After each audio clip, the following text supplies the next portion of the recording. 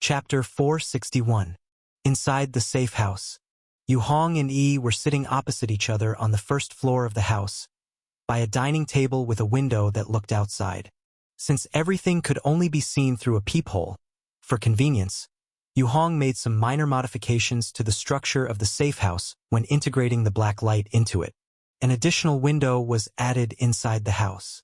People didn't need to crowd at the door to see outside. Besides that, the room was also redesigned into a standard square shape. It gave people the illusion of being in a real building. Yu Hong sat on the chair, watching Yi happily preparing minced meat to make dumplings. This was a method of eating he had taught her. Yi would be very happy whenever people returned. So sometimes he also wondered if the more foolish a person is, the easier it is for them to be happy. Yi, did you hear what I just said? Yes, I heard. Going to find the land of vitality? No problem. I'll accompany you. Yi looked up and smiled sweetly at him. Yu Hong returned the smile. But this way we will go to many dangerous places. Aren't you scared? I don't know, but if it weren't for you, I would have been gone long ago. Dying isn't really that scary. And I have you with me, don't I? Yi laughed. Her smile was brilliant, not minding the possibility of death at all. This sparked a thought in Yu Hong's heart, to try making Yi break free from her semi-black disaster identity. Since fusion was possible in the past, there must be a way to separate in the future. The only trouble was that half of the black disaster in Yi was actually her mother. This was the fundamental reason Yi didn't want to completely eliminate that half. The space inside the house has been expanded. I'll go back and ask Kuchan and Qishao. I estimate they will probably leave with us, just this few people, Yu Hong said. He had observed for a while and realized that, just like him, Kuchan could hardly lead a normal life, engaged in cultivation day in and day out. Her cultivation was skyrocketing like a rocket. She would often go to Quan He for sparring. According to Quan He, Kuchan now had the strength of top heavenly masters in the Heavenly Master Mansion. Without her, she might have been able to suppress an era. And this was Kuchan after losing Qishao. She did not rely on Emperor's weapons, nor spirit light amplification, and still managed to achieve such explosive improvements. Yu Hong couldn't help but marvel at the strength of the red food method. Of course, he wasn't lacking either. Tai Ling's skill had officially begun training the 6th layer, and had introduced spirit disaster radiation. However, he didn't know where to absorb wind disaster radiation from and had to give up on that for now. The outer eye of the chaotic god Heavenly Eye, after testing, was confirmed to be extremely similar to Kai Jingtao's abilities. He also began preparing for his next enhancement. He wanted to see just how strong and powerful the outer eye could ultimately become. Watching Yi make dumplings, Yu Hong recalled the content of his conversation with Brother Hu. He actually had a big question. That was, since the savior ship could find the land of vitality, why didn't ancient starry sky god Agrias rely on the savior ship to find the land of vitality by itself instead of having captains countless times weaker than it take turns on 100-year cycles? One possibility is that Agrias itself is trapped somewhere, unable to move, and therefore must rely on the captains, relying on contracts to achieve its goals. Another possibility is that the deal with Agrias is a scam, using the land of vitality as a lie to deceive the captains into making contracts with it, harvesting cognitive batteries. However, the second possibility is not very realistic. If it's about harvesting cognition, is a captain's cognition enough for an ancient starry sky god to consume? With its immense power, it could easily leech a bit and absorb the cognition of the beings on a whole planet, which would be far more cost-efficient than a captain's. This feels more like recycling, using this mechanism to select the right candidate. Yu Hong shook his head. Never mind, with my current level of cognition, I'm not at that level yet, so thinking more about it is pointless. Anyway, I have the black mark, so I might as well try and see if the savior ship can really find the land of vitality. I don't believe I can't enhance myself to the limit in 100 years. The power of an ancient starry sky god to shatter a planet with a slap gave him a new goal. Maybe I should try it out and see how big of a territory I can shatter with a slap. I haven't tried it until now. A sense of curiosity suddenly sprouted in Yu Hong. Done. The dumplings are ready. Yi called out happily at this point. I'll go boil them. Good. Yu Hong got up smiling, ready to prepare the soy sauce and vinegar for dipping the dumplings. Yi liked to dip in vinegar, but he liked to mix with seasonings and soy sauce. Looking at Yi's busy figure, and with the safe house now inadvertently remodeled to resemble the setting of his home from his past life, a familiar sense of warmth stirred something indescribable in Yu Hong's heart. He sensed something he hadn't felt for a long time, a sense of belonging. Asterisk, asterisk, asterisk. 10 days later, night. Yu Hong, Ku Chan, and Qi Xiao stood on top of a small hill in a park near Hope City, looking at the brilliantly lit beautiful city. The magnificent lights, burning like flames, in gold, white, red, and blue, various neon lights intertwined, with the noise of sounds heard in the distance, surging back and forth. Take one last look. Who knows how long it will be before we can return next time, Yu Hong said. He had already explained to the rest about the correct usage of the savior ship, that once it began, they must travel continuously until it stopped on its own. If they returned, they would have to start all over, which meant that for this journey, their eating, drinking, and all necessities would have to be resolved at the closest supply points along the way. How's the preparation for drinking water and food, young Yu Hong? Qi Xiao asked gravely. Some places might not even have water to drink. If we get trapped and can't get out, being stuck for too long could pose a problem. Don't worry, we have plenty for the three of us to drink for a few years, Yu Hong said indifferently. He had specially brought a large amount of food and water. He had even installed a wastewater purification device, intended for cycling the internal water sources. As for food, it was the easiest to solve. Many places should have edible things. As long as they're checked properly with instruments, there's no issue. For this, he prepared a cage of testing mice. These small creatures bred quickly, were convenient for testing, and required little food. They could be fed first to check, and once ensured there was no issue, they themselves could eat. The main trouble was still the air. The comprehensive recycling oxygen system that Chun Yaofeng from Hope City assigned a lab to design for him was many times stronger than the previous air circulation system. It could maintain a good effect on oxygen content, humidity, and temperature. With these basics, even if the black mark was damaged, it could be repaired and strengthened in time. Didn't Senior Quan he come to see you off? Ku Chan asked. She said her coming would only add to the worry. Better not to come, and wished us a smooth journey. It's best not to come back, Yu Hongdao replied. He took out his cell phone, which displayed a message of well-wishing from Quan He. That makes sense. Coming back means not having found it. If you do find it, you definitely won't need to come back, Ku Chan nodded. Couldn't it be that we found it and came back to pick up others? Qi Xiao said. That's true, Ku Chan nodded earnestly. All right, time to go after finishing watching. Yu Hong dusted off the non-existent dust on himself, took a deep breath as if wanting to keep a bit more of this place within his body. Then he turned around.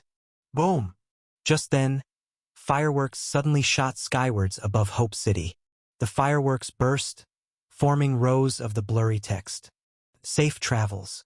Yu Hong turned his head back, looked in the distance to see the tallest tower in Hope City. Chun Yaofeng, Yu Hen, UMO, and many high-level leaders from Qingchen Temple and the Spirit Alliance were all there, watching from afar. Let's go! Black fog surged behind Yu Hong, and the wooden bridge faintly appeared. He stepped onto the bridge, followed closely by Ku Chan.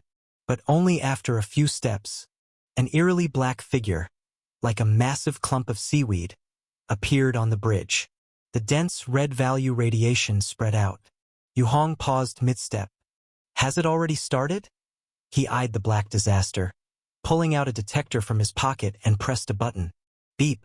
The LCD screen displayed the value, 117,024.532. It's approaching the level of a speedman. Yu Hong recalled that the red value for a speedman was about over 100,000.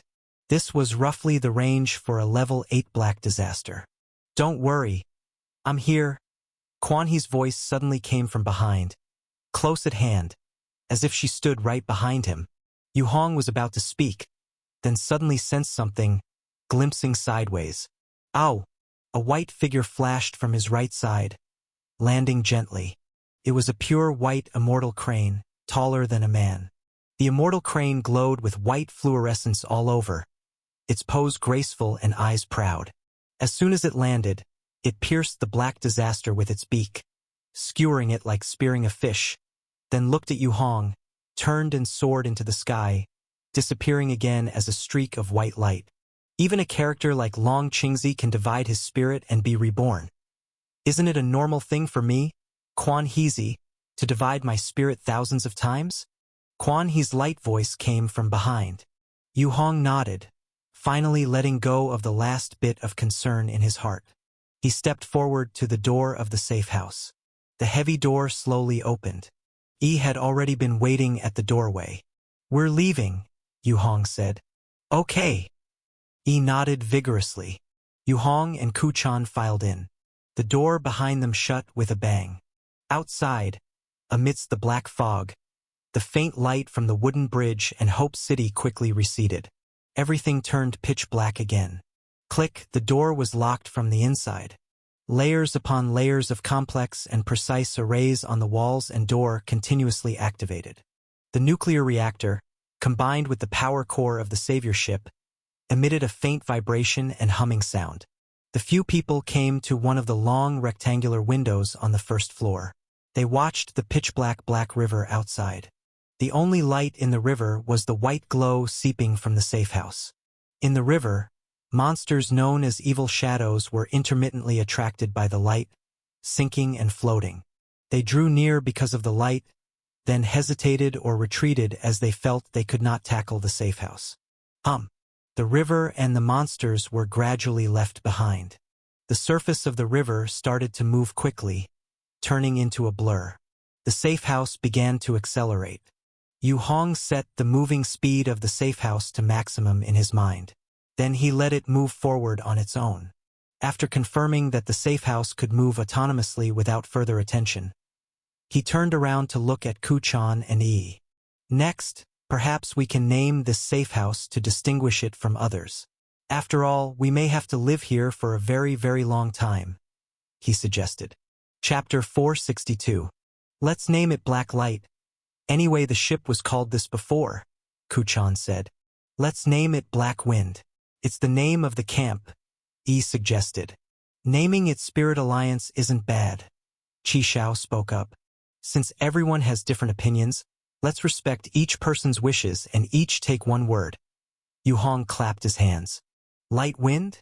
That's not bad either," Kuchan commented. "No, call it Black Spirit," Yu Hong said. The three were speechless. "In short, let's name it Black Spirit." "Okay, it's settled." With a grand wave of his hand, Yu Hong finalized the new name after the integration of the safe house with the savior ship. "I'll go to cultivate." Kuchan shook his head and turned towards the underground dedicated cultivation room. Yu Hong had additionally divided 3 cultivation rooms during the recent expansion and renovation of the safe house, each heavily fortified, soundproof, moisture-proof, and insulated against the radiations of black disaster, spirit disaster, and light disaster. "I'm going to wash clothes." Yi made up an excuse and quickly left. Qi Xiao sighed, gripping his sword handle, and walked towards the second floor's entertainment room.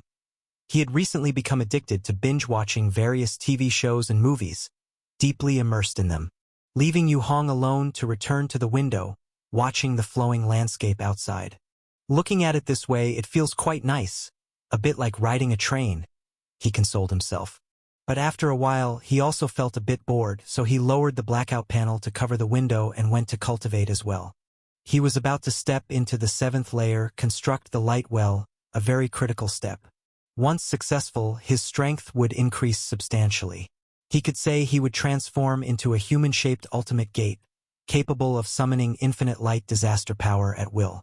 Just like Quan He currently, with an extremely high energy burst limit, unlimited usage, endlessly. Although he currently also somewhat qualifies for unlimited inner strength, the unlimited of the light well is conceptually different from his current unlimited. His current unlimited is because of extremely fast recovery. He doesn't need constant output, so it appears to be unlimited. But the light well is capable of high-limit output that can destroy the world. Yu Hong estimated that it was about 3 to 6 times the upper limit of his current burst of inner strength. If he could also construct a spirit well and wind well, then he could have 3 simultaneous bursts equivalent to tripling the base of the light well. All things considered, if the 7th layer is fully completed, his strength will truly skyrocket, reaching nearly 20 times the current standard explosion power. With the expectation for this new realm, Yu Hong also entered a state of intense cultivation. The only ones left on guard were Yi washing clothes and the Agrius drone left outside Black Spirit. Time elapsed bit by bit. A black background with white needles, the round clock on the wall, turning its hands of hours, minutes, and seconds. Buzz. Suddenly, the whole safe house shook slightly, automatically starting to slow down. This subtle change immediately activated the automatic sensing system set up inside the house. An alarm began to automatically ring beside Yu Hong. In the underground cultivation room, he abruptly opened his eyes, got up quickly, and came to the first floor. Yi was sitting by the window at the dining table, slowly sipping a cup of milk tea. Seeing Yu Hong coming over, she immediately blinked her eyes, pointing outside. Yu Hong, look outside. It seems we've arrived. Yu Hong rubbed her hair and looked outside. Outside, a soft sunlight shone brilliantly golden. They were slowly traveling along a wide river. Black Spirit was also positioned in the shadow. But from the shadow, one could see golden light illuminating a vast landscape not far from the shore. Rounded lines of houses, young women washing clothes by the riverside in dresses, rows of black birds perched on electric wires, and the pure blue sky, white clouds, sunset. The unique shape of Black Spirit seemed to have caught the attention of the laundry women. They paused their movements, pointing this way and talking about something. Children on the shore were flying kites, now also forgetting to pull the strings, turning their heads to watch Black Spirit glide over the river. This ship's shape was indeed a bit strange. A ship fitted with a compatibility-suitable small house on top, painted entirely black, with a large lizard sculpture, motionless Agrius, on top. These people, their hair colors are brown, golden, platinum blonde. Their features are more three-dimensional, deep-set eye sockets. They look more like Caucasians, Yu Hong said. Ku-chan was also woken up by now, came out from the cultivation room, and looked outside the window. They look very fragile, he commented. This place, can it have clues about the land of vitality? No, Rouge. This is just the beginning, Yu Hong said. We're just watching. According to what you said before, Alliance Hierarch, this place will also likely face a major impending disaster. Otherwise we wouldn't have followed Black River here for no reason, Ku-chan said. That's true. Black Spirit is still moving. Let's talk when it completely stops. Yu Hong nodded. For a time, none of them spoke, silently waiting. Yu Hong closed his eyes to cultivate Tai Ling skill, with the black mark still strengthening the outer eye, which is the ability of the colorful mirror Taoist's outer eye. He had already started focusing all his time on this outer eye, aiming to first bring this single outer eye to its peak. He can now independently adjust the strengthening targets to shorten the strengthening countdown, instead of always maximizing strengthening. This approach allows him to use fragmented time to push a single ability to its limit, for instance, the Void One Finger, which now has been strengthened to a very high level during fragmented times. Perhaps the next strengthening could cause a qualitative change. The four of them just quietly waited, watching the scenery outside gradually turn to night, shore houses gradually disappearing, turning into wasteland. Occasionally, a ship could be seen passing by. An hour later, puff, Black Spirit finally stopped. However, this time it didn't stop itself, but the flow of Black River here slowed down. There seemed to be something blocking the water upstream. Yu Hong walked up to the front of the ship, combining the main control room, to check the situation. Inside the main control room, through the circular glass windows, a huge tall black mountain blocked the river path on Black River ahead. Only a small patch of the river's surface was left for the waters of the Black River to flow through. At this time, Black Spirit simply couldn't get through because the river's surface here was too narrow. How should we handle this situation? Yu Hong frowned. With a thought, Agrius on the ship transformed into a shadow and pounced out, landing on the black mountain and smashing down with its claw. Thud. The mountain formed a small indent, and judging by the progress, it would take at least several days to dig out a width sufficient for navigation. Yu Hong speechlessly let Agrius continue digging. He then returned to the glass window on the first layer. Since the ship had stopped, the scenery on the riverbank outside had also come to a halt. During the night, the ship stopped at a wide expanse of the river. In front of it, a white cargo ship passing by, emitting thick smoke from its top. This place looks very peaceful. Doesn't seem to pose any danger at all. Perhaps we could open the windows for some fresh air, Ku Chan suggested.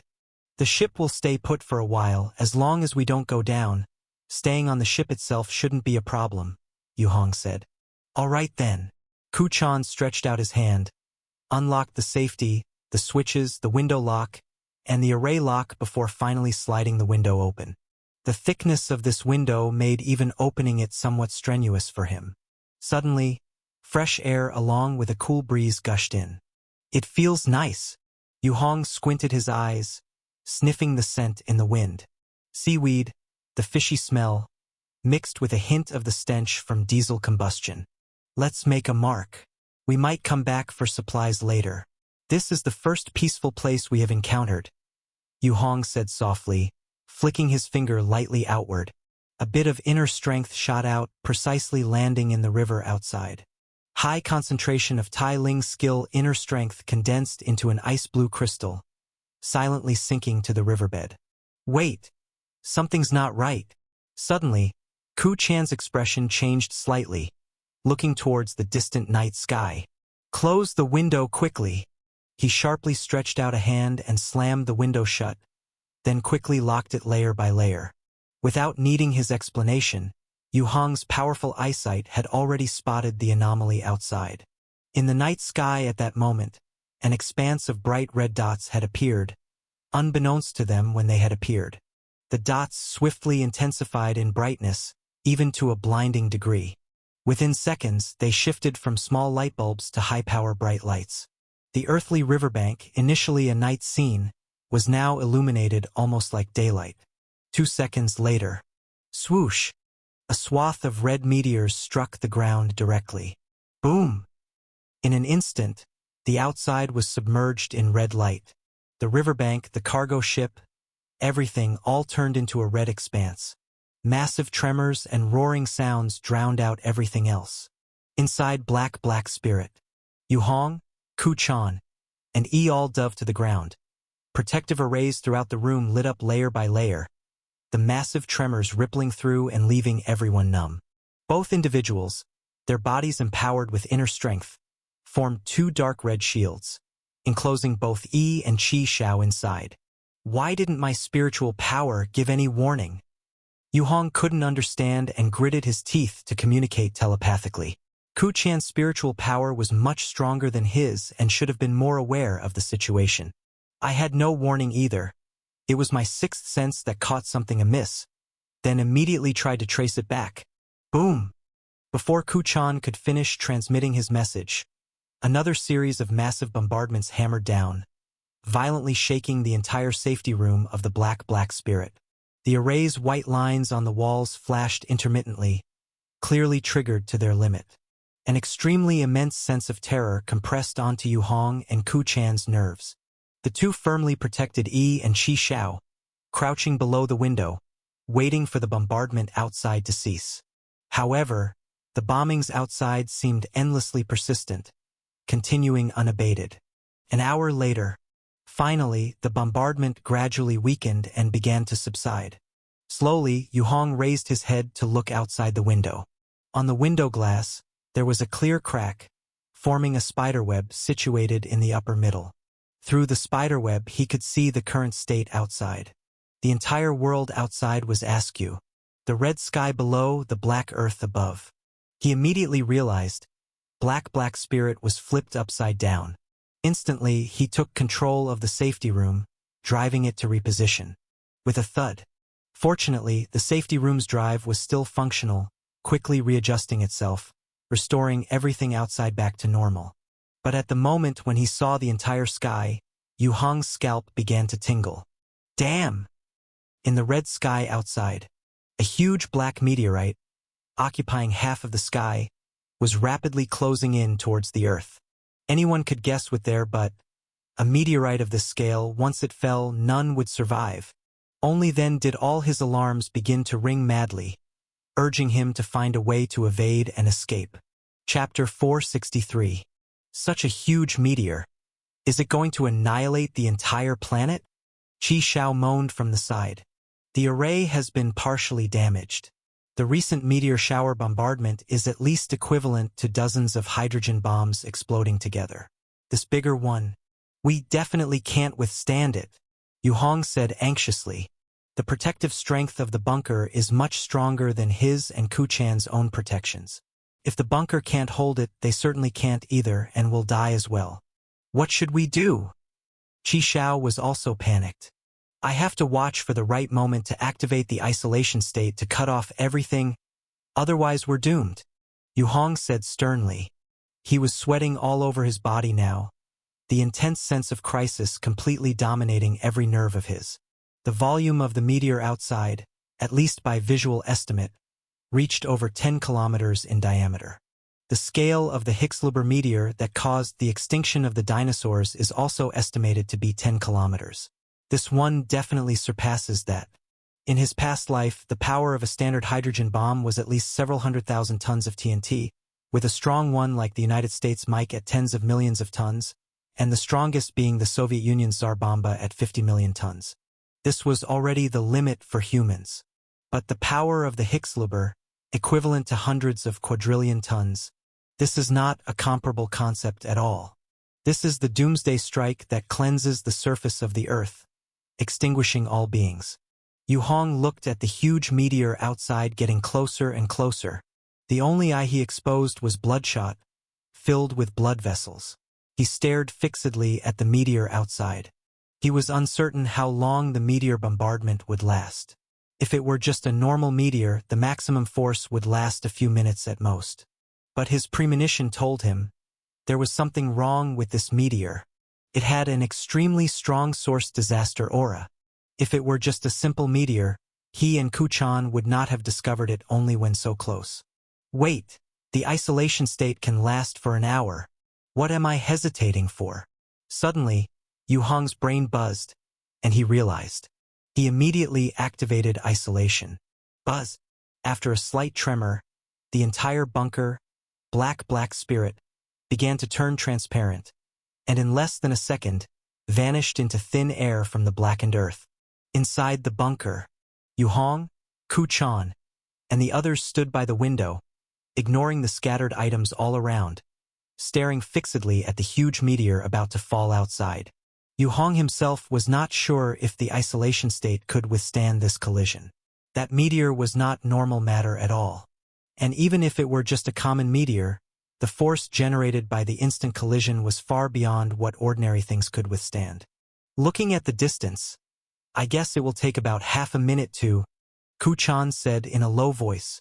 But the next second, the meteor in the sky crashed down thunderously. The outside became dark in an instant. The outer layers of the array of the bunker, under the enormous pressure of the crash, burst like soap bubbles in an instant. The layers of the array didn't last even a second. Next were the high-strength special alloys from interstellar civilization, which also deformed rapidly under this terrible explosive impact, cracking. Even though the bunker was already in an isolation state, theoretically cutting off all external damage, the huge impact-induced shock waves still caused a chain reaction that severely damaged the bunker. A series of enormous vibrations that could not be identified by ears engulfed all the sounds that could be heard inside the bunker. The essence of sound is vibration, and the terrifying vibration caused by the impact immediately destroyed the inner strength defensive layers of Yu Hong and Ku Chan. The ceaselessly flowing Tai Ling skill inner strength and Red Food method inner strength, combined with the Spirit Light secret skill, only lasted less than 2 seconds before declaring collapse. Then came their auditory systems. Without the protection of the array and inner strength, merely relying on their physical bodies to withstand the impact immediately exposed the gap in strength. Yi fainted first but was quickly revived due to her half-black disaster constitution's super-fast recovery powers and Yu Hong and Ku Chan's protective efforts, which shielded her from much of the physical damage, and her body began to quietly heal. Such a constitution had allowed her to survive fatal injuries in her early years. Naturally, it was no exception here. The Qi Shao sword handle, being made of very hard material, only developed some more cracks at the moment, which was not a big deal. Yu Hong himself flashed with golden light, divinity reducing half the damage, plus his own high strength of the body. He only felt like he was heavily punched in the face, a bit dizzy in the head. After spitting out a pool of blood, it was nothing major. Ku Chan, however, got the worst of it. He practiced the powerful red food method, but for the time being, it was not stronger than Yu Hong's multiple cultivation techniques. After all, he didn't have the characteristic of Tao breath circulation, which allowed for 24-hour automatic cultivation. He also lacked other miscellaneous traits and had to divide some of his power to protect Yi and the Qi Shao sword handle. Struck head-on by the massive impact-induced vibration, Ku Chan's chest collapsed on the spot, and his entire body's flesh, bones, and organs shattered countless times within 1 second. He flew out and stuck to the wall, with the pattern of the array on the wall imprinted on his back. Blood, like free-flowing water, seeped out from his body, and he looked like he was about to be finished. Damn! Seeing this, Yu Hong quickly got up and approached, pulling down the person from the wall. The faintly golden light of the elf ancient tree's call worked furiously to heal everyone's injuries. The effect was especially pronounced on Ku Chan's body. All his injuries were healing at a rapid pace. But it's not enough.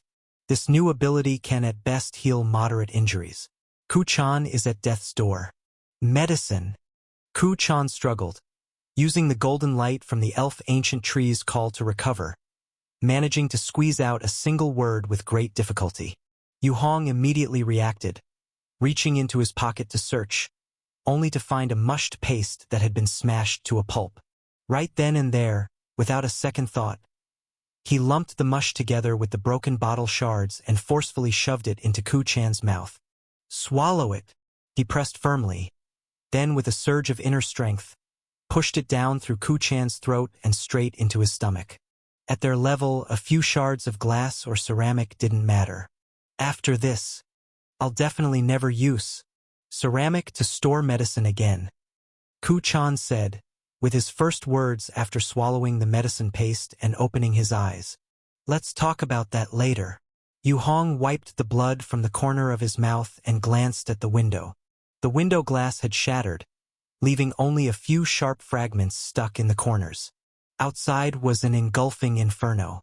The orange and white flames devoured everything. Aside from the fire, nothing else was visible. Good thing we weren't knocked out of the isolation state otherwise. Yuon Siged. A blessing in disguise amidst misfortune. What's the extent of the damage? Qi Shao emerged from the ground, looking haggard and seemingly even older than before. Black spirit destroyed over half of the array. Thankfully, we were in the isolation state. Otherwise, we would have been undoubtedly dead. Our location was exactly in the area hit by the meteorite, so our luck was just that bad. Yu Hong got up and propped Ku Chan against the wall. No, it's not luck. Qi Shao shook his head.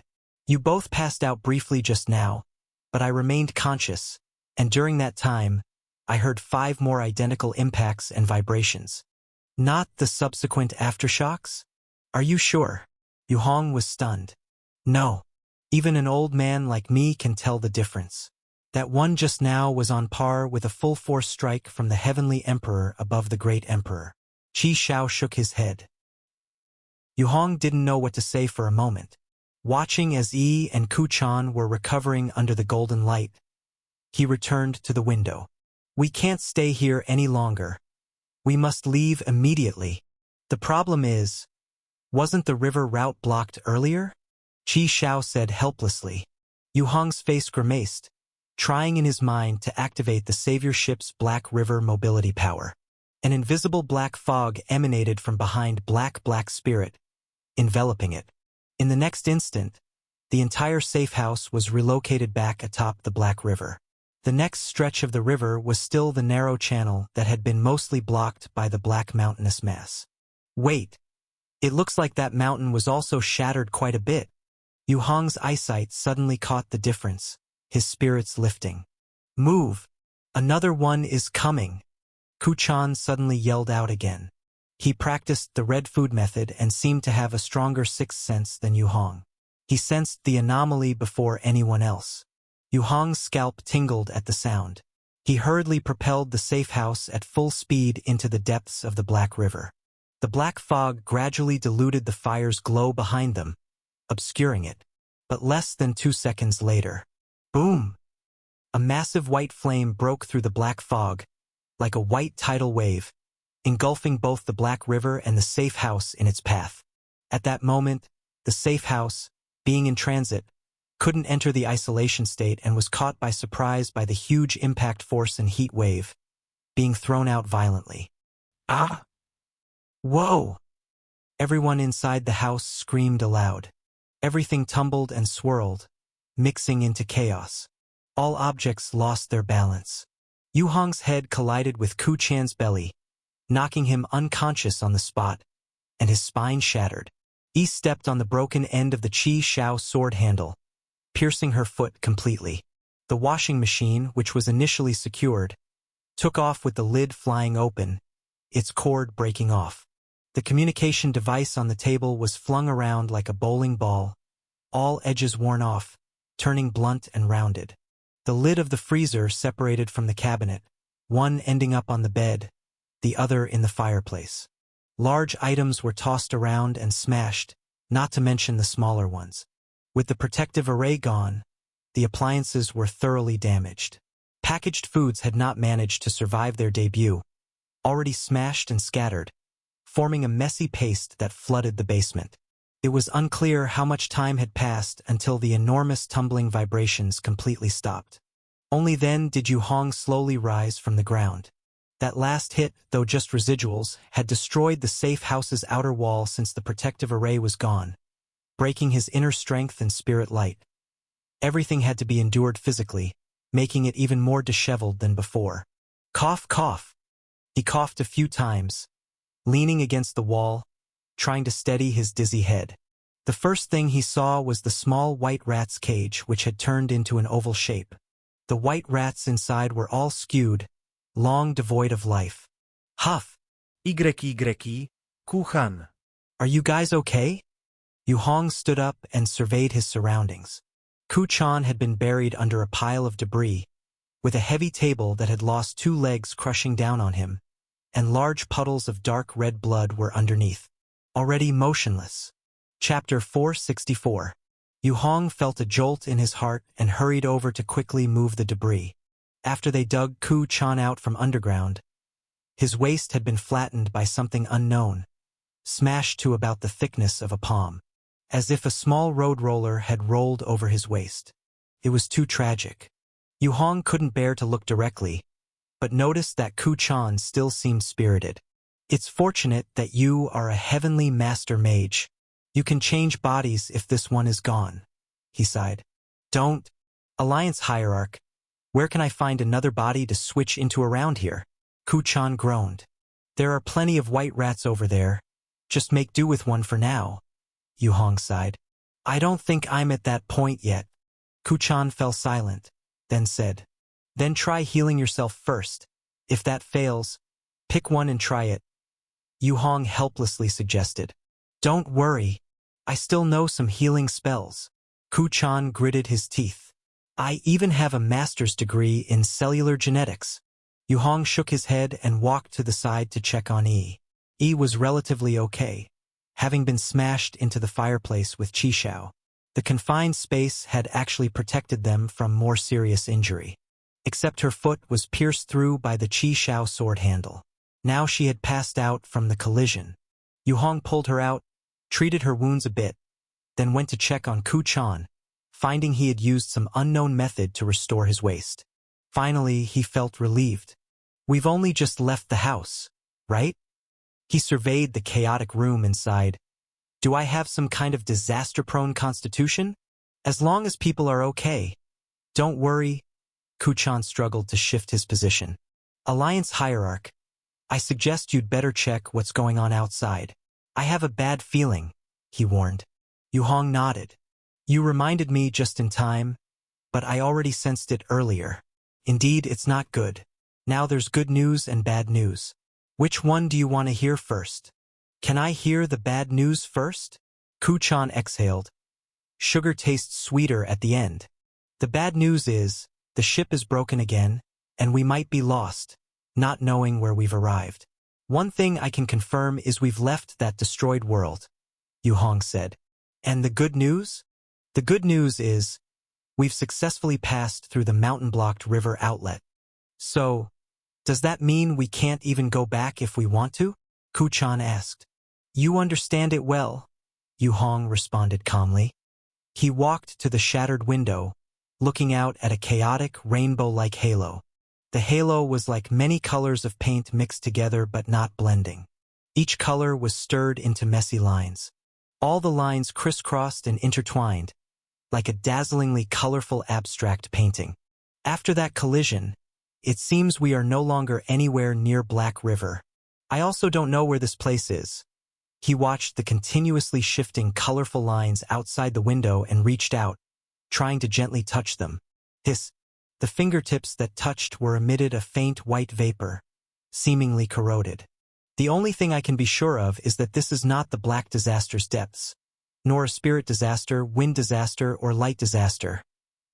He retracted his hand, seeing a white scar forming on his fingertip. What should we do?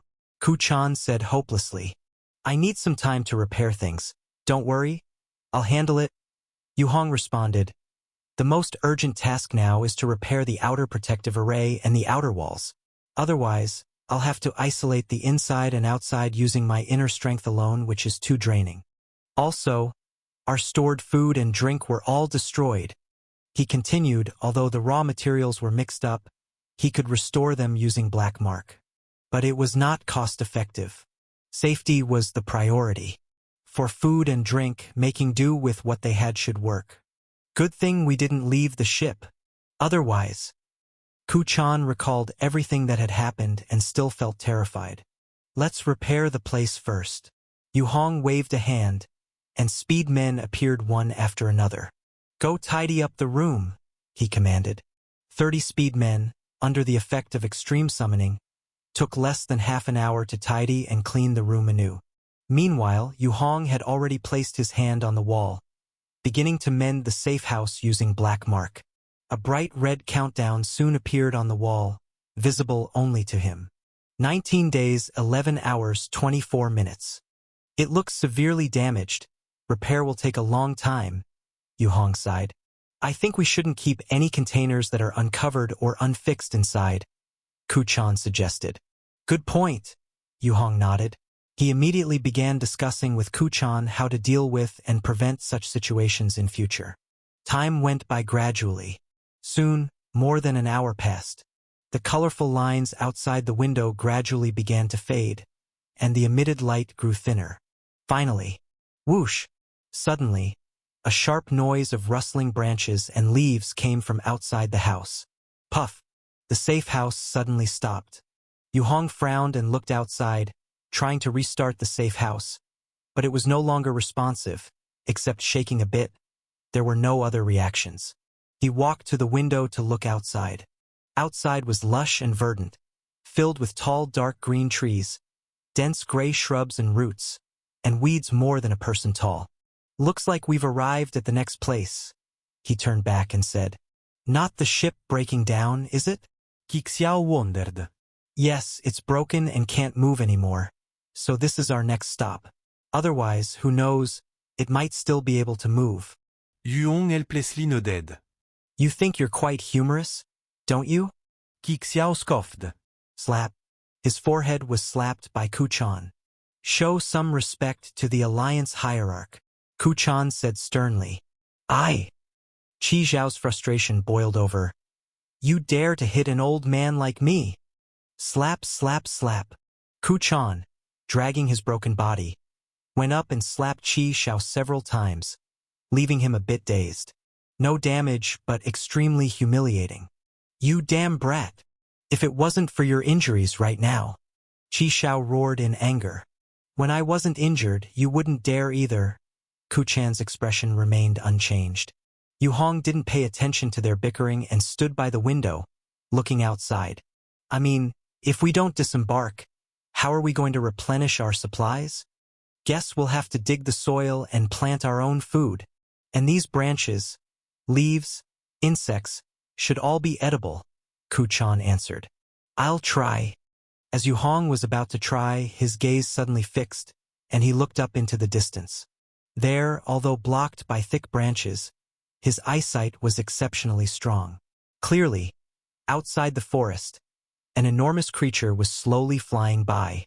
That creature, at least 30 meters in length, almost as big as Agrias but much bulkier. Just its height was over 10 meters. This whole body was pure white, covered with snake-like scales.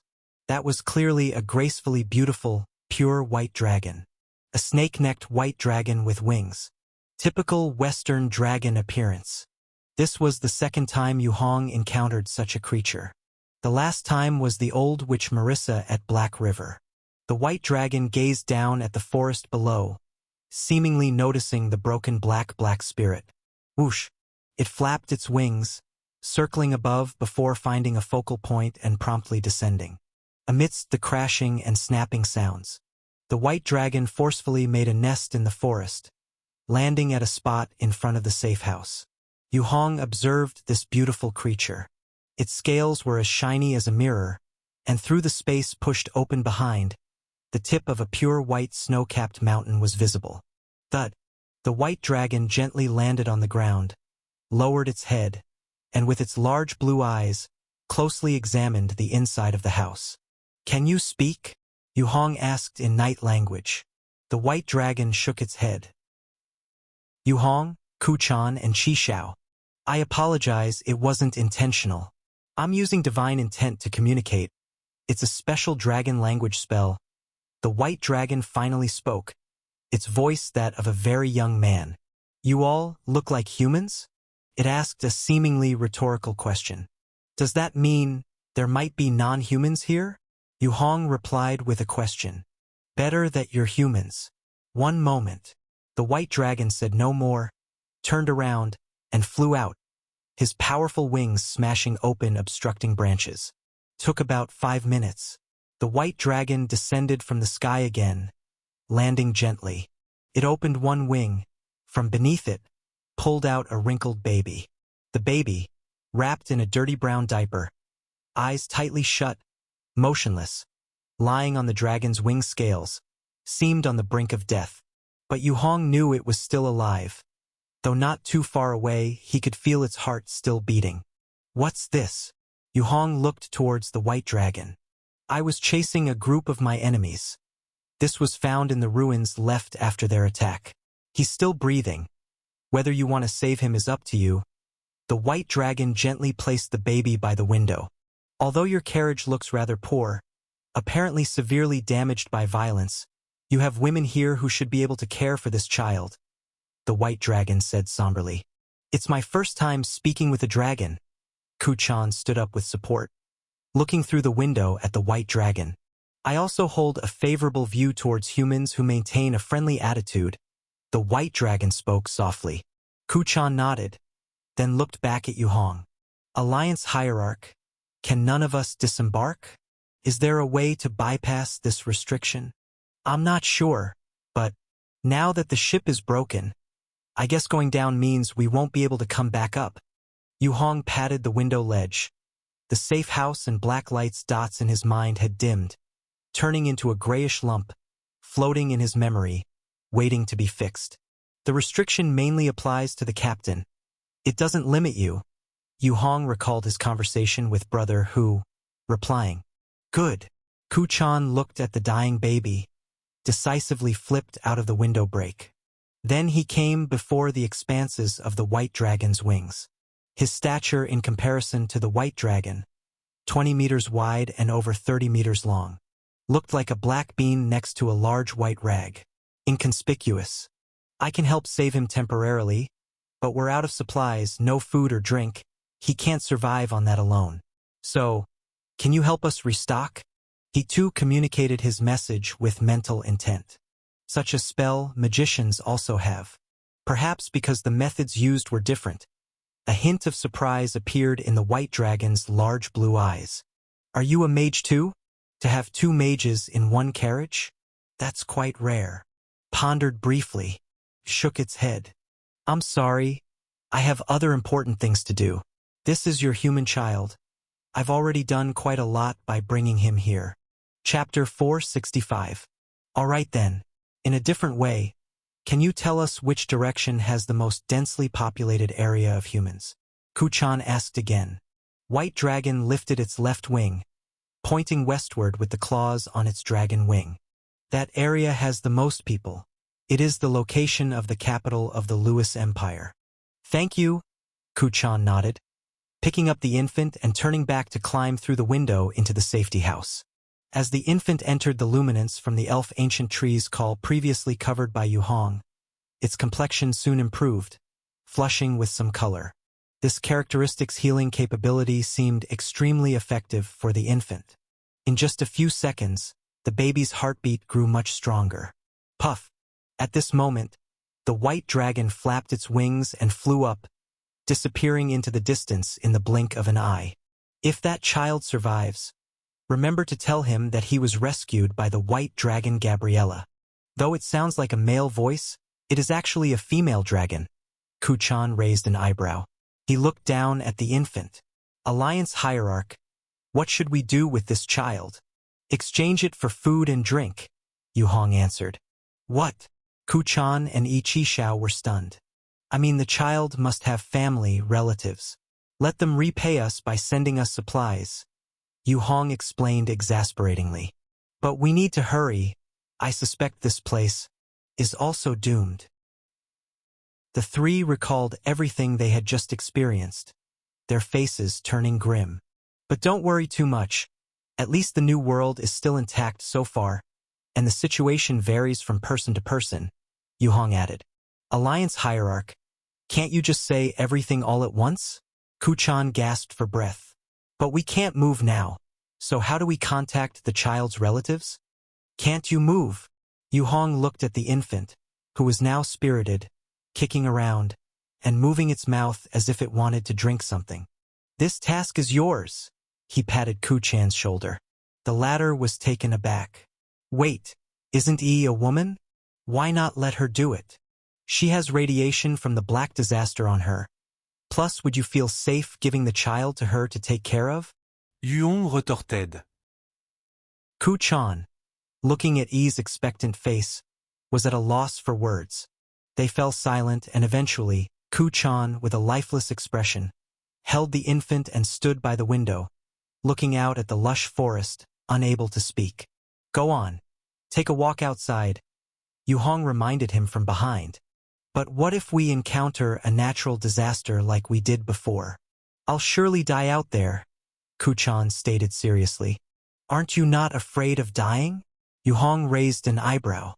But I don't wish to die so arbitrarily. Kuchan argued.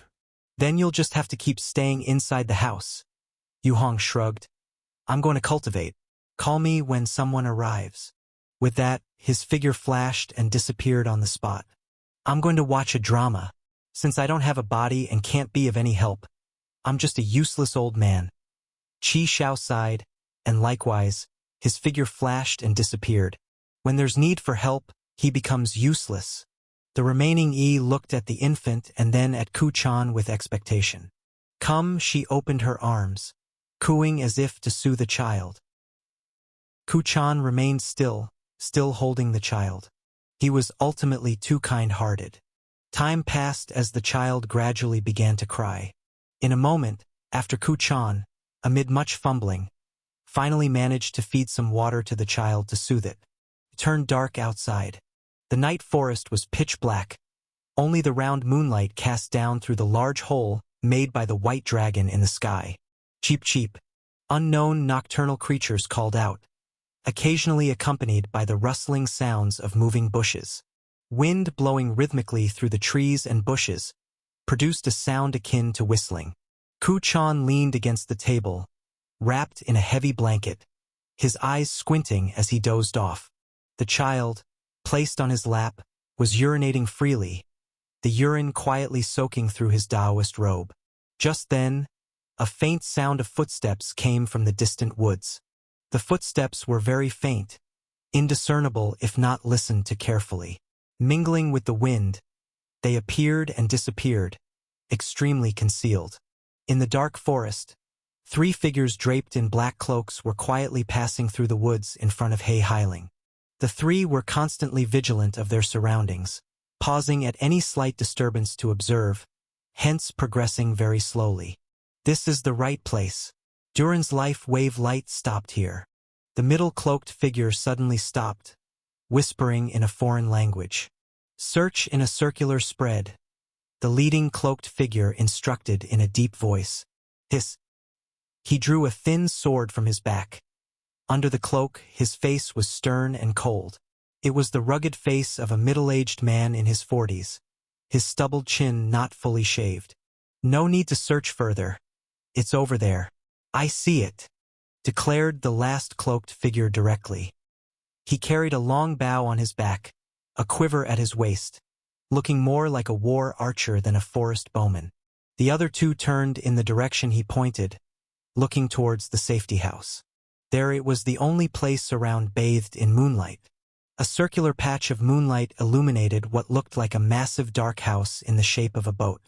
On the side of the house, there was a broken square glass window, inside which sat a strange person wearing a golden mask. The strange person was dozing off, holding the very target they were looking for, baby Duran. The 3 of them carefully confirmed the situation, then silently retreated and soon disappeared into the jungle. The dozing Kuchan opened his eyes slightly, glanced in the direction of the 3, and then continued sleeping. Asterisk, asterisk, asterisk, like a beehive on the massive sharp snowy mountain. Gigantic white dragons surrounded the snow mountain, soaring and roaring in the early morning. Gabriella vibrated her wings, gliding into a huge dragon cave in the middle of the mountain.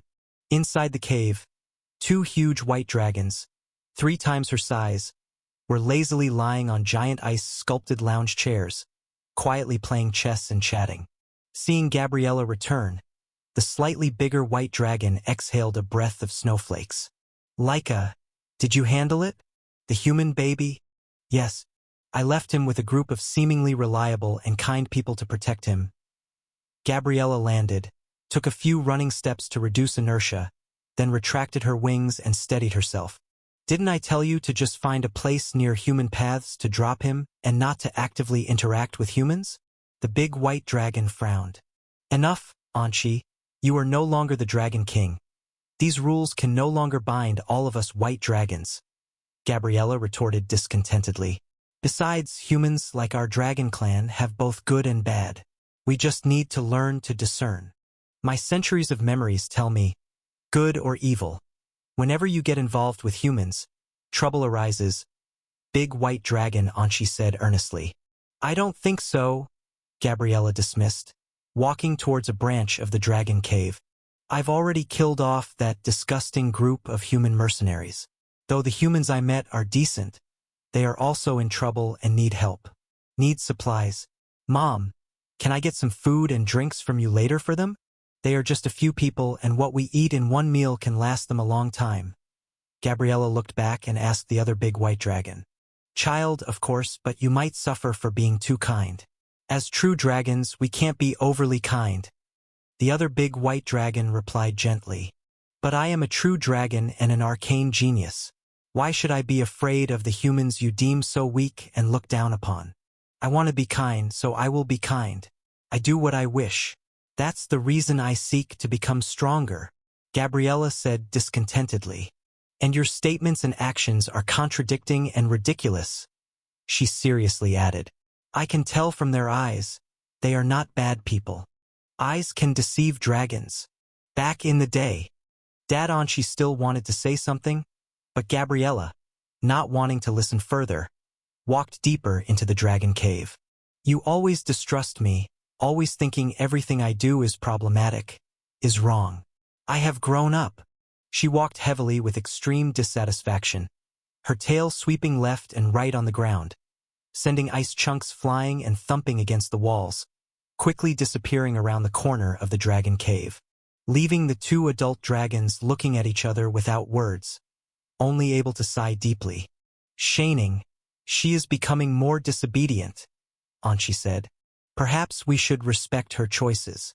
As long as it doesn't endanger her life, suffering a little isn't too much. His wife Shining said softly.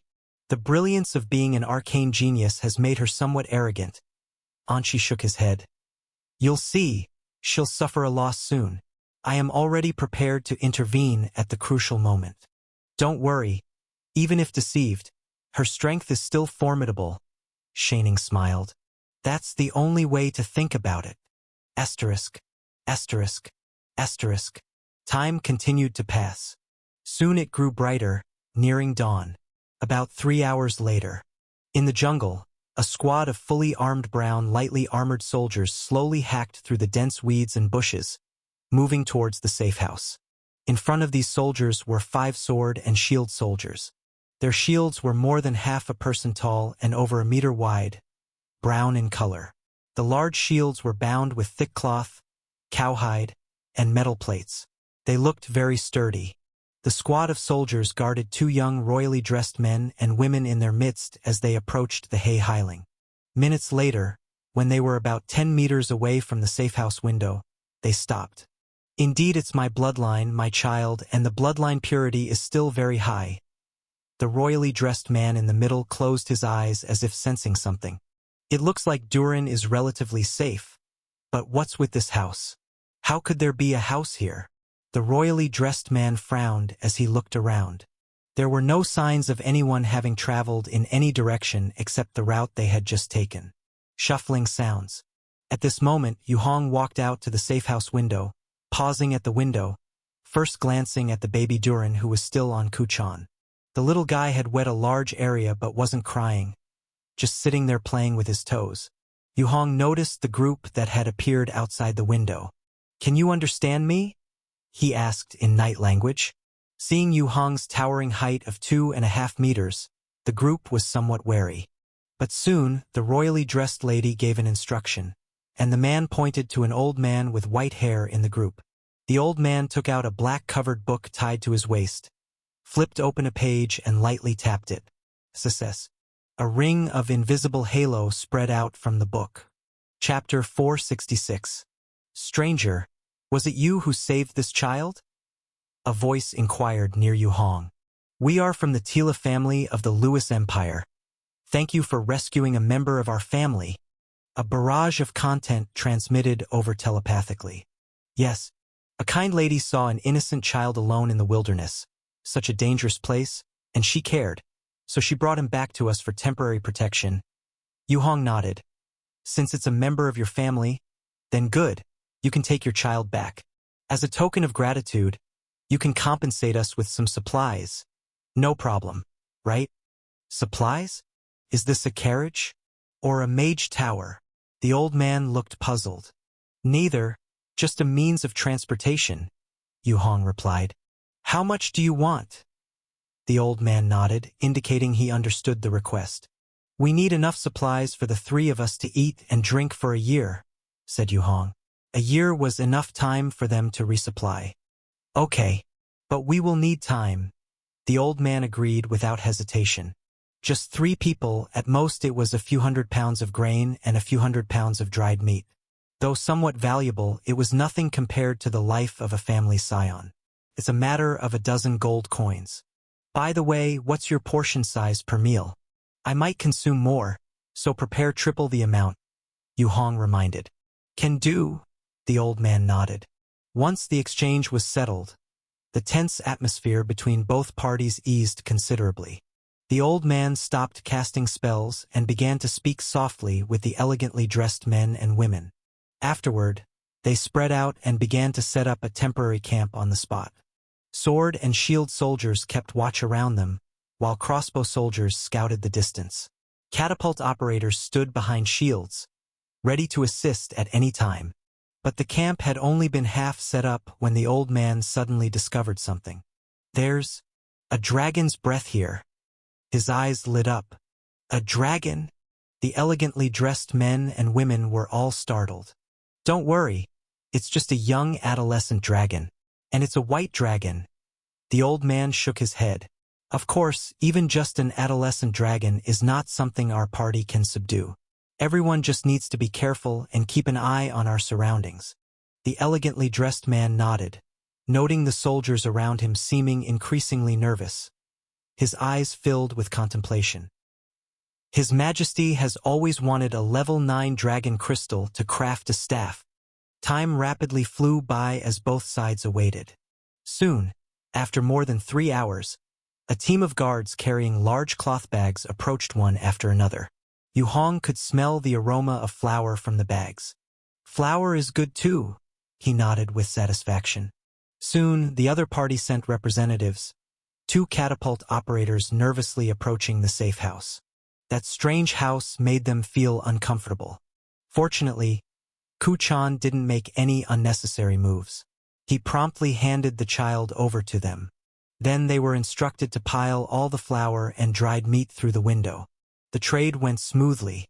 Very soon, the guards escorted the elegantly dressed men and women who had received the baby and quickly left, disappearing into the dense jungle.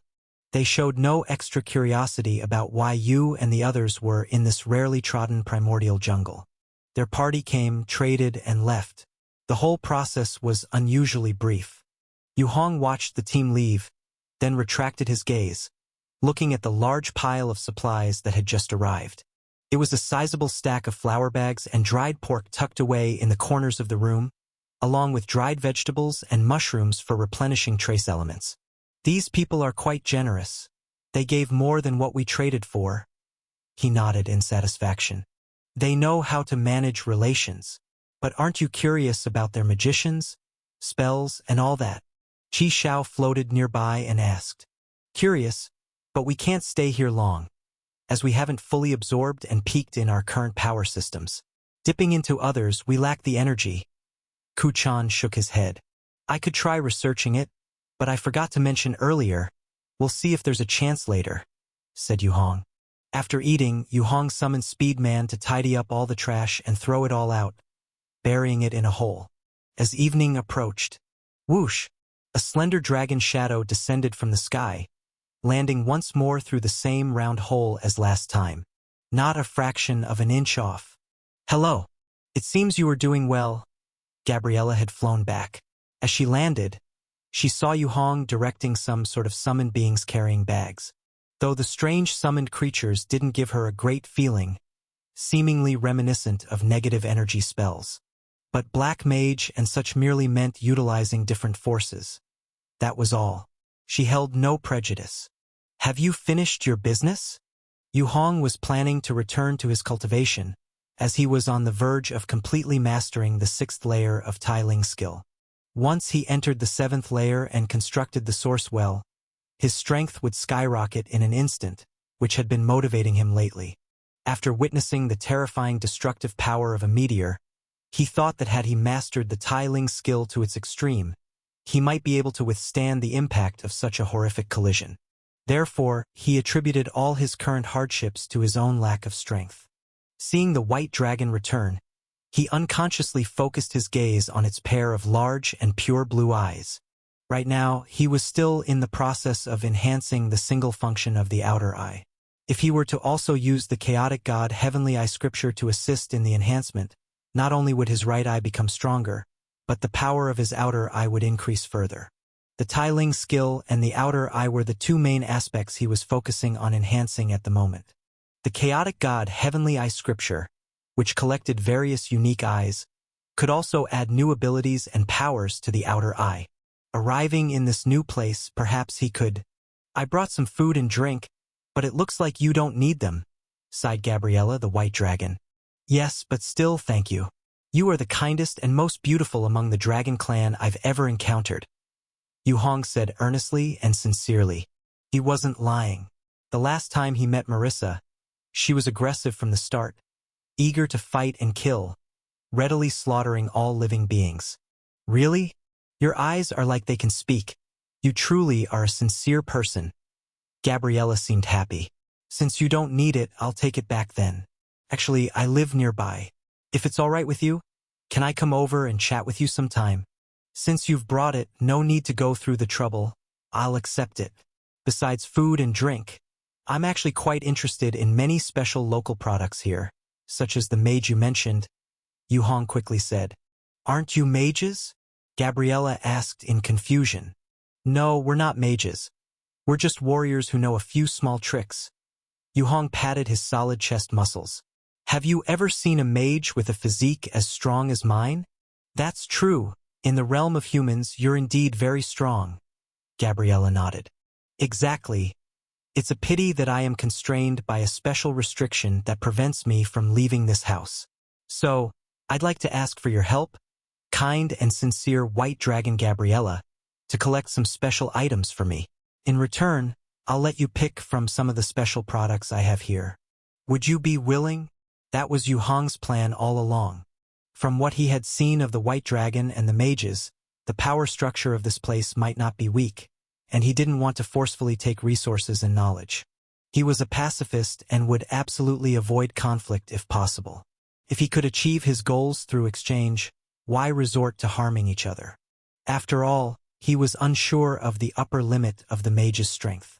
The depth of a world's potential, even as previously seen in magicians and heavenly masters, could be quite astonishing.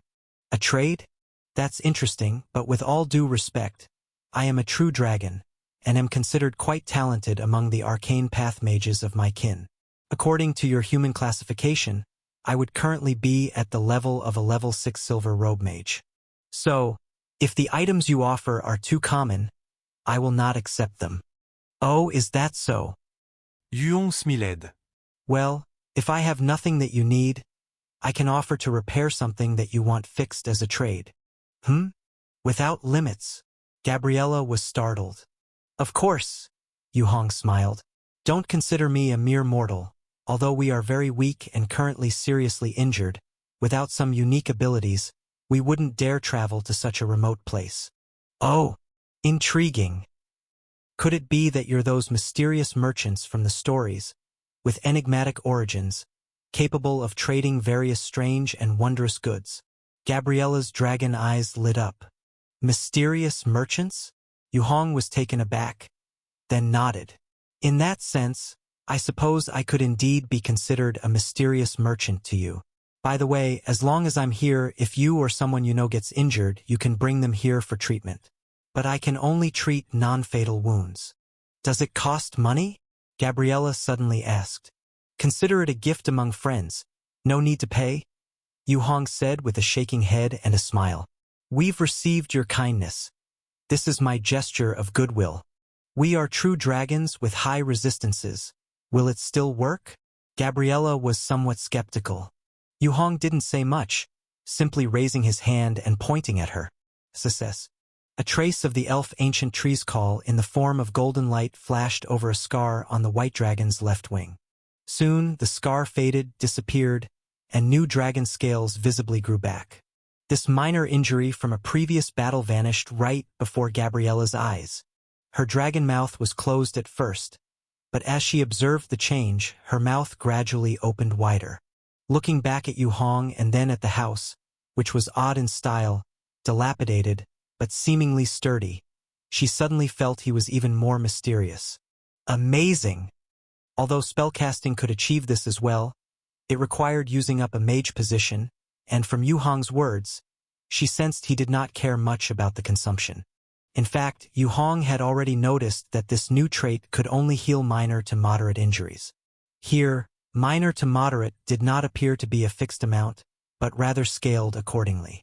The limits of this trait were still unclear, but its current functions were proving to be valuable. Good to know it's impressive. Now, let me list the items I need, Yu Hong said with a smile. He was coveting their spellcasting system as well, and if he could use her to collect a large number of eyeballs, all the better. As for what he could offer, there were too many things in his house to trade. The vast knowledge of the Taoist sect, for one, would be more than enough for her to leave satisfied. Moreover, he was the Spirit Alliance leader and could also employ the Spirit Light secret skill to impart Spirit Light to her. That would be the true trump card. The amplification of Spirit Light could reach up to thousands of times its original strength. He could gradually adjust the amplification for her from low to high. Chapter 467. Gabriella took the listed inventory and went back, saying she would prepare and bring the items over tomorrow to exchange with Yu Hong. It seemed that everything was going smoothly. Even the white dragon showed a very novel and interested expression.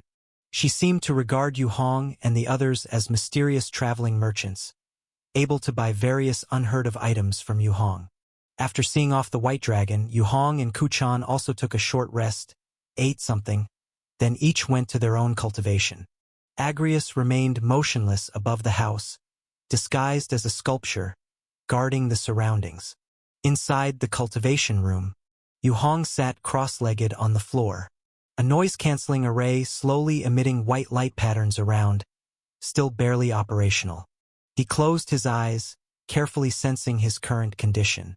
Tiling skill is my main cultivation technique, but the last incident told me that although this technique progresses quickly and is powerful, it becomes almost useless in highly isolated places. It's not very versatile. Chaotic God Heavenly Eye scripture suits better as the main technique to cultivate. He planned to switch to it as his main cultivation technique once Chaotic God Heavenly Eye reached a power close to tiling skill. Besides needing more eyeballs, this technique does not rely on anything else. Sitting on the black floor, Yu Hong began to assess his current strength. Besides Chaotic God Heavenly Eye, other abilities like Thunderbolt State also had no room for further improvement. Extreme Summoning is also an ability, but only useful in combination with Tiling skill. Involving Spirit Disaster is problematic. Needs careful use. This way, if Tiling skill was used less or not at all in the later stage, his inner strength along with associated Fear Shadow would be greatly affected. Yu Hong opened his eyes, gently touched his chest, feeling the hardness of his skin and muscles.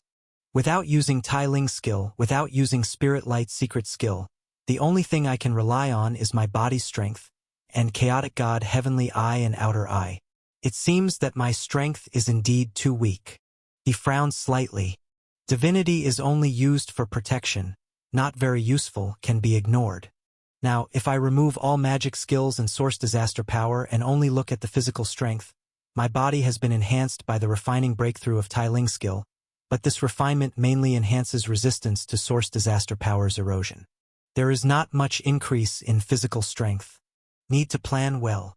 He used to rely on his body to turn everything upside down, primarily because of the enhancement from Spirit Light secret skill, coupled with the protection of Tiling skill's inner strength, giving the misleading impression of invincible strength. In reality, he was still that weak, ordinary person afraid of many things. Yuong Siged. He recalled his journey from a basic set of exercises similar to gymnastics, strengthening step by step into Thunderbolt leg technique, reaching the peak. Later, however, he had to switch to the sinister path of Tiling skill due to mental weakness and external crisis pressure. Indeed, quick success leads to the demonic path. To gain something, you must pay something. Tiling skill, a shortcut that only cultivates the spirit, is fast, but has a limitation. Still, the righteous path of Chaotic God Heavenly Eye from the Sky Wish sect is more suitable.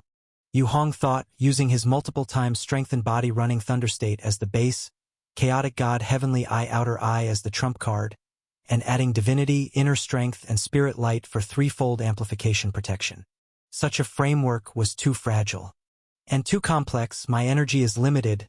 Dao breath circulation can operate multiple martial arts magic skills simultaneously, but it seems the effect will be evenly distributed and slow down.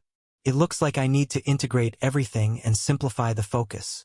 With the knowledge and experience he currently possessed, he immediately began to integrate Thunderbolt State, Chaotic God Heavenly Eye, and Divinity, three powers independent of external forces. Inside the cultivation room, Yu Hong's 2.5 meters tall body. The first thing that appeared on the surface was the electric current of Divinity's golden light. The arcs continuously jumped on his body, intertwining into a golden electric net, protecting his whole body. Crackle. Tiny golden arcs continuously weakened the invisible external erosion. Yu Hong observed. He couldn't see what it was, but from the response of divinity, there was clearly some undetectable harm continuously detrimental to him.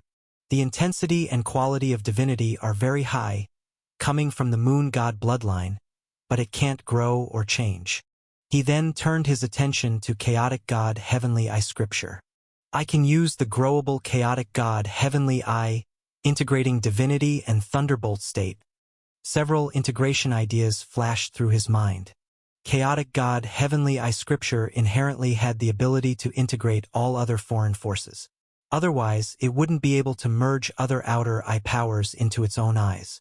To practice external forces and outer eyes into one's own eyes is the strong core of chaotic god Heavenly Eye. At this moment, using this technique, Yu Hong began carefully integrating the moon god divinity into his eyes. Fortunately, everything went smoother than he expected.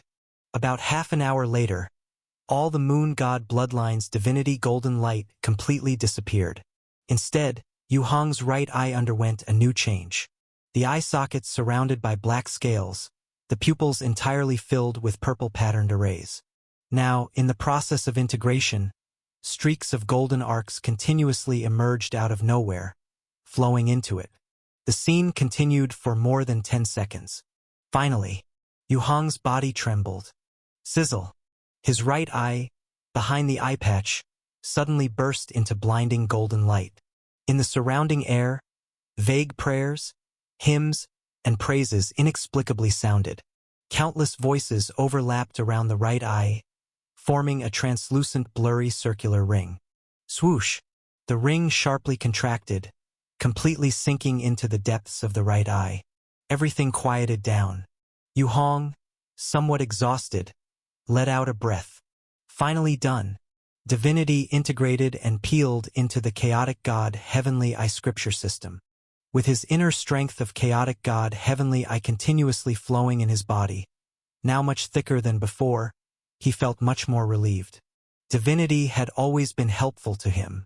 Now that the fusion and digestion are completed, he surprisingly felt a wonderful sense of ease both physically and mentally. Upon thinking of the countless voices he had just heard, Yu Hong was contemplative. Divinity is useful, but it's better to focus on purity when concentrating power. Next comes the Thunderbolt leg technique. As soon as he experienced the state of Thunderbolt, Yu Hong's brow furrowed. The Thunderbolt state relies entirely on the explosive use of the Tai Ling skill's inner strength. This isn't a characteristic, but a special state inherent to the cultivation technique. Thus, Thunderbolt state is arguably an auxiliary form of the Tai Ling skill. Yu Hong remembered that the Thunderbolt leg technique had gradually integrated into the Tai Ling skill, but he was reluctant to give it up just like that. After all, Thunderbolt state had been his trump card since his weakest moments, helping him through difficulties. As a result, he immediately began trying to isolate the aspect of the Thunderbolt leg technique from the Tai Ling skill. This isolation was not difficult, because Tai Ling skill still included, rather than transformed. Observing closely, what Black Mark called fusion was merely using the source disaster radiation to amplify and mix all other powers. Source disaster radiation transcends all other powers. It's like light, giving inner strength a coat of differently colored light. The two are not at the same level of existence. One is like light radiation, and the other is a liquid inner strength that can be distinctly felt. How can light and water merge? When illuminated, the water takes on the color of the light. However, when the light is shifted away, everything reverts to its original state. The two can never truly merge completely. After completing this step, together with his cultivation foundations, he could perform tests for comparison and identification. So, over an hour later, pure white threads of inner strength began to appear on Yu Hong's body. This represented the purified initial inner strength of the Thunderbolt leg technique, stripped of source disaster radiation contamination. Moments later, these white lines of inner strength, driven by the chaotic god Heavenly Eye scripture, gradually converged toward Yu Hong's right eye. Hiss! Lines of white inner strength swiftly infiltrated his right eye. Each thread entering the right eye represented a weakening of Thunderbolt state. As time passed, once the 40-second line of inner strength flowed in, everything quieted down. No more threads of inner strength appeared on Yu Hong's body. The Thunderbolt state also declared its complete disappearance. This once fundamental cultivation technique left Yu Hong with nothing but a robust body. Replacing this was an even more massive and purer chaotic god Heavenly Eye inner strength circulating within Yu Hong. Simultaneously, a faint white light shadow emerged around Yu Hong's body. The shadow slowly took shape from nothing. It resembled a sculpture being carved from stone. After over 3 hours, a silhouette next to Yu Hong finally had a contour. It turned out to be a strong, majestic white tiger with black stripes. The giant tiger shadow lingered for a few moments before slowly fading. At this point, both the divinity and Thunderbolt state had disappeared from Yu Hong's body, replaced by a vastly increased volume of chaotic god, Heavenly Eye inner strength. He stood up, moved his limbs, and found that his physique had decreased substantially. He also seemed to have resumed his original height of about 2.2 or 2.3 meters. This is much purer now. Yu Hong felt the much clearer and cleaner energy environment inside his body. Now, he had only 2 inner strengths inside him. One was Tai Ling skill, and the other was chaotic god Heavenly Eye. Other manifestations like Heavenly River enveloping the summoning, Spirit Light secret technique, etc., were actually core abilities of Tai Ling skill based on light disaster and spiritual disaster. Just like the base abilities of the outer eye and right eye from the chaotic god Heavenly Eye side. Thinking this, Yu Hong tried only operating the chaotic god inner strength. A layer of white light automatically appeared on his body surface. Simple and plain. It has a protective effect on the body, just don't know how effective it is. It must be more powerful than my self-made Thunderbolt leg technique since, after all, it's a grand technique of the Sky Wish sect. He thought for a moment, then went to a corner of the basement to search. Soon he found a small black alloy box. The box was rectangle, secured with a wedge lock, very sturdy. Yu Hong carefully opened it. Click. Inside there were stacks of secret texts, small books, and papers. These were all various cultivation techniques he had enhanced using Black Mark. Yu Hong rummaged through them and quickly pulled out a previously transcribed book of the Thunderbolt leg technique. Flipping through a few pages, he found the origin of Thunderbolt leg technique. A youth who encountered the calamity of sect destruction, endured hardships, learned from a master, and ultimately created the Thunderbolt leg on his own. Indeed, it's not very sophisticated. Gently touching the martial arts technique he had previously relied on, Yu Hong considered taking it out, simplifying it into a general version for public use, and using it as a merchandise trade. He then closed the box again. Now that the integration was finished, he felt a bit itchy to try out what level the chaotic god Heavenly Eye scripture had reached. But since the safe house of the Black Spirit was small and didn't provide space to practice comfortably. Chapter 468. It looks like I'll need to schedule the expansion of the training ground. Sighing, Yu Hong could only sit back down and start getting used to the integrated flow of inner strength. If the inner strength of the chaotic god Heavenly Eye was previously as thick as a chopstick, it had now become almost bucket-sized. The incorporation of the divine powers and the Thunderbolt leg inner strength had given it a massive boost. If Yu Hong hadn't forcefully kept it under control, he could have stepped directly into the 4th layer of the heavenly pupil stage. He stretched out his hand, pressed it over his right eye, and felt through the eye patch. Suddenly a different sensation made Yu Hong's expression stiffen. He hurriedly removed the eye patch and took out a metal mirror to take a look. The man in the mirror had black hair draped over his shoulders, a black beard covering his chin, robust and powerful. But what stood out was his right eye. Right next to his forehead, his right eye had a skewed growth of a smaller pale golden human eye. This eye was only a third of the size of a normal one, but it was filled with a golden hue and exuded a faint scent of divinity. I knew it! Yu Hong let out an exasperated sigh. After a brief feel, he found he could completely control this small golden eye. Suddenly, a beam of golden light shot out from this eye, hitting the wall next to it. The originally black texture of the wall turned gray in an area the size of a thumb. The golden light was fleeting, lasting less than a second. Yu Hong stepped forward and touched the gray area. Plop! The wall collapsed, revealing a hole. It seems to be some kind of erosion ability, or rather, a significant weakening ability, he guessed. The eye abilities developed from the chaotic god Heavenly I Need experimentation, and probably this golden eye grew from absorbing divine powers.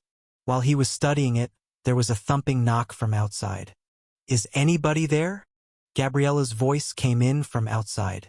Because most of the array was broken, her mental transmission spell wasn't blocked at all.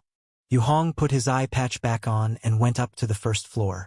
He saw the huge dragon head of the white dragon poking into the window, huge blue eyes curiously looking inside. From this angle, he could clearly see the moist membrane over the dragon's eyes. Do you want some? Yi was holding a black, shiny dumpling of some sort, trying to feed the white dragon. Thank you. What's this? Gabriella opened her big mouth, and her gray and white tongue quickly rolled up the dumpling, smacking her lips a few times. I don't know. It looks like food. It tastes not bad. She seemed to have a high degree of trust in Yi as she casually ate what strangers offered her. Yu Hong walked over, and as he passed the desk, he tore off a piece of paper, quickly wrote something on it with a pen. Welcome back. How is it? Did you bring the stuff? Yu Hong looked at the white dragon. Of course, I used a space bag, Gabriella replied proudly. Your house is too small. Let's go outside. She stepped back a few paces, clearing a space in front of the house. Then she crouched down, spreading her wings out like two curtains flattening the weeds and shrubs on the sides. As she lifted her wings, the area became leveled. Yu Hong approached the window, facing the white dragon. This is my goods list, take a look. He flung the piece of white paper in his hand. It listed some miscellaneous items he temporarily didn't need, and Taoist skills he could teach. But there were more small technology gadgets, such as solar lights, calculators, handheld gaming devices, etc. The white dragon took the paper, and a faint blue glow lit up from the tip of her finger. The writing on the paper automatically translated into content she could understand. A lot of things look very interesting. Her eyes lit up. Did you bring what I need? Yu Hong asked. Of course. Gabriella nodded her head. So how about the pricing? How do we determine the value of each other's items? Yu Hong asked. That's simple. We just provide an approximate figure. The white dragon replied nonchalantly. I'd like to understand a bit first. Yu Hong thought for a moment and asked, where you come from? Are mages considered the strongest profession? Of course not. There are also priests and warriors. Priests can communicate divine light. Warriors can step into the holy domain. They're all powerful. According to what you say, it's not the profession that's powerful, it's the person. The white dragon replied. Then may we try some magic first? Yu Hong earnestly said, I want to see how powerful your spells really are. This will help me estimate the value of the items I offer. Sure. I'll start with a level 0 spell. Gabriella smiled. She looked around for an open spot, pointed with her wing claw. The first is the level 0 frost ray. A thin white thread shot out from a point just in front of her wing claw. It landed on the ground precisely, freezing a small layer of white frost. Indeed, it's a trick. Yu Hong nodded. Behind him, Ku Chan and Qi Shaoyi had come over to watch the excitement. There are many types of level 0 tricks. Some are a bit practical, such as the agile rope, but they're mainly used to train the mage's various operational skills. That's why they're called tricks. The white dragon explained. The next one is a level 1 spell, Cold Ice Hand. For comparison of power and effect, I'll only release one type of attack spell to make it easier to see. She pointed with her wing claw, and a grinding stone-sized pale blue hand materialized out of thin air, then rigidly flew straight ahead. After flying out more than 10 meters, the pale blue hand landed and left a shallow imprint before shattering into many pieces of ice.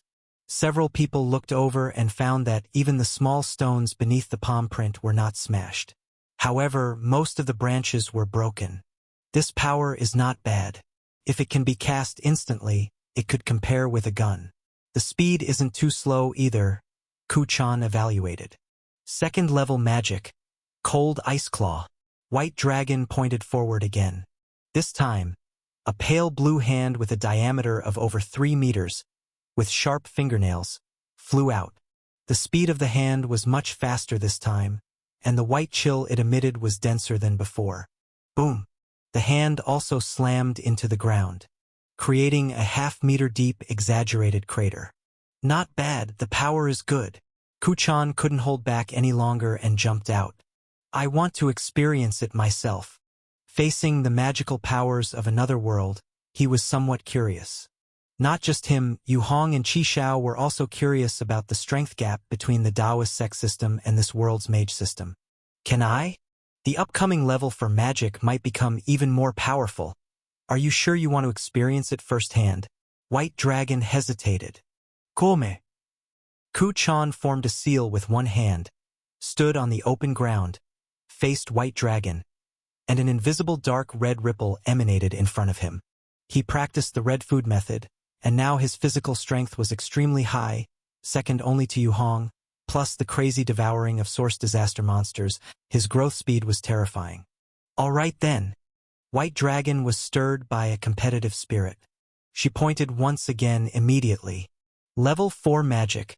Cold Ice Spray. Puff. In an instant, a cubic stream of ice blue chill burst out from her fingertip. The chill was 5 meters in both length and width, only slightly larger than the cold ice giant claw just now. But where it passed, the ground froze and white ice flowers formed, leaving a trail of white frost.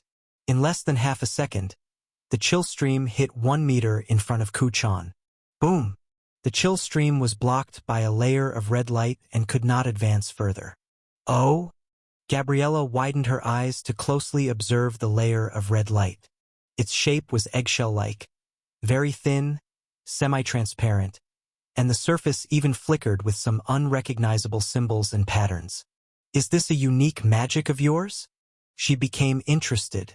Yes, continue, it can still hold. Kuchan nodded.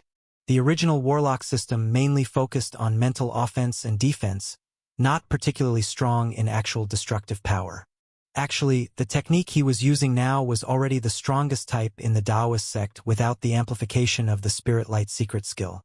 Many techniques seemed grandiose but actually caused more damage to the spirit of life and less impact on the environment. However, he was not an ordinary magician but a top great mage in the Heavenly Master realm. Therefore, he could withstand this level of power. Well, okay. The next is level 5 magic. I can only cast this level of magic twice a day, and it's quite powerful, you need to be careful, White Dragon cautioned. Then I must try it out. Kuchan stood up seriously, his hands quickly forming seals, and behind him the faint shadow of a giant red bird shimmered. The red food method combined with his own self-invented Taoist skills, along with various techniques from Zai Palace, formed the structure of his current overall strength. Although he no longer had the amplification of the Emperor's weapon, the subsequent enhancements and growth meant he was not much weaker than his amplified self. White Dragon raised her claw and pointed once more. Level 5 magic, Ice Storm. Woo! Suddenly, within a range of 50 meters above Kuchan's head, the sky revealed a dark blue halo. Within the halo, numerous fist-sized hailstones rapidly fell from above. The hail fell like rain, as quick as machine gun fire, and fiercely blanketed a tens of meters area below. Roar, roar, roar, roar. From a distance, it looked as if a blue ice column tens of meters thick burst out of the halo and smashed harshly onto the ground. The earth trembled, and a large amount of hail completely submerged Kuchan. This is practically a saturation bombing version of magic, Yu Hong exclaimed. Kuchan can't be gone, can he? Qi Xiao was somewhat worried. Don't worry, he has practiced the red food method. His body strength is much higher than yours. Yu Hong shook his head but his gaze penetrated the mist, seeing the figure that stood up inside. I'm fine. Continue. Kuchan's voice rang out again. Even Gabriella herself was somewhat worried about the power of this spell. If she was caught off guard and took this hit, it would definitely be bad. But unexpectedly, the other party was still alive.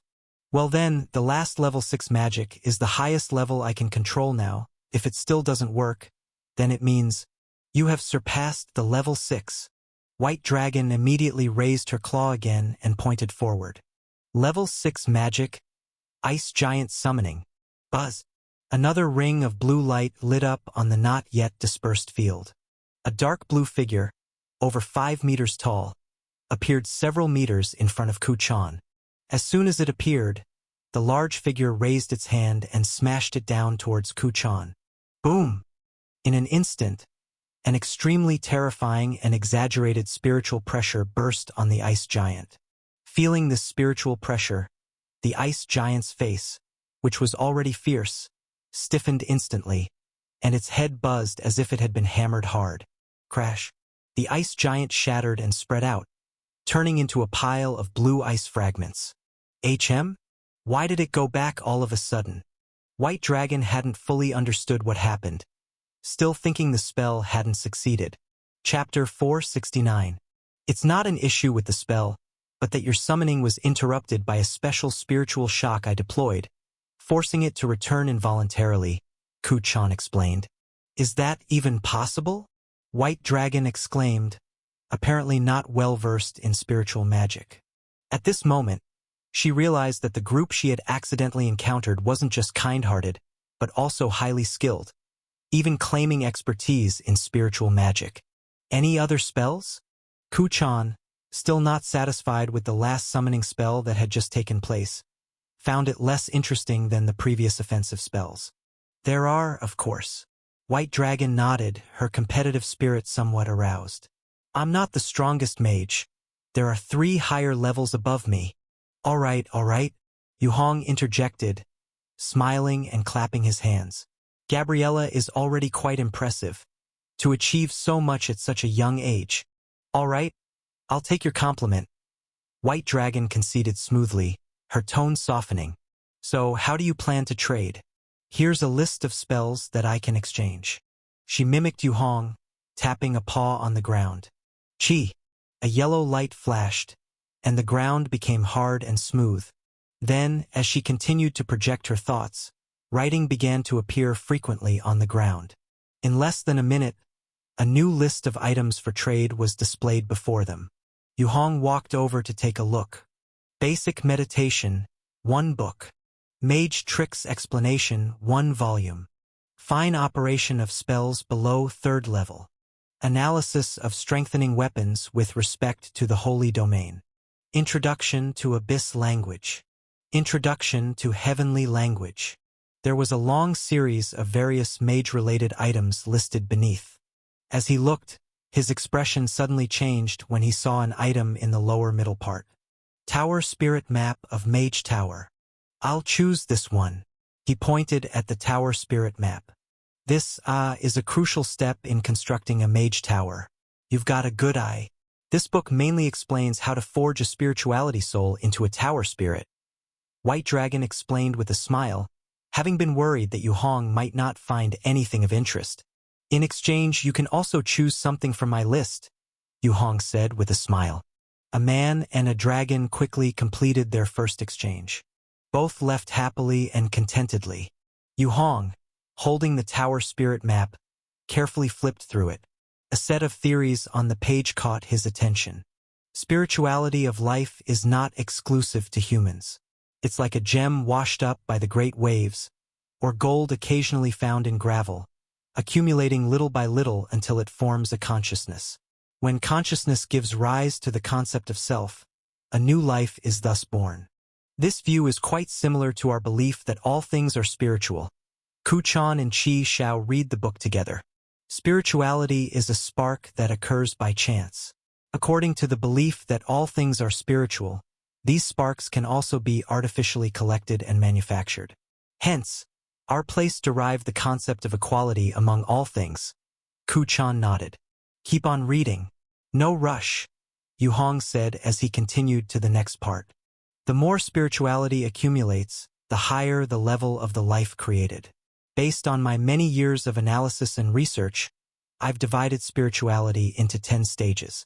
Humans are exactly at level 5. After humans come elves, demons, divine beings, and demigods, true gods. True gods represent the final evolutionary stage of the accumulation of spirituality. The tower spirits we usually try to create have a quantity of spirituality equivalent to that of humans. Yu Hong and his companions delve deeper into the book, finding this system very interesting. From it, Yu Hong discovered the minor trick of spiritual observation technique. After finishing the book, he returned to the basement to attempt the most basic mage meditation. Because to utilize the spiritual observation, one must use the attributeless magic power produced by meditation. And mana is not spiritual power. It's another special, peculiar, intangible force transformed from spiritual power. The next morning, White Dragon came again, brimming with enthusiasm. Hud, hud, hud. Come out quickly. I've brought some good stuff, Gabriella said excitedly, continuously knocking the back of her paw against the outside wall of the safe house.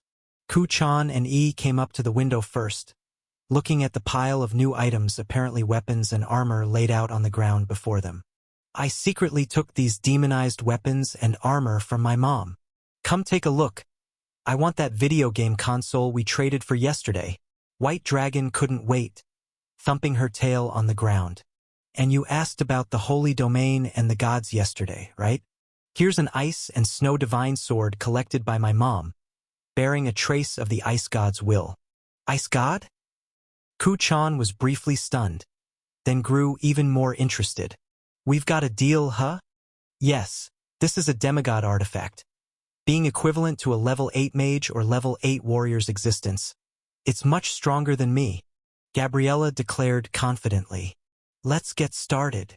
Ku Chan, without a second thought, jumped out immediately. This broken window turned out to be his shortcut for exiting and entering freely without using the door. Man and dragon stood opposite each other, ready to confront. Gabriella pointed a claw at the pile. Chi, one of the ice-blue wide-blade swords, adorned with fine patterns, activated instantly.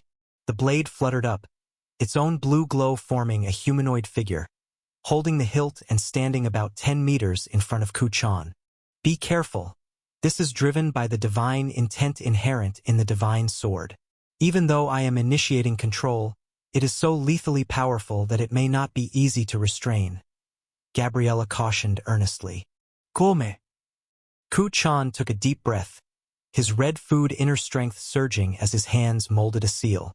Chi, an invisible, transparent spiritual ability technique, coalesced into a spear over 1 meter long, blasting forward and shooting towards the divine sword figure. Clang! The spear technique was instantly annihilated. The divine sword in human form charged forward with a booming sound, slashing upwards at Ku Chan. Clang! Ku Chan simultaneously released a dark red flame arrow, hitting the blade of the divine sword and knocking it askew. He then took the opportunity to distance himself, preparing for his next technique. But no matter what technique he used, it was obliterated by the divine sword. There seemed to be an absolute chasm in quality between the techniques and the divine sword. Your guy is losing, White Dragon remarked. As soon as the words were out, a thud was heard. Ku Chan's spiritual domain was blatantly ignored and sliced through. He was finally forced to activate a passive technique, sending the divine sword flying. After activating the passive technique, the battle reached a deadlock again. He had many tricks up his sleeve, but with no decisive move, he couldn't settle the battle in one strike. The spiritual domain was also ineffective against the divine sword, being slashed through as soon as it unfolded. It seems that the individual strength here is still very strong, Yu Hongguan observed as he watched Ku Chan dodging around. It appears he still doesn't want to use the Spirit Light secret skill, just relying on himself. Unfortunately, the situation doesn't allow him to hold back. Clang! Suddenly, another muffled sound as Ku Chan's body emitted a faint red glow, greatly enhancing his speed and strength. This was some secret technique of the red food method. Seizing the moment, he dodged left, releasing a flock of dark red flame birds swooping towards the opponent. He can still struggle, Gabriella was somewhat amazed. This mysterious merchants group, anyone who came out was so formidable. being chased and slashed by a level 8 warrior in the form of the Ice and Snow Divine Sword, and still holding on for such a long time. Level 8. A master of this level could take a top military official position in any human empire. After all, level 9 is the human limit, and beyond that, it belongs to the realm known as Holy Domain. At this time in the field, Ku Chan had entered a counteroffensive, pushing back the divine sword person form. The speed and power of his technique releases had significantly increased compared to before. A series of techniques were unleashed one-handed by him. From afar, it looked like a continuous explosion of red fireworks. The divine sword person form was beaten back step by step. Hiss! Suddenly, the person form paused. Its eyes brightened with dazzling blue light. "No, move aside!" Gabriella urgently cried out. She suddenly lost control of the Ice and Snow Divine Sword. Swoosh! In an instant, the divine sword person form burst in speed, swung a brilliant blue light, and flashed past Ku Chan's side. Puff! Blood spurted from Ku Chan's shoulder. But at the critical moment, he dodged the vital points. Once more, his voice noticeably heightened. His whole body's spirit light finally started to activate. But only slightly. After all, the amplification of the spirit light secret skill is too exaggerated. It would be meaningless to use its full power for honing his own skills. In an instant, figures disappeared from the ground. One red and one blue shadow colliding and retreating speedily, over and over. Finally, with a last dull thump, the divine sword person form was explosively thrown out, rolling into the bushes on the right side. But the next second, it could not afford to lose. Boom! An icy blue halo burst from it explosively. The terrifying spiritual pressure, like an ocean, overwhelmingly pressed down on all living beings within 100 meters. Melodies praising the ice and snow god echoed in the halo, overlapping, causing a mental disturbance. On the other side, Ku Chan, in an instant, erupted with his spirit light secret skill fully activated. His spiritual strength surged hundreds of times. An invisible spiritual energy condensed into a phoenix flame phantom before him. Boom! The icy blue halo collided head-on with the phoenix flame phantom. The two forces stalemated momentarily. A sound like shattering glass resounded. The red of the phoenix flames persisted, and the icy blue halo faded away. Interesting power. Suddenly, a cold male voice vibrated from the surrounding air. Ku Chan, covered in spirit light, squinted around and noticed the divine sword now stuck in the ground not far away, and the humanoid form returned earlier by vanishing from sight. A god! He looked towards Yu Hong, who nodded back at him. Then he turned to White Dragon. Gabriella was staring blankly at the Ice and Snow Divine Sword. It's over. It's over. The sword is damaged. And you also triggered the will of the Ice and Snow God. It seems he's set his sights on you. Ku Chan was unfazed, having been targeted by many before. He stepped forward, picked up the sword, and casually inspected it, noting that the icy blue color on the blade had completely faded away. The entire sword was covered with fine cracks, clearly overburdened, on the verge of shattering. It's over. I'm finished. Gabriella also saw this, her expression drastically changing. Taking the sword from Ku Chan's hand, she left dazedly with the items. She even forgot about the trade. Chapter 470. Yu Hong looked at the child's condition and could guess what she would go through upon her return. He was thinking about how to collect more eyeballs, but asking for her help was definitely unrealistic. That child looked like she belonged to a good alignment, and digging out people's eyeballs was simply impossible. Turning his head, he looked at Ku Chan. Just now, that voice must have been the so-called Ice and Snow God. Do you feel anything? Ku Chan flipped in through the broken window and jumped inside. No particular feeling, but that spiritual energy pressure was indeed strong. Without the spirit light secret skill, I definitely can't match it. That was probably the result when the other party was who knows how far away, said Ku Chan. It seems that the waters here are deep too, but no matter, once Black Spirit is fully repaired, we should also continue to depart, Yu Hong said. Did you gain anything from the things Gabriella brought? Kuchan asked. Yes. I exchanged for some mage system training books. Their system is very rigorous and can be used as a system analysis tool to dissect some completely new and unseen things. Yu Hong nodded. Moreover, I found a way in the Tower Spirit that might allow me to leave Black Spirit for a short distance temporarily without affecting my return. He then smiled. Are you talking about Divine Split? Aren't we more skilled in that sort of magic? Kuchan asked, puzzled. No. Divine Split causes too much self-harm. But among the Tower Spirit's training methods, there is a way to accomplish it without harming oneself. Yu Hong was preparing to start strengthening after the Black Mark enhancement was finished. He didn't want to be bound by Black Spirit and unable to go anywhere. In the following time, White Dragon never came again, and Kuchan and Yu Hong also began to digest the various knowledge of the Mage series. Day by day passed, and finally, the moment when the Black Mark completely repaired the safe house arrived. Yu Hong informed the others in advance that he was going to repair the safe house and set up a renovation technique to replace all the damaged areas at once, telling them not to be surprised. His experience now was that as long as there is something abnormal, attribute it to magic.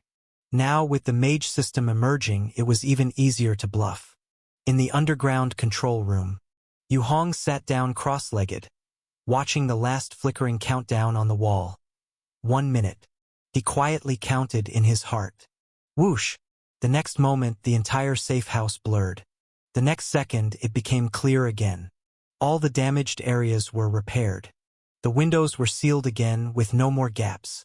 Yu Hong quickly reached out and pressed on the Tower Spirit map. Enhance the map direction. Create an undamaged consciousness split that can stay on the ship in my place. Yu Hong specified the details of the requirements.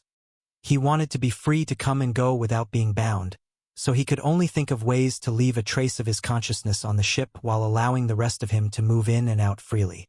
Different from Magician's Divine Split, one of the Tower Spirit's training methods was to use spells to collect the spirituality constantly emanating from oneself and eventually expand it into a conscious split of oneself.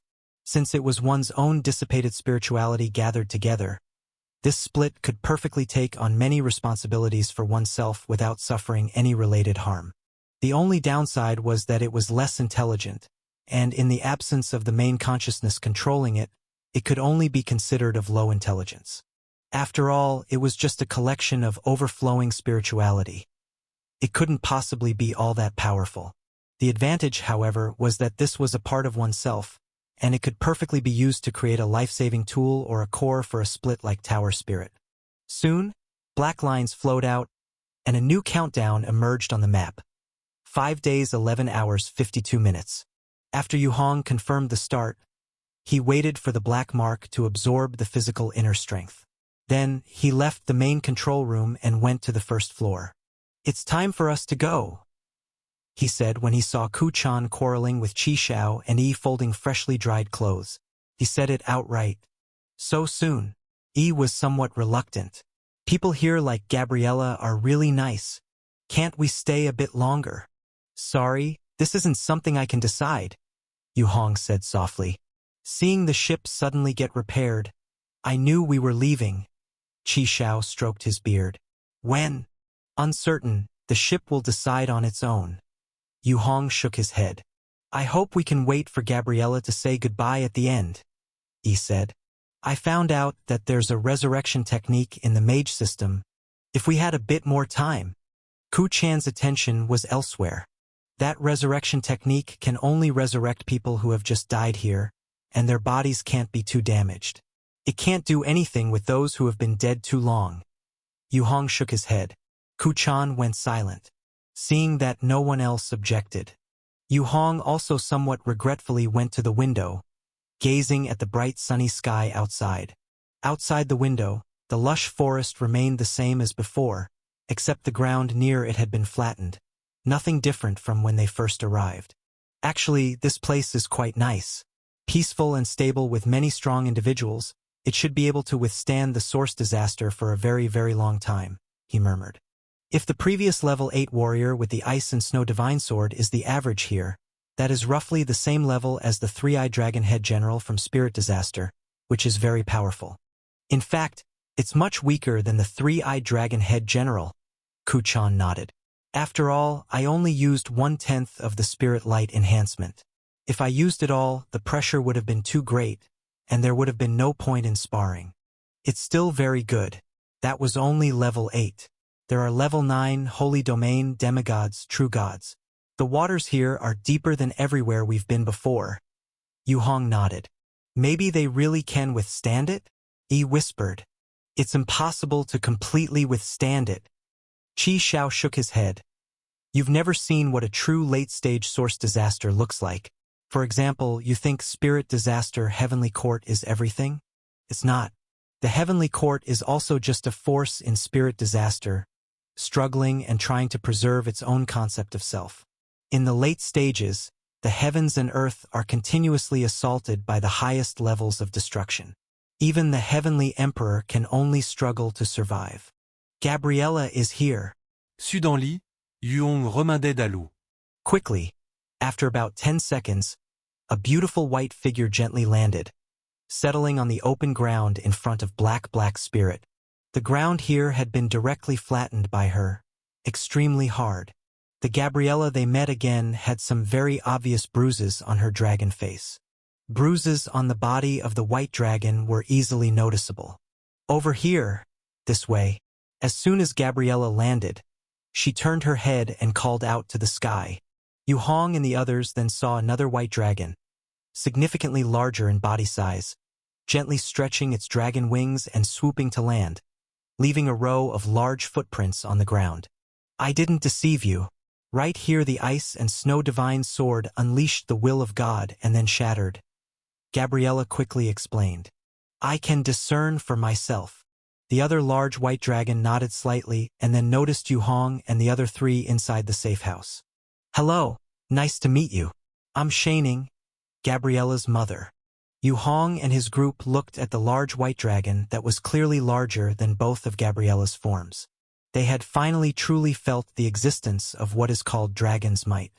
A loop of pale white luminescence was continuously spreading out from beneath this white dragon's feet.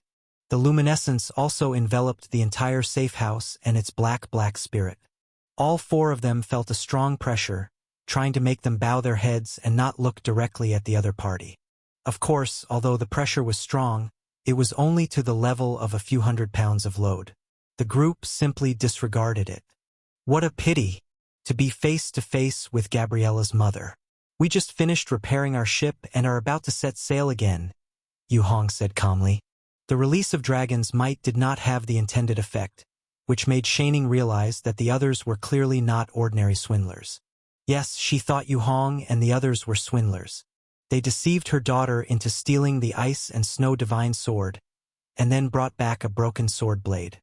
But now, seeing that they could withstand the dragon's might, and it was her dragon's might as a level 9 mage white dragon, these people were clearly not ordinary. Looking at it this way, the likelihood of them being swindlers was actually low. If not swindlers, were they playing tricks then? Are you leaving so soon? Why not stay and have a seat at our place? You and Gabriella are friends by now, right? Shaning invited with a smile. Since they were not swindlers, the mysterious merchant identity of the others might actually be true. This piqued her interest. We would like to, but unfortunately. Yuong déclinait. Can't you stay a little longer? Gabriella said unwillingly. She wanted to exchange for more game cards. After all, the game console was really fun. There's no way we have our own goals. Yu Hong shook his head, and he turned to look at the young white dragon Gabriella. Lastly, as a gesture for our trade, I'll give you a piece of news, he said earnestly. What? Gabriella's eyes widened. The disaster that destroys everything is coming soon. Work hard to prepare for the natural disaster. Stock up on food, drink, and supplies in advance. It's best to be well prepared, Yu Hong advised. In the worlds he had experienced, each had faced great danger. Without exception, so taking into account the kind-hearted young white dragon, he still offered a warning. Disaster?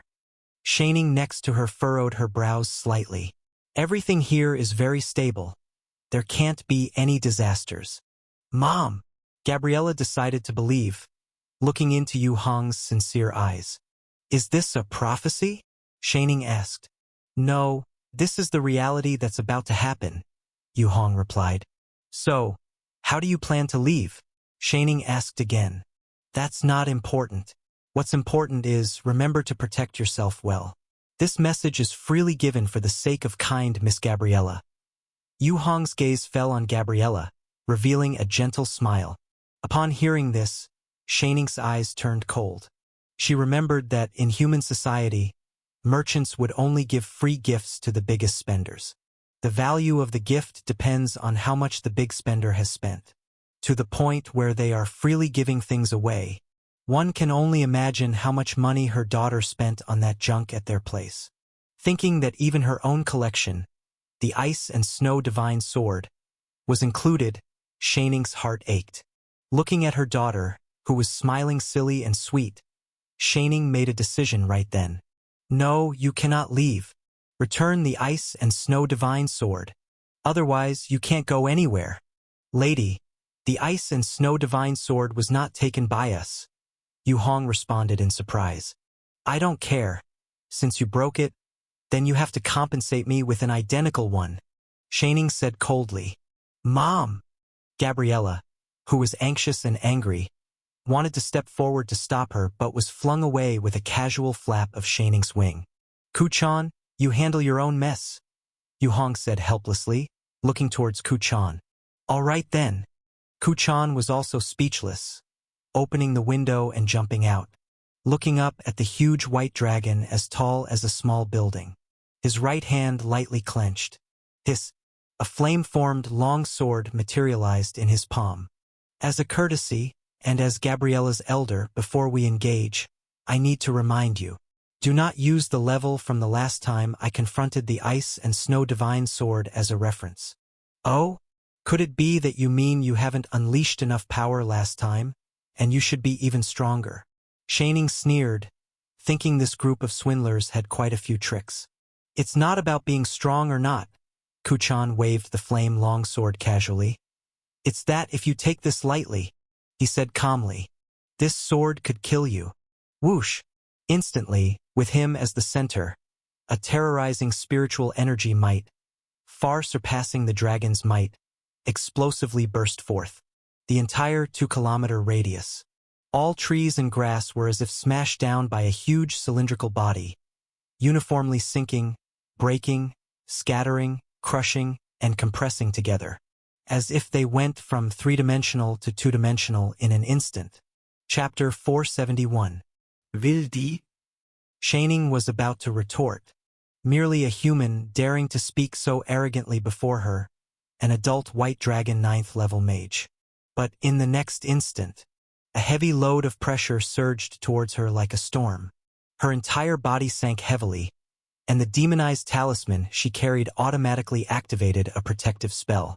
Layers of colorful light membranes wrapped her whole body into a ball of light in the blink of an eye. Crack. Shaining's legs sank fiercely into the ground, up to her knees. Not only that, a continuous spiritual suppression kept pressing down her entire dragon body. This is Pure spiritual oppression? Shaining's earlier pride and disdain were now nowhere to be seen. She saw the mage armor and other passive spells she triggered in front of her were cracking rapidly under the terrifying spiritual pressure. This is bad, she thought. Quickly, she began spellcasting. High-level mental resistance. Absolute barrier. Balance angel's heart. Protective stone skin. Solid shield. High dragon iron skin. Layer upon layer of protective spells were rapidly released to strengthen her defense. She wasn't sure what attacks would follow, but regardless, she applied all she could. One sword. Suddenly, she heard Kuchan's voice. Swoosh! Without her perceiving carefully, a brilliant red light instantly filled her entire vision. Puff, puff, puff, puff. All the protective spells were effortlessly cut through by a red flaming long sword in the blink of an eye. With a swoosh, the red flaming long sword hovered before Shaining, then stopped moving. The crimson tip of the sword was less than a meter away from Shaning's eyelid. Only at that moment did the massive wave of active spellcasting begin to rise on her body. But everything was already over. Originally, Shaning planned to temporarily block with the previously solidified spells, but unexpectedly. Shaning trembled all over, her face darkened, her expression ugly. Looking at Ku Chan, who was slowly retracting the sword, she opened her mouth to speak but ended up saying nothing. After a pause, she turned and left. Jiafei! Gabriella was still a bit dazed, standing not far away, yet to react. Upon hearing the shout, she snapped back to reality, surveyed the significantly lowered marked ground around her, then looked at the sword-dispelling Ku Chan. That gaze was full of shock and disbelief. Jiafei! Her mother's second call made Gabriella quickly follow. Catch this! Suddenly, a dark object rolled over from behind. Gabriella hurriedly caught it and saw it was her favorite game card. It read, Leisure Minigame Collection 300. She immediately cast a grateful look towards Yu Hong, then spread her wings and flew to catch up with her mother. The battle from start to finish actually took less than 10 seconds. Ku Chan suppressed the surroundings with spiritual pressure and set the victory with a single sword using blitz tactics. Shaning didn't do anything other than wasting many spell slots needlessly. The two white dragons one after the other quickly soared into the sky, heading toward the White Dragon Cave. Jiafei, tell me in detail about how you encountered these people. Shaning's emotions had now passed, but there were still many doubts about the other's exaggerated strength. Oh! Jiafei hurriedly began recounting the scene where she met Yu Hong and Ku Chan. You're saying this house suddenly appeared here? Shaning asked. Yes, they call their house Black Spirit and say it's their travel vessel. And just now the one who fought with you was called Ku Chan, apparently not the strongest. The strongest is the man with an eye patch in the house, Jiafei explained. That one-eyed dragon? Shaning said surprised, paused, then gritted her teeth. The warrior just now, his strength was at least equal to mine at level 9. I was just careless and didn't create distance. When a mage and a warrior of the same level are so close, I have no time to prepare spells, so I can only withstand it. Otherwise, I wouldn't have lost. Yes, Mr. Ku Chan is actually a very gentle person, Jiafei explained. Humph, reckless kids. They tricked us out of the ice and Snow Divine's sword and then... Shaning was no longer that angry now. After confirming the opponent's terrifying strength, she lost, and the other side made no other unreasonable demands. This meant the opponent really didn't want anything from them. Though she said this, it was just her lips not accepting defeat.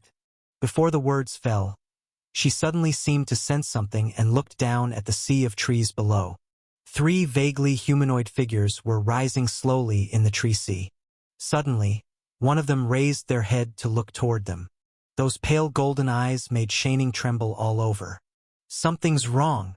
It's the holy domain. Finish quickly. That person's voice was calm. This is not far from the White Dragon Cave. Not good. Jiafei, run. I'll hold them off. Shaning's heart chilled. An indescribable tremor surged through her entire body. Dragon Slayer. The killing intent in the opponent's eyes was genuine. That was an undisguised Dragon Slayer. They concealed their appearance to hide their identity, avoiding future hunts from the Dragon Clan. What? Jiafei had yet to react.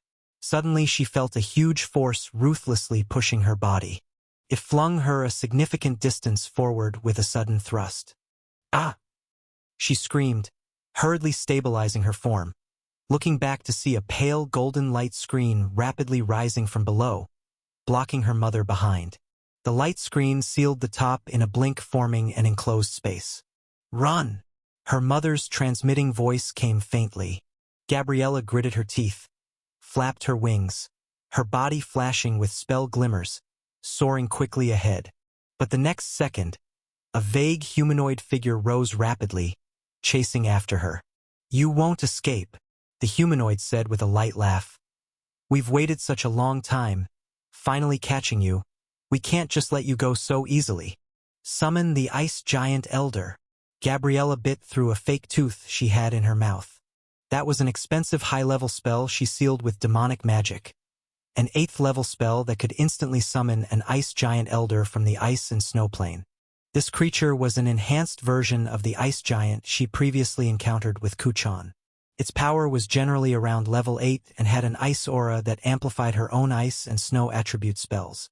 Tiesis, under the shining blue light, a 6-meter-tall crystal-like figure entirely made of ice blue appeared beside Gabriella. The giant held a blue crystal wand, its eyes blazing with blue flames. Raising its hand to cast an 8th level spell, Great Blizzard, constructing a beneficial environment. Elemental Elder? I've killed more than I can count. That person said indifferently, their body glowing with a faint white light, drawing a double-edged sword in hand, just floated there in mid-air, flying toward the dragon and giant. Asterisk, asterisk, asterisk. Inside the black spirit, Yu Hong took a last look at the beautiful, pure scenery outside the window. Shall we take something as a souvenir? He turned to look at Kuchan Qishao. I brought a wild yam. Yi smiled in reply, patting a small bottle she held. Inside was a green weed. I caught some iron beetles. They look very pretty. Qishao said casually. I don't mind. Kuchan said calmly. All right then, let's leave. This beautiful place. I hope it lasts a little longer. Yu Hong finally said. He closed the window, activated the protective array, and in his heart activated the moving function derived from the savior ship. Colorful strands materialized from the surroundings of the safe house. This time there wasn't a black river, but instead, the endless torrent composed of colorful strands they'd seen before. Wait! Suddenly a cold male voice rang in Yu Hong's ear. Oh! Yu Hong frowned, looked around, spreading his senses, but detected nothing. Who's speaking? He said coldly. There's an anomaly vibrating through, very faint. Kuchan nodded. He also sensed it, but since it wasn't targeted at him, he didn't know the details. Able to penetrate the protective array and outer barrier of the safe house? Interesting. Yu Hong thought for a moment and immediately opened the window, pausing the departure. Rustle, the window opened. Yet instead of the familiar forest, he saw a field of ice-blue snowfall. In the center of the snowfield stood a tall humanoid figure with long blue hair and an unearthly beautiful face indistinguishable between male and female.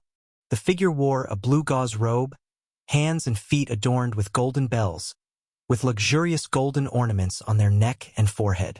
But besides appearance, the real thing that made Yu Hong and Kuchan frown was the boundless, ocean-like, terrifying spiritual pressure. Ice God. Kuchan was the first to recognize their identity.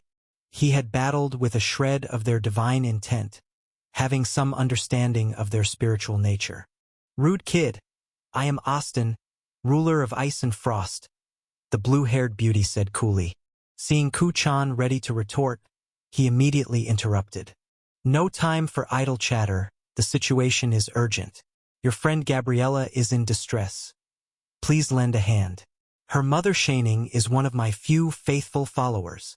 Gabriella, Yu Hong reacted. How do we verify the truth of what you're saying? Truth lies in your heart. You must decide for yourself. Can you not verify it with your mysterious and wonderful power, stranger travelers? Here is the specific location. The ice god Austin pointed a finger. A streak of information entered the surface consciousness of Yu Hong and Kuchan. In the next moment, with a rustle, the scene before them shattered completely. Everything returned to the lush clearing of the forest. I'll take a trip. Kuchan looked at Yu Hong, flipped out. Be careful. Yu Hong watched him leave, thought for a moment. The fact that the ice god's consciousness personally sought aid indicated not a small trouble. Just in case. He raised his hand, pointing lightly at the open space outside. The dark red inner strength of the 6th layer Tai Ling skill surged rapidly. A capability he rarely used began to activate slowly.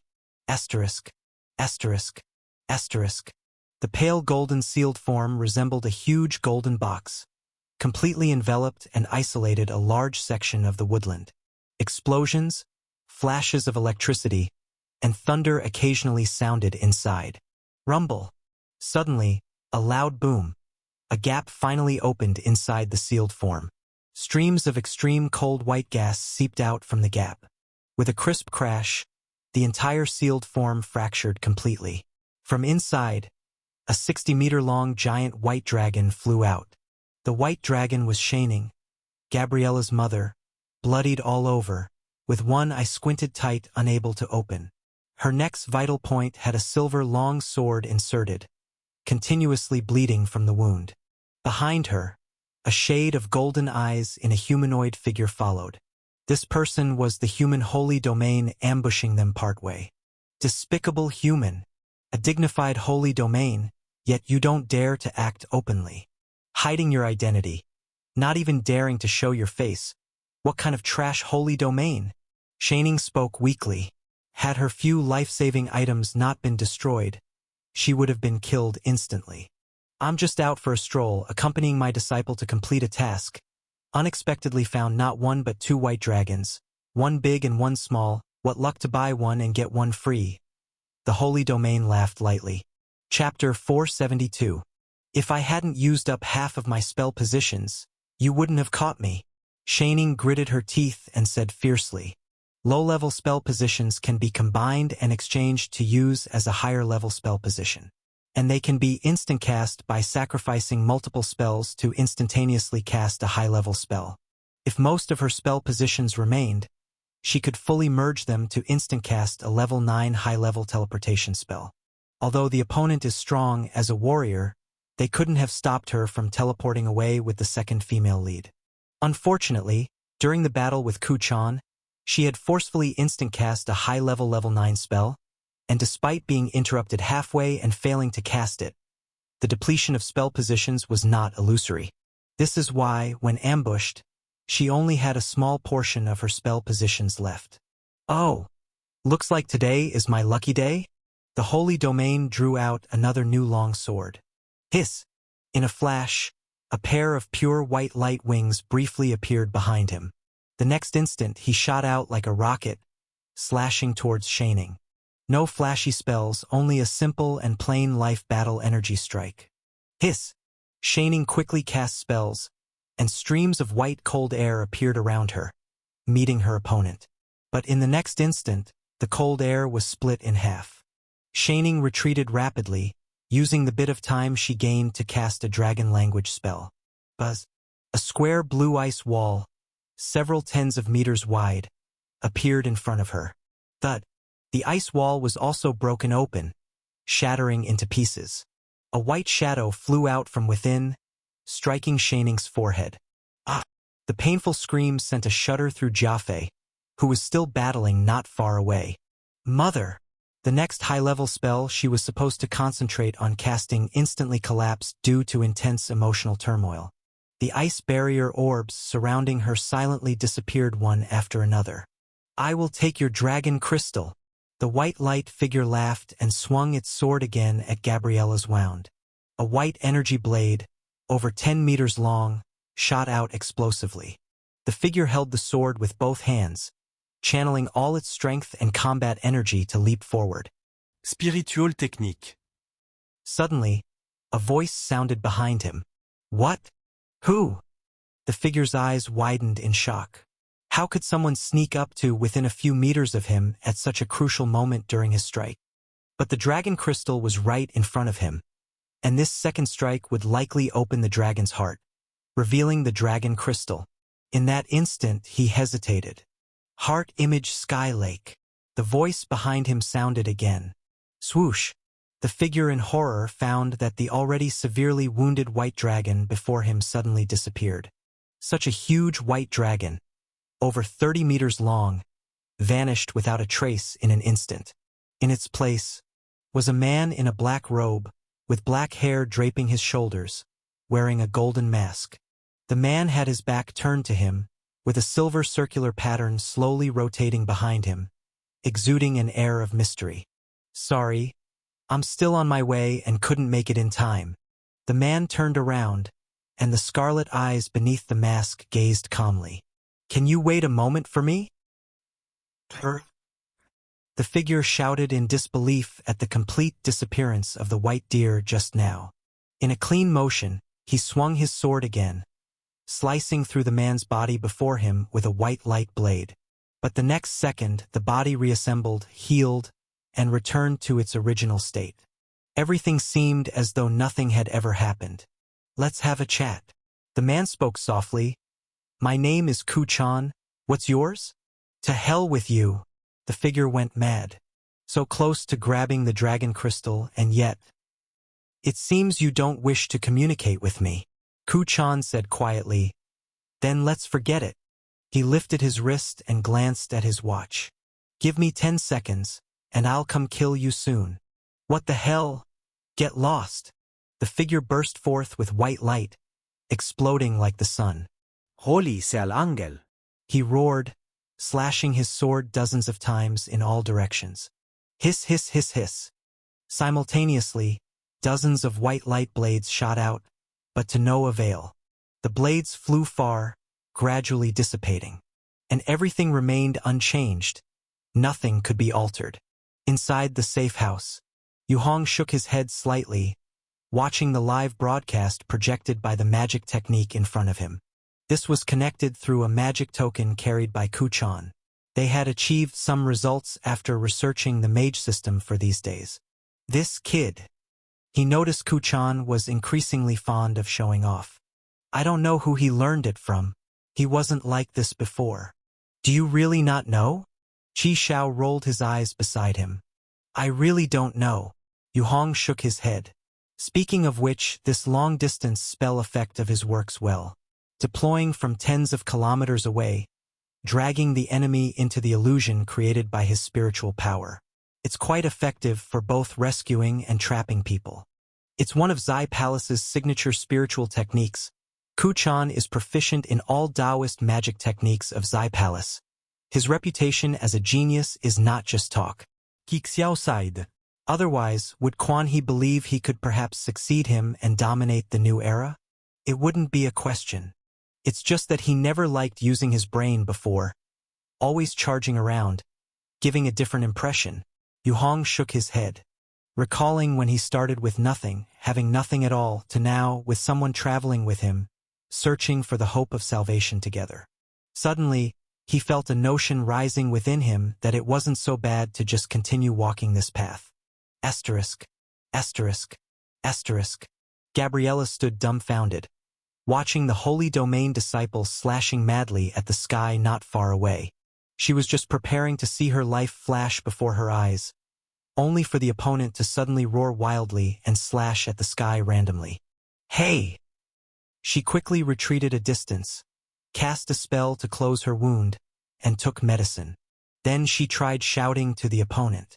But the opponent had no reaction, still shouting and slashing wildly into the sky without restraint. Could this be a relapse? Feeling lucky about her good fortune and pondering, suddenly, Gabriella's vision blurred as a familiar figure appeared behind that person. It's Ku-chan. At that moment, Gabriella understood everything. Ku-chan, she shouted. The opponent turned back and smiled at her. Thud! The next instant, a red sword light suddenly shone in his hand, slicing down from above, splitting the Holy Domain disciple in two. Blood splattered, the body paused for a second, then exploded, scattering a large white light of combat energy. Such a weak spirit, like an ant. Ku-chan sheathed his sword, dissipating the red sword light, and walked towards Jiafei. In that instant, as she watched him approach, Jiafei's heart seemed struck by lightning. So handsome. No individual, no existence had ever left such a profound impression on her at this moment. No. Just then, a heart-rending roar sounded not far away. Alan. In an instant, a gold-eyed figure flew rapidly, diving into the spot where the body exploded.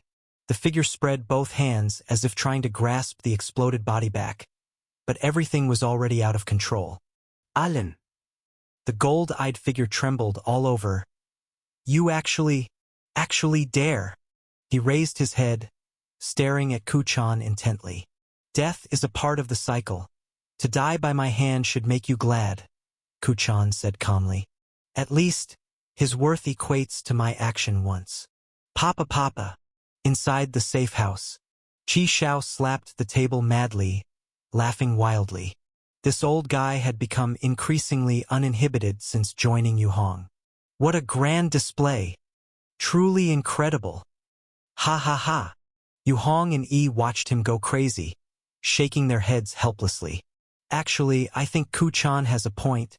He probably believes himself, Yu Hong said. Otherwise, who would care what such an insignificant waste's name and appearance are? Indeed, indeed, Yi quickly nodded. Of course, I do think Kuchan is a bit too pretentious. Yu Hong continued. See, I said it. That kid is starting to lose it. Qixiao laughed wildly. Honestly, if it were you, it might not be so dramatic. Indeed. Yu Hong nodded. If it were me, I'd just chop them down. No need for so much nonsense. After all, talking consumes more energy than killing him. It's too wasteful.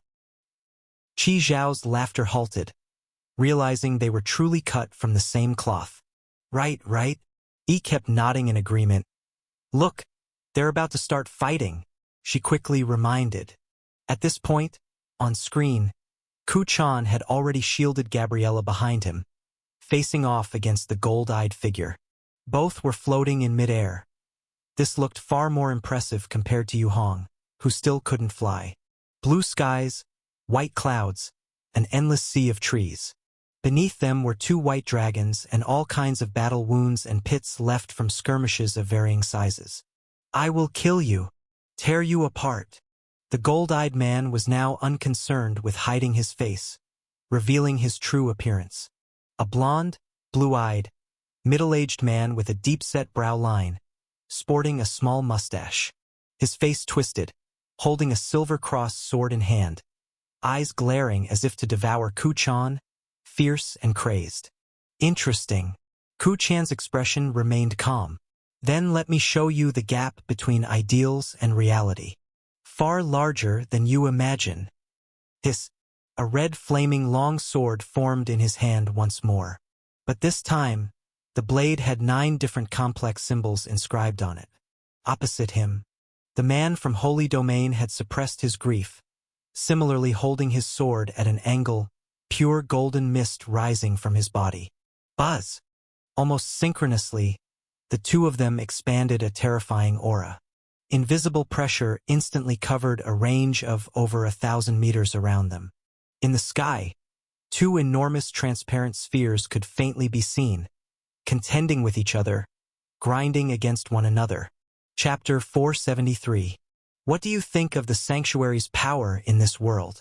Yu Hong looked at the scene on the light screen and asked softly.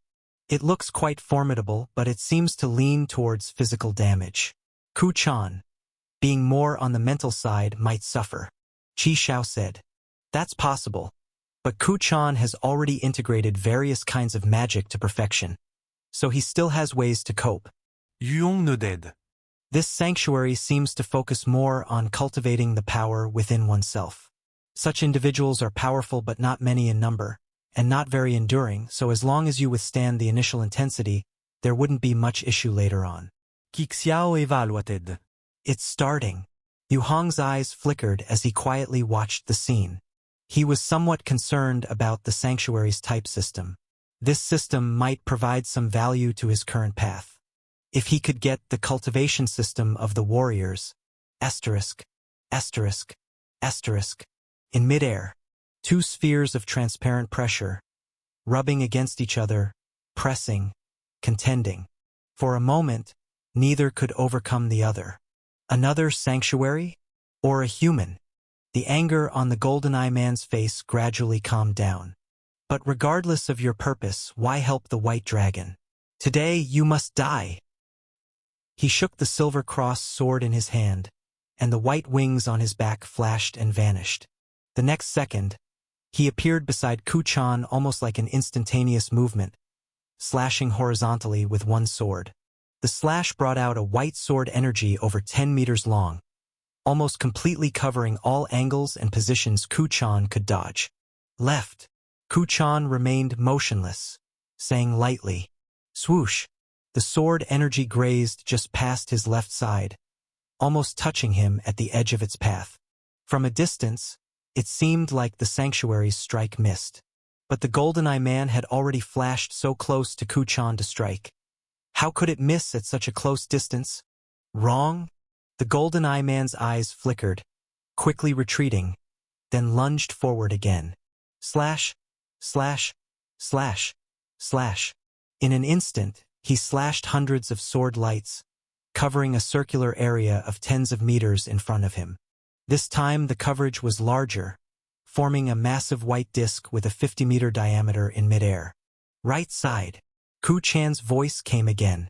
Once again, he was just right at the right edge of this massive white disc. Not more, not less, but just outside the attack range. Again, the GoldenEye man's face turned red. Swoosh! 2 pairs of 4 wings of white light suddenly opened behind him, his speed escalating to a new peak. Boom! At this moment, even a sonic boom occurred as he moved. This meant his speed was much higher than before, approaching 200 meters per second. At this speed, even Kuchan and Yu Hong couldn't ignore it. Not bad skill, but unfortunately, if your mental resistance were stronger, you might really have a glimmer of hope against me. Kuchan slightly praised. He slowly raised his flaming sword. But now, buzz! White lines constantly flashed past him at high speed. Those were white marks swiftly slashed by the sanctuary. Yet no matter how the opponent attacked, they couldn't truly hit him. Spiritual ability 9 slashes. Kuchan grasped the sword hilt tightly, with the first rune near the hilt on the sword blade lighting up with a dazzling red light. First Red Phoenix. Clang! In an instant, a sword light flashed. As if a red laser flashed between heaven and earth in an instant. Kuchan's figure disappeared, reappearing dozens of meters behind the sanctuary in mid-air, slowly sheathing his sword. This is the ultimate skill I summarized and condensed based on what I learned. A total of 9 moves. Behind him, the sanctuary man couldn't believe it as he looked down at a bleeding wound on his chest. It was actually in just an instant. In that moment, his mind went blank for a second. By the time he reacted, everything was too late. His chest was already hit, and a hole pierced through the combat energy defense, creating a hole in his heart. This isn't speed. The sanctuary man suddenly realized. It's an illusion.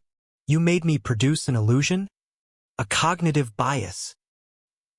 Kuchan frowned slightly, looking at the opponent whose heart was pierced, yet was still not dead? Unfortunately. If I weren't a sanctuary myself, maybe just now would have been enough to decide the outcome. The GoldenEye man turned around, and the wound on his chest surprisingly had healed and disappeared. Again! Life Holy Seal! The man roared, with white light shining behind him, revealing 4 pairs of 8-winged white light wings. This time his speed and strength were even more terrifying, his body transforming into a white line, cutting through Kuchan. Bang! Without any tricks, the two faced each other, colliding head-on with full force. Blinding white light and red light clashed, the red light like a mirror, lifting the incoming white light to the sky. With another flash, the red light transformed into a laser, another red phoenix, hitting the sanctuary man's chest directly. This time, completely creating a big gap through his chest. Blood splattered. The sanctuary man's eyes widened, losing control of his body, falling helplessly backward. Above him, Kuchan slowly dissipated the flame-long sword in his hand. I told you before, the gap between you and me isn't something simple acceleration and force can make up for. Too restrictive. In the distance, within the black spirit, Yu Hong sighed. Kuchan's spiritual power is too overwhelming, exerting absolute mental suppression on the opponent. Indeed, Qi Shao also nodded. During the previous pressure clash, it was evident that Kuchan's influence on material through spirit caused a pressure almost equivalent to the other's direct pressure on material. That's a huge gap in itself. For the spirit to influence material, the difficulty is extremely high. After absolute spiritual suppression appears, any thought can mislead the opponent and affect sensory precision. This way, no matter how fast or how strong he gets, without accurate direction, he can't possibly win. Yu Hong nodded in agreement. However, the development of the sanctuary on their physical body is still worth learning from. Such speed just now, even for me it would be challenging. Yu Hong's tone changed, continuing. This battle reminded him of the beginning. When he first reached the Taoist world, if he recklessly sought trouble with top heavenly masters, the situation that might have occurred would be similar to this sanctuary now. The absolute gap in spirit resulted in a predicament where he couldn't hit anyone no matter how he tried to explode with power. It seems everything is over. Qi Shao pouted. Too fast. This so-called sanctuary isn't even as good as that 9th-level white dragon. At least the 9th-level white dragon has a high enough spiritual value, preventing such absolute overpowering. Not so fast, not necessarily. Yu Hong, with strong eyesight now, noticed something different. At that moment in the scene, Ku Chan watched the opponent fall straight down and was about to turn around to look at the direction of the two white dragons.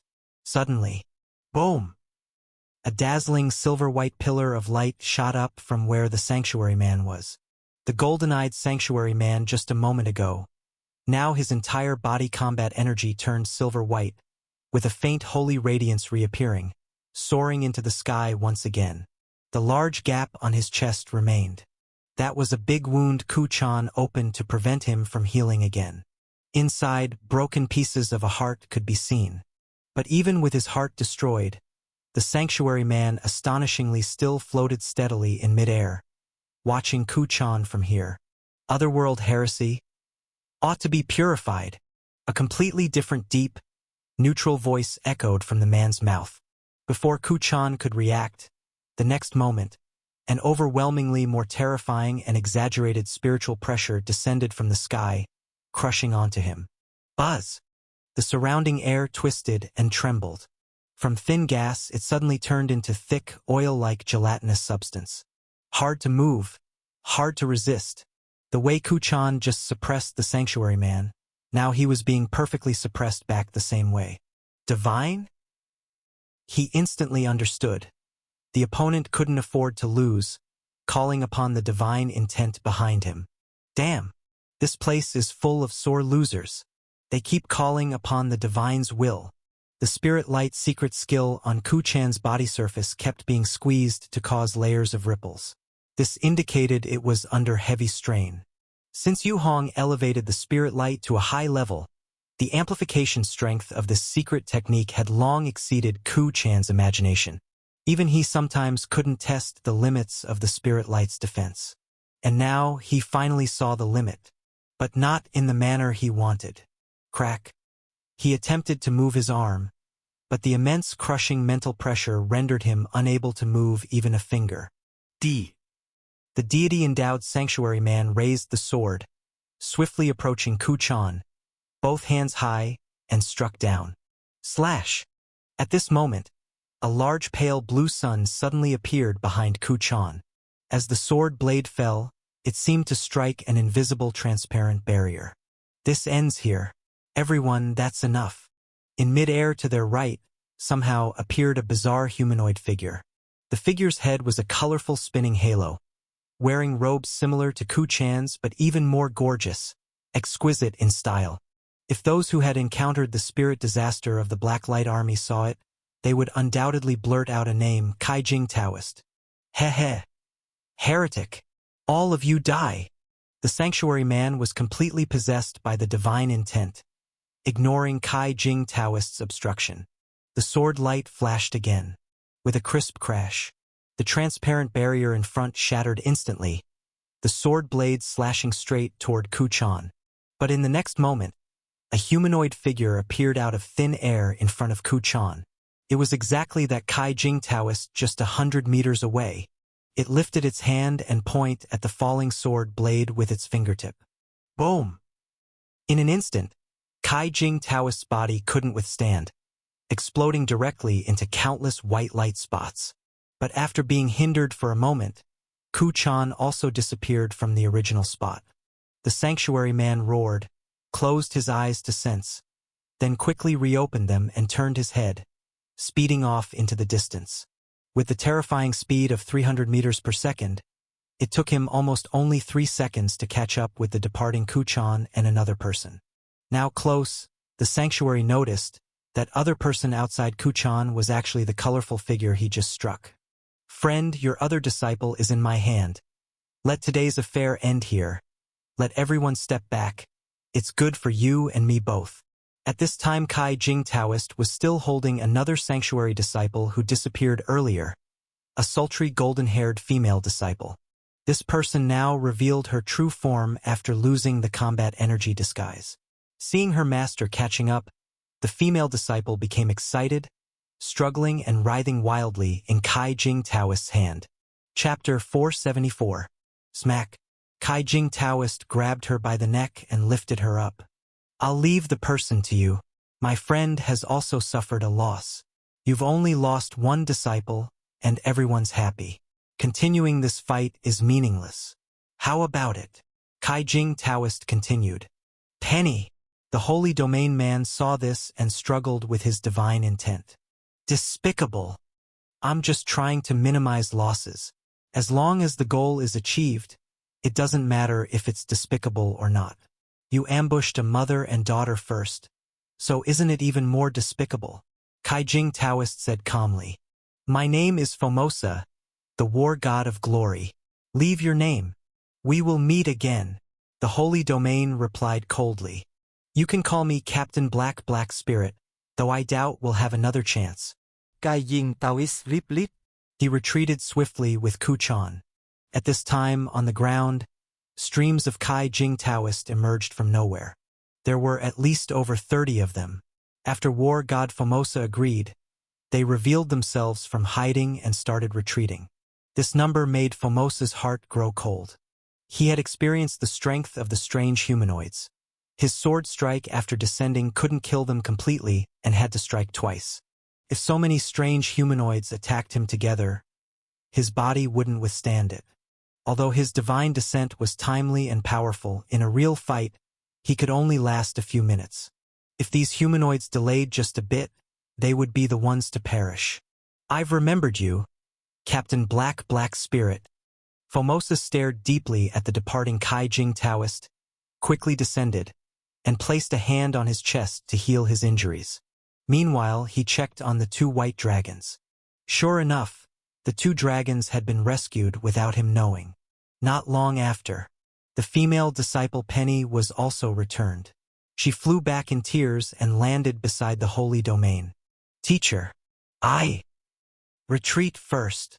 The Holy Domain snorted coldly, withdrawing his divine intent quickly.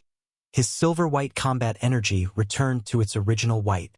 He picked up his disciple and fled. Near supersonic speed was quite decent for escaping. In the blink of an eye, the 2 disappeared above the forest.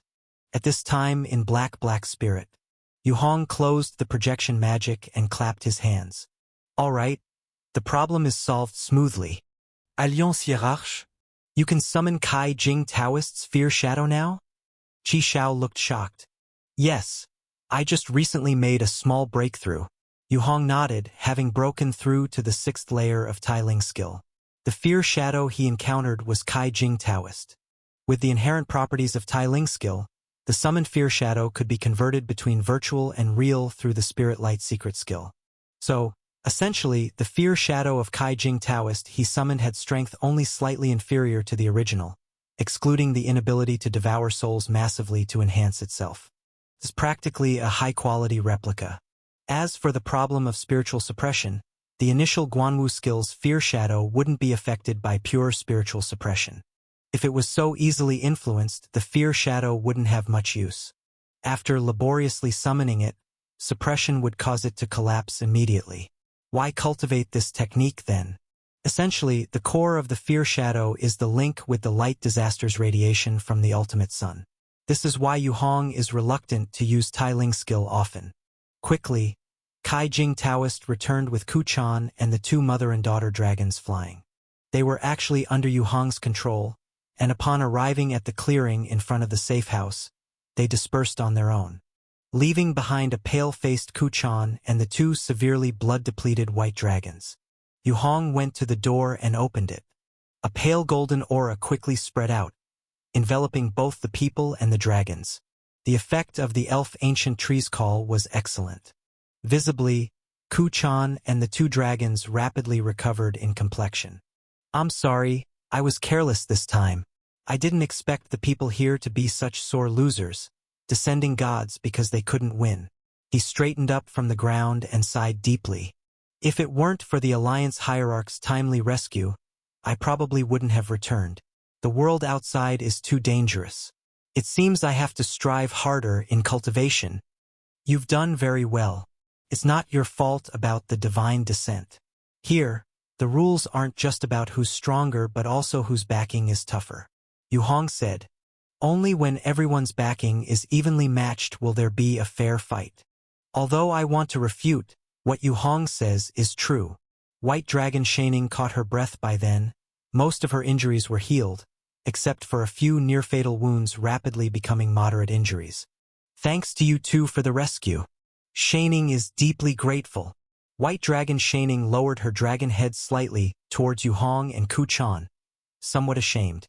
Before, she couldn't win but still threw tantrums and stubbornly refused to admit defeat. In the end, "Thank you, Brother Kuchan and Uncle Yu Hong." Little White Dragon Gabriella also quickly expressed gratitude sincerely. "If it weren't for you, my mom and I might not have." Her voice choked up. "Brother." Kuchan was speechless. More so was Yu Hong. "I'm only in my 20s. Really not that old." He wanted to argue, but now wasn't the time to get tangled up in these matters. "All right, now that this is over, we should get going." Yu Hong clapped his hands, drawing everyone's attention back. "But we haven't repaid your life-saving grace. Can't you stay a few more days?" Shaining became anxious. "I'm afraid not." Yu Hong shook his head. "Lastly, before we leave, a reminder. A disaster is approaching. Be sure to make enough preparations to handle any potential dangers." "I'll remember your words, but could you tell us what kind of disaster might appear in more detail?" Shaining had a 180-degree shift in her view of Yu Hong and others by now. Their selfless assistance, leaving without asking for anything in return, was due to their friendship with her daughter Gabriella, not for any other reason. This thought made her feel genuinely ashamed of her previous arrogance. "We don't know either, but we follow the trail of disaster. It always arrives before us. Our appearance here signals that a disaster has begun to invade this place. It's just that some power within you is possibly blocking it from manifesting completely." Yu Hong explained a bit further. "All right, I understand." Shaining nodded. "Lastly, Gabriella, keep working hard. We may meet again someday." Yu Hong smiled. Colorful lines began appearing around the safe house, growing denser and thicker, quickly wrapping around most of the safe house. "By the way, Gabriella, I've always wanted to say, you have beautiful eyes." "Huh? Thank you." Gabriella blinked, her sorrow interrupted. "Could you give me one as a keepsake?" Yu Hong smiled. "Huh?" Gabriella blinked, not understanding. "Just kidding." Yu Hong chuckled, waved a hand in farewell. Kuchan and Yi and others waved behind him. The final colorful lines completely enveloped the safe house.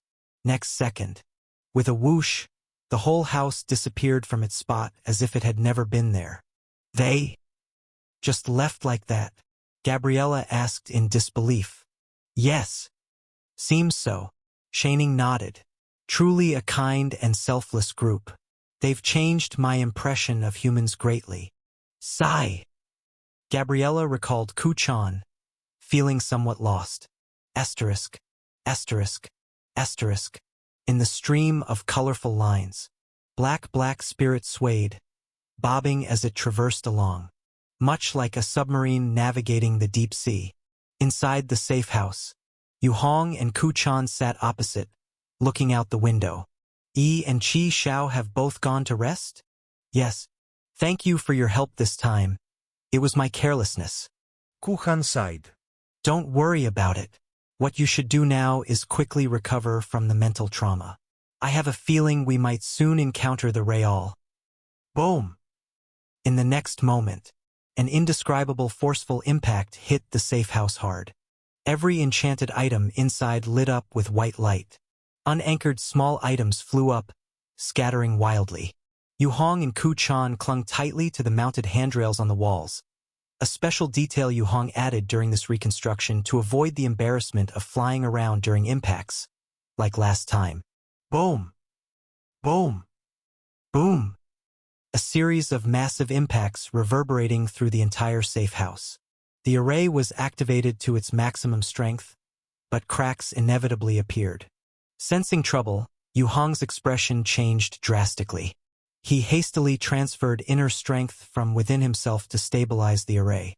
The 6th layer's Tai Ling skill inner strength was far higher in intensity than before. Once channeled, the array quickly steadied and healed. Boom! Boom!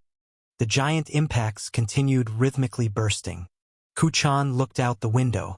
Outside, in the colorful light stream, enormous human faces made of colorful lines passed through with expressions of agony and fear. These giant faces, each about a third the size of Black Spirit. There were many, like schools of fish, streaming past the safe house. Some collided directly with the safe house, causing the booming sounds. Maluo, Maluoan. A string of unintelligible sounds came from the mouths of those giant faces. They were made of colorful lines, frantically weaving past the safe house, also causing the safe house, which had just left, to rapidly ricochet back towards where the white dragons were. What is that? Ku Chan tried to steady his body and shouted out the window. I don't know, Yu Hong shouted back. He didn't know what these were, nor did he know what this flowing current was. All he knew was, the safe house's protective strength far exceeded his own cultivation. Without such protection, they would have been destroyed or swallowed instantly in such collisions. And this torrent of power was rushing headlong towards the White Dragon world.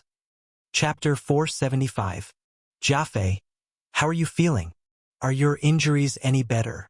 Inside the dragon cave, Father Anshi looked at his daughter soaking in the healing medicine spring with deep concern. He had never imagined that just after a short trip, his wife and daughter would return covered in wounds. Some injuries even seemed nearly fatal. This not only startled him but also filled him with deep anger.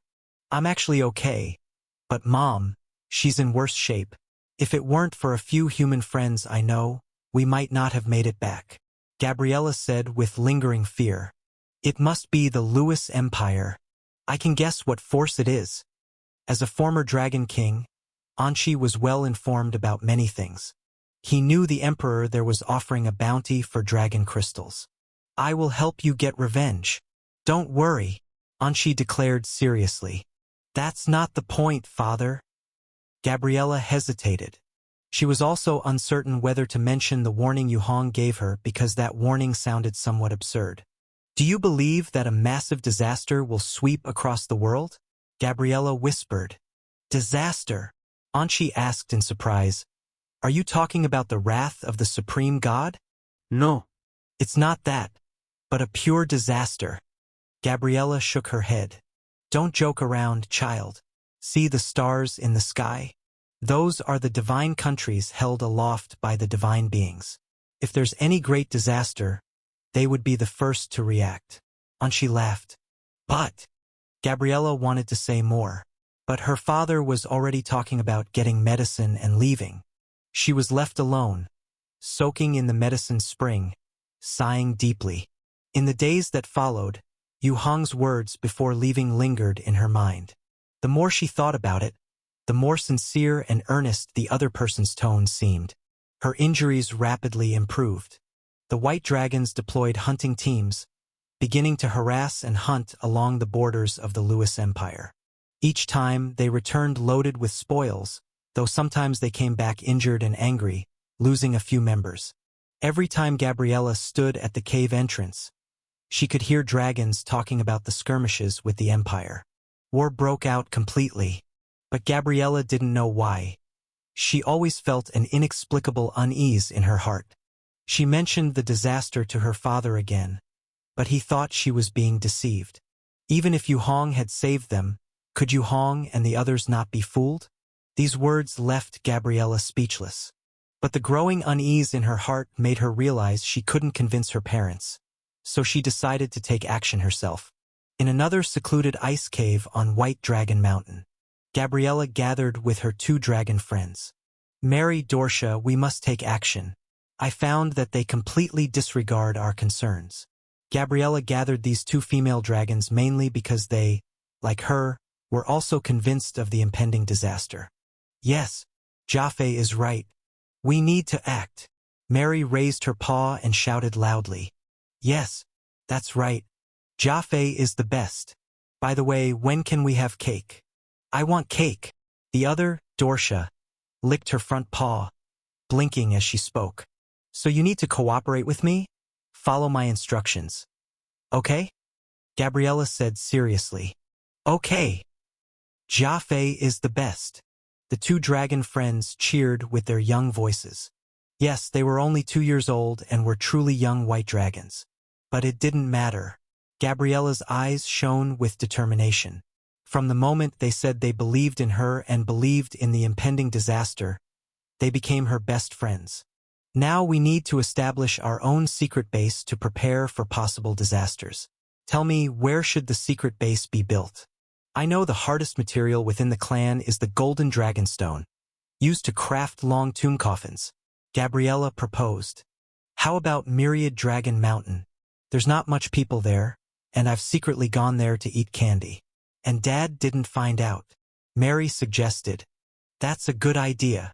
Gabriella nodded. But that place is used for rituals. If we're discovered, we'll be punished. No problem. My grandpa is the high priest, he won't blame us. Dorcia said indifferently. As long as I kiss him, it will be quickly settled. Well done, Dorcia. Gabriella nodded vigorously. Soon, without anyone believing her, Gabriella started building on White Dragon Mountain with the pretense of playing games with the 2 young dragons.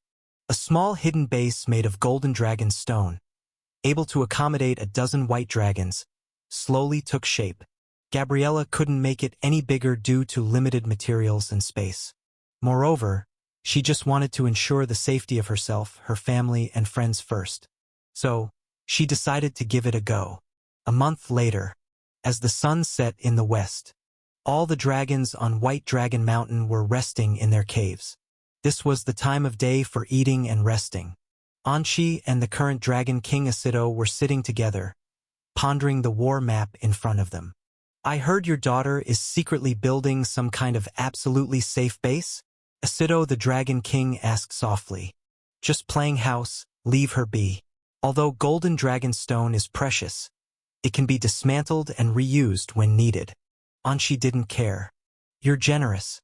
The 4 human empires are now subtly starting to unite, and the dragon god has asked us to pause, to stop wanton slaughtering of civilians and agitating human negative sentiment toward the dragon clan.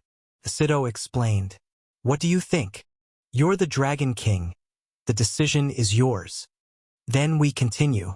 Haha, humans only start to fear when they know it's too late. Do they really think we've been at peace for so long that we've lost our claws? The Dragon King laughed heartily. Then, will you let my daughter's sneaky use of illusion dragon sand for the array setup slide? Anchi laughed. You've cast your vote for me as an elder. What can I say? Asido laughed. But you can't just indulge Gabriella without limits. After all, she's no longer a child and is getting close to level 7 as a mage. At this level, she's not weak and, with her ability, could easily cause some real trouble. Sigh. Anchi sighed heavily. Let her experiment at least. Let her vent some pent-up emotions. You're spoiling her too much, Asido said helplessly. Anchi was well aware of this, but every time he saw his daughter's big pitiful eyes, he couldn't help but soften inside and unknowingly agree to her various messy requests. As a result, at least a third of his private stash of rare materials had vanished. After saying goodbye to the Dragon King and heading home, as soon as he entered the cave, he saw Gabriella approaching him proactively. Father, I'm still missing some majestic stone, and then I can finish setting up the 4th layer defense magic array. With Golden Dragon Stone plus 4 layers of high-grade barrier magic array, the defensive power would be dozens of times stronger than our cave. This is what truly makes an absolutely safe base. Gabriella seemed a bit addicted to building the safe base. The feeling of being nestled safely inside, untouched by anything outside, was just too gratifying. Doesn't your mother have more than me? Anshi said awkwardly, wanting to refuse. His reserves were running low too. Mom gave all hers to me. She's also helping me build the base now. Gabriella replied happily. I think our daughter's base is quite nice. Feels very cozy to lay inside. Wife Shaning also came out laughing. Yes, yes. Once the door is closed, even a forbidden curse couldn't break it now, Gabriella exclaimed with excitement. But Anshi wanted to resist further, but seeing his daughter's big eyes once again staring intently at him, his heart wavered. Well, Father, didn't you say I'm your favorite before? Gabriella called out sweetly. Immediately, Anshi shivered all over. All right, go ahead and take it yourself. Here's the key. He quickly handed over his treasure vault's key, then watched his daughter joyfully run off with the key. Anshi sighed deeply. Ouch. He slapped his own paw hard. Darn it. Why am I so spineless? Didn't I resolve yesterday to hold the line no matter what? Sigh. Asterisk. Asterisk. Asterisk. Black spirit. Yu Hong, Ku Chan, and Qi Xiao gathered at the window, watching the strange mass of human faces passing by outside. They resembled a meteor shower, sweeping the safe house along at great speed in the direction they came from. And not just that. Look at the flow of colored light outside, Yu Hong said in a deep voice. This flow is also headed in the direction we came from, meaning that this flow should have suddenly changed. At least we didn't experience this on the way here. Do you mean that maybe something happened on the White Dragon world side that caused the source disaster's torrent to change? Like an environment under high pressure suddenly finding a release point, directing all flows in that direction? Ku Chan analyzed. That's a possibility, and it's likely that we're near that release point, which is why we're being swept back. Yu Hong nodded. Currently, the array's situation is okay. It's almost fully recovered. But the colored light outside is extremely corrosive, capable of eroding almost all substances and power. I've observed that only spirit light, which is also from source disaster power, gets corroded the slowest. So the array's current defensive strategy is actually to constantly consume spirit light, allowing the outside corrosion to happen, and then continuously replenishing it to maintain defense. Ku Chan explained. Can you calculate how long until we're back to White Dragon World? Yu Hong asked. With uncertain direction and route, we're not returning directly. However, if we simulate the water flow trajectory, it will take about a week to get back. Ku Chan simply said. Why so long? Qi Xiao frowned. Because we came in a straight line, but we're going back in a circling curve. Ku Chan replied. Next, we need to conduct a rough assessment of possible dangers we might face. The outbreak of source disaster can't just be the seemingly harmless stream of human face meteors. Yu Hong stated. I'll do it. How about we preliminarily name this disaster wind disaster? Is that okay? Ku Chan asked. Okay. Yu Hong also thought it was fitting. Next, I need to constantly monitor the array and protection levels. After confirming everything's stable, we need to collect some sample materials from the outside for analysis and research to strengthen the black spirit's targeted defensive power. Understood. I'll cooperate. I'll cook. The three loudly responded. Chapter 476. Having confirmed the arrangements, Yu Hong quickly returned to the main control room. The reinforcement of the black mark was complete, and the tower spirit map had turned into a book made of light golden metal, with 3 words printed on the cover. Primordial God Scripture. Instead of flipping through the fortified manual, he pressed his hand against the wall immediately. Reinforce the black spirit direction. Increase the hardness of the outer wall. The strength he thought was sufficient before now seemed inadequate again, and he could only further enhance it. In fact, Yu Hong didn't really want to keep reinforcing the safety house, because at this point, the strength of the safety house was already extremely high, and each subsequent reinforcement required a long time to achieve a breakthrough. This was a tremendous waste in using the black mark. But there was no choice. The dangers outside were also constantly increasing. As the savior ship moved automatically, it was foreseeable that even more dangerous situations would be encountered. Thus, further reinforcement was urgent and necessary. Soon, a countdown appeared. 24 days, 11 hours, 9 minutes.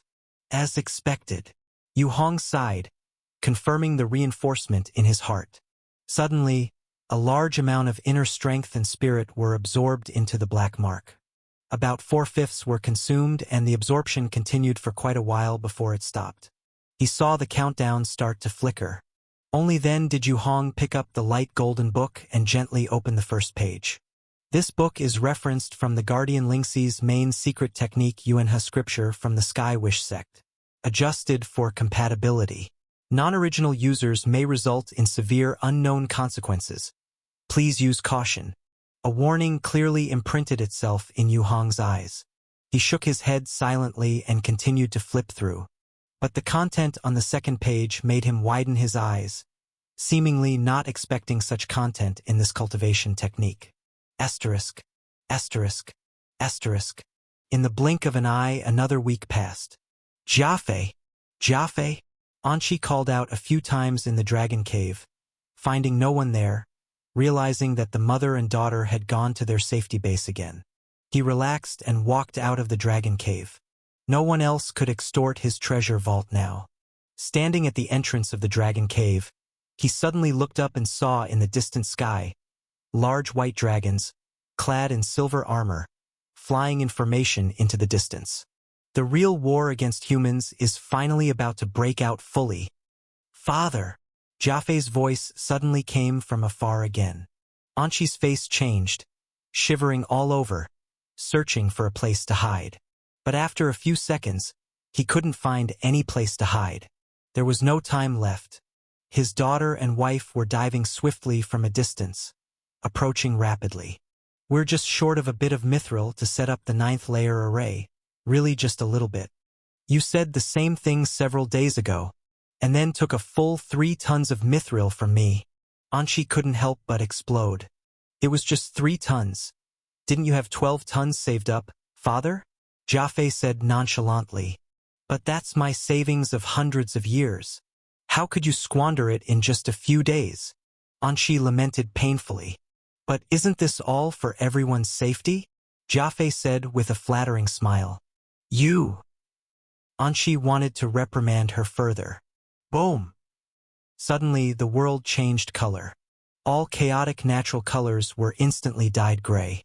In the forest far away, a massive gray light sphere abruptly exploded. The terrifying roar engulfed all surrounding sounds. The gray halo, like a sun falling to the ground, radiated and stained all colors. What is this? Anqi, Jiafei, and Shaining simultaneously looked in that direction. Crack. Immediately after, from where the gray light sphere exploded, dense cracks automatically spread.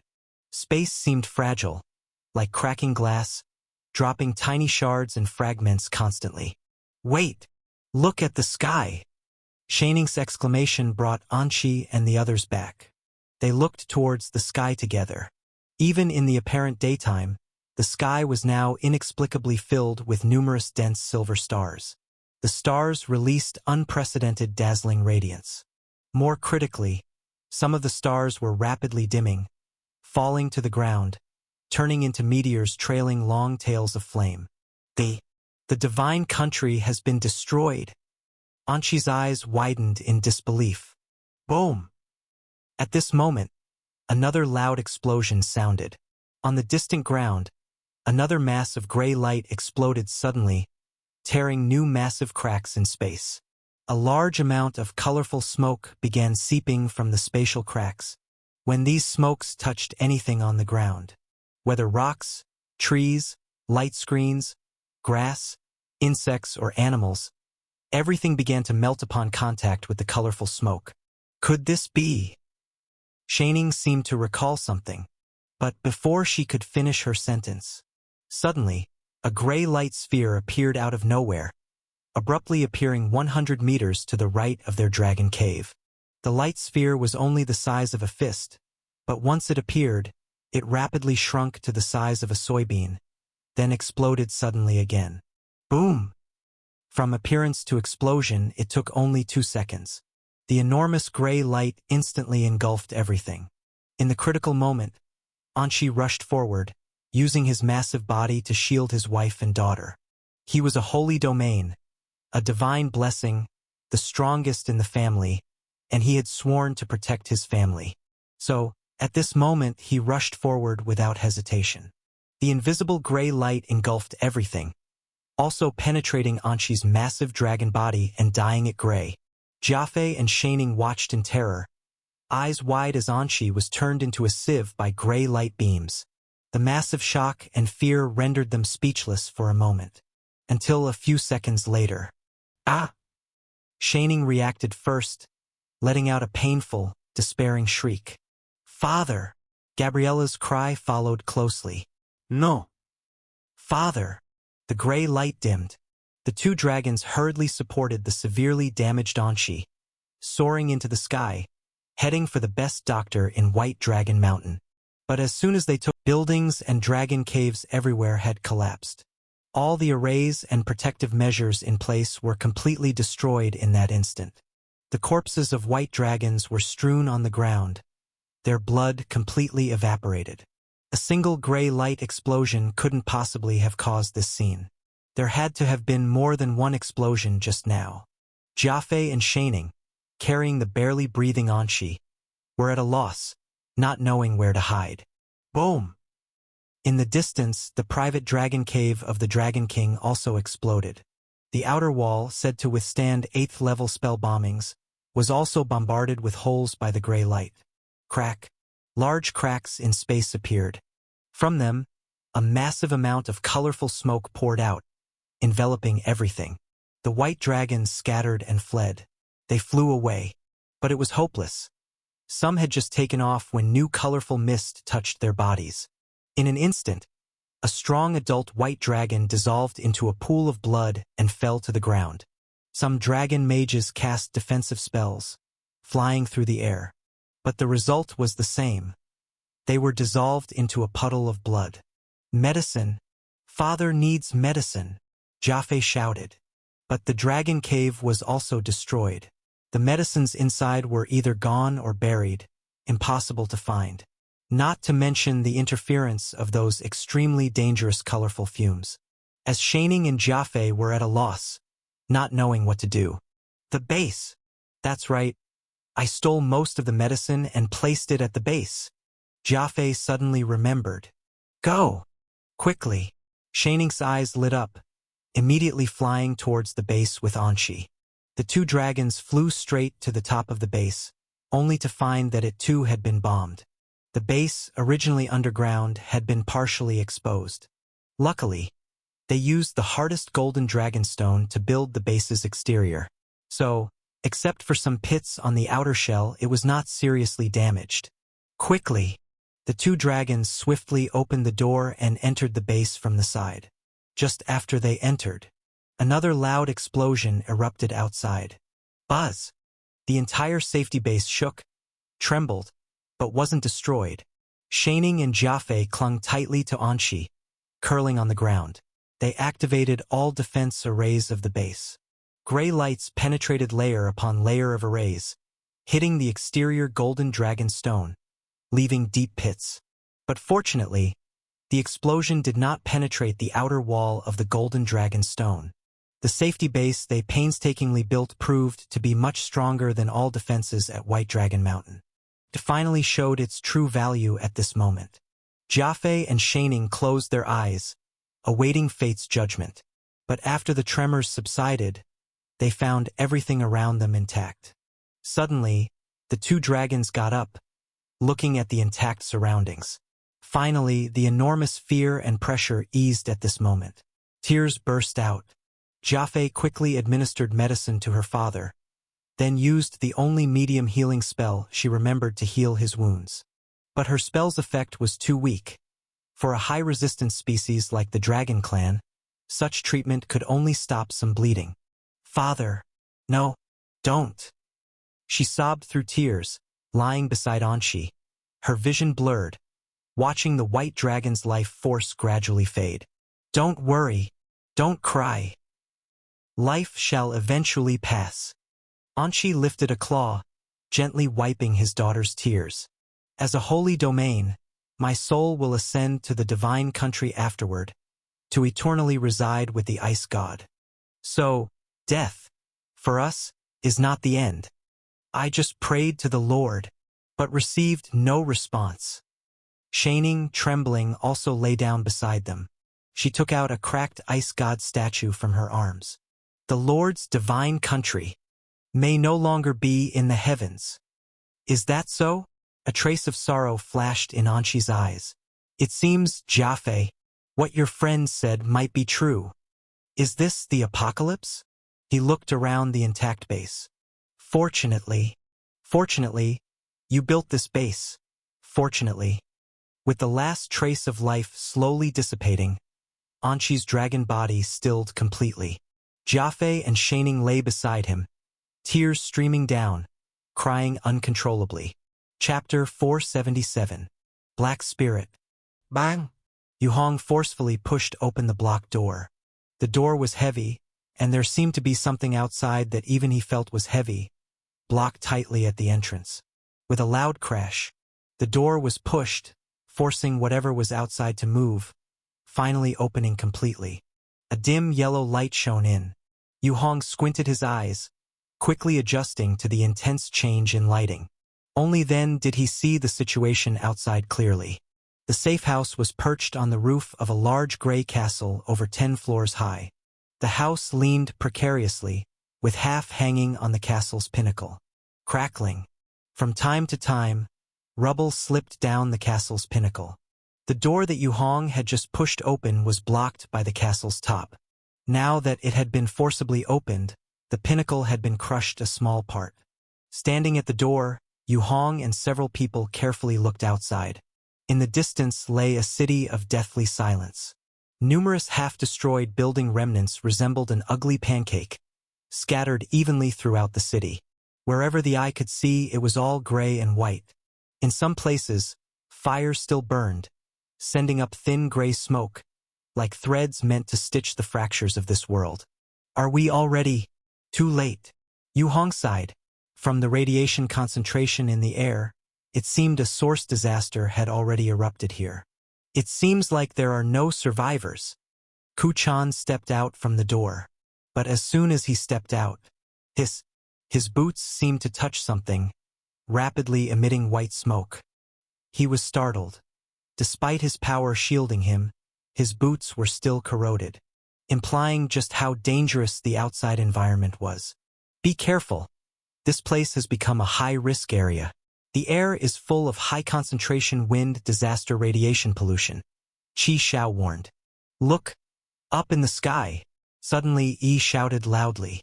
Yu Hong and the three of them hurriedly looked upward, only to see the sky filled densely with stars falling like meteors, as if they were real meteors. Silent. The meteors fell to the earth, causing massive quakes, but without sound. You could only see circles of gray light spreading continuously. Such strong radiation response, but I wonder about the explosive power of these meteors, Kuchan said in a low voice. "I want to try and see if I can collect some byproducts." "Did you not say you needed some wind disaster products for research to prepare for the next enhancement Alliance hierarch?" "Be careful," Yu Hong nodded. He also wanted to try, but currently his summonings could not endure like Kuchan Kai Jing Taoist's attack output was sufficient, but its endurance was equally weak. "Then, I'm going."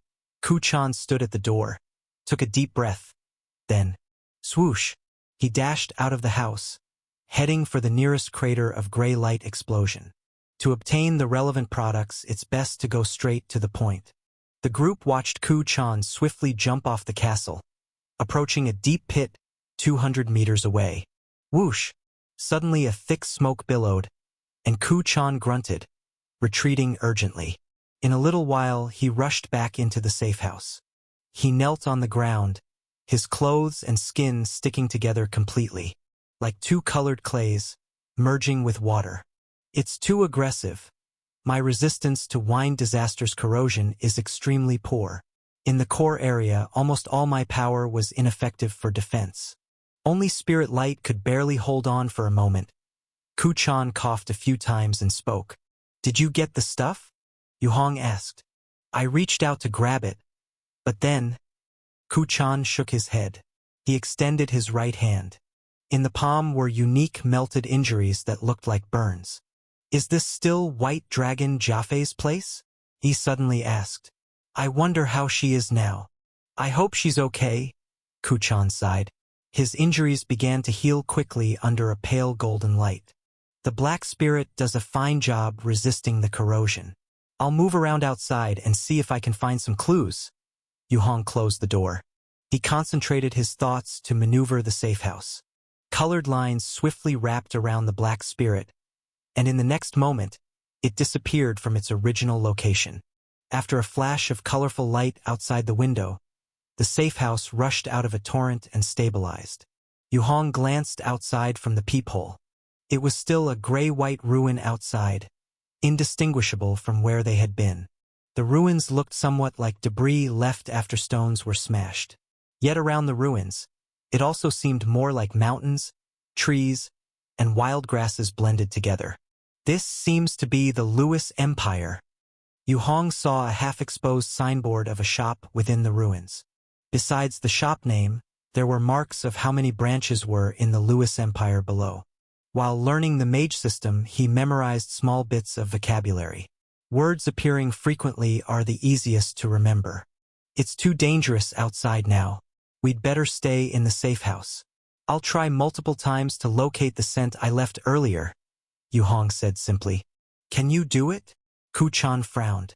He was quite worried about Jiafei's situation. Not much of a problem. Before leaving, I secretly left some power as a temporary coordinate. Originally for positioning roughly, but now it seems it served another purpose coincidentally. Yu Hong estimated the position of the inner strength he had left earlier. Although much was covered by source disaster radiation, his inner strength also consisted of high-concentration light disaster radiation energy polymer. Asterisk. Asterisk. Asterisk. Boom! The ceiling of the safe house began to crumble with stone fragments. The 9 layers of array had now only 3 barely maintained their operation. Shaning hugged her daughter in a corner of the base, desperately keeping the outer layer of the array running, trying to enhance the base's survival rate. Rumble. Another deafening sound came quickly. Shaning watched the array monitor on the wall, with the last 3 green lights instantly extinguishing too. A profound despair surged within her heart. Mom, are we going to die here? Jiafei clung to her father Anshi's body, tears streaming, not knowing how long she cried. No. We've built the best base. Our efforts haven't been in vain. We withstood the initial most dangerous wave of attacks. Surely everything will be all right. Sanning wiped the tears from her face, trying to comfort her daughter. If I had tried harder and accelerated a bit more, perhaps the base could be tougher, more solid. Maybe father wouldn't. Jiafei didn't finish her sentence. Suddenly, there was another violent shaking. The entire base quaked again, with a corner caving inward violently. What is that? Shaning saw through the mage's eye outside the array, a swarm of gray-white monsters with human faces surrounding the base, as if hunting wolves, appearing to nibble at something. Those human-faced serpents weren't really serpents, just that they dragged a long trail of white smoke behind them when flying. The largest among them at that moment was swirling, charging at the base over and over. Its power was tremendous, each strike like a full-speed sprint from an adult giant dragon. Maluo, the human faces shouted, making inexplicable cries. Boom! Another part of the base's outer wall was dented. No! This can't go on. Shaning realized the problem. Only the last array light remained. If the last array were also destroyed, Jiafei, Mommy will go out to divert these monsters, and I'll be back soon. Remember to cover me, Shaining said earnestly. Okay. Jiafei nodded. Both dragons knew that without countermeasures, their eventual fate was undoubtedly dying here. Shaining stood up, carefully and gently placing her husband Anshi's dragon body aside, then stood at the doorway. Layer upon layer of magical defenses lit up over her body. She took a deep breath. Bang! Suddenly, Shaining darted out the door, flying out towards a gap among the human face monsters. But as soon as she stepped out, she sensed something was amiss. The air outside was filled with a remarkably exaggerated toxic radiation energy. Once airborne, she felt her whole body aching.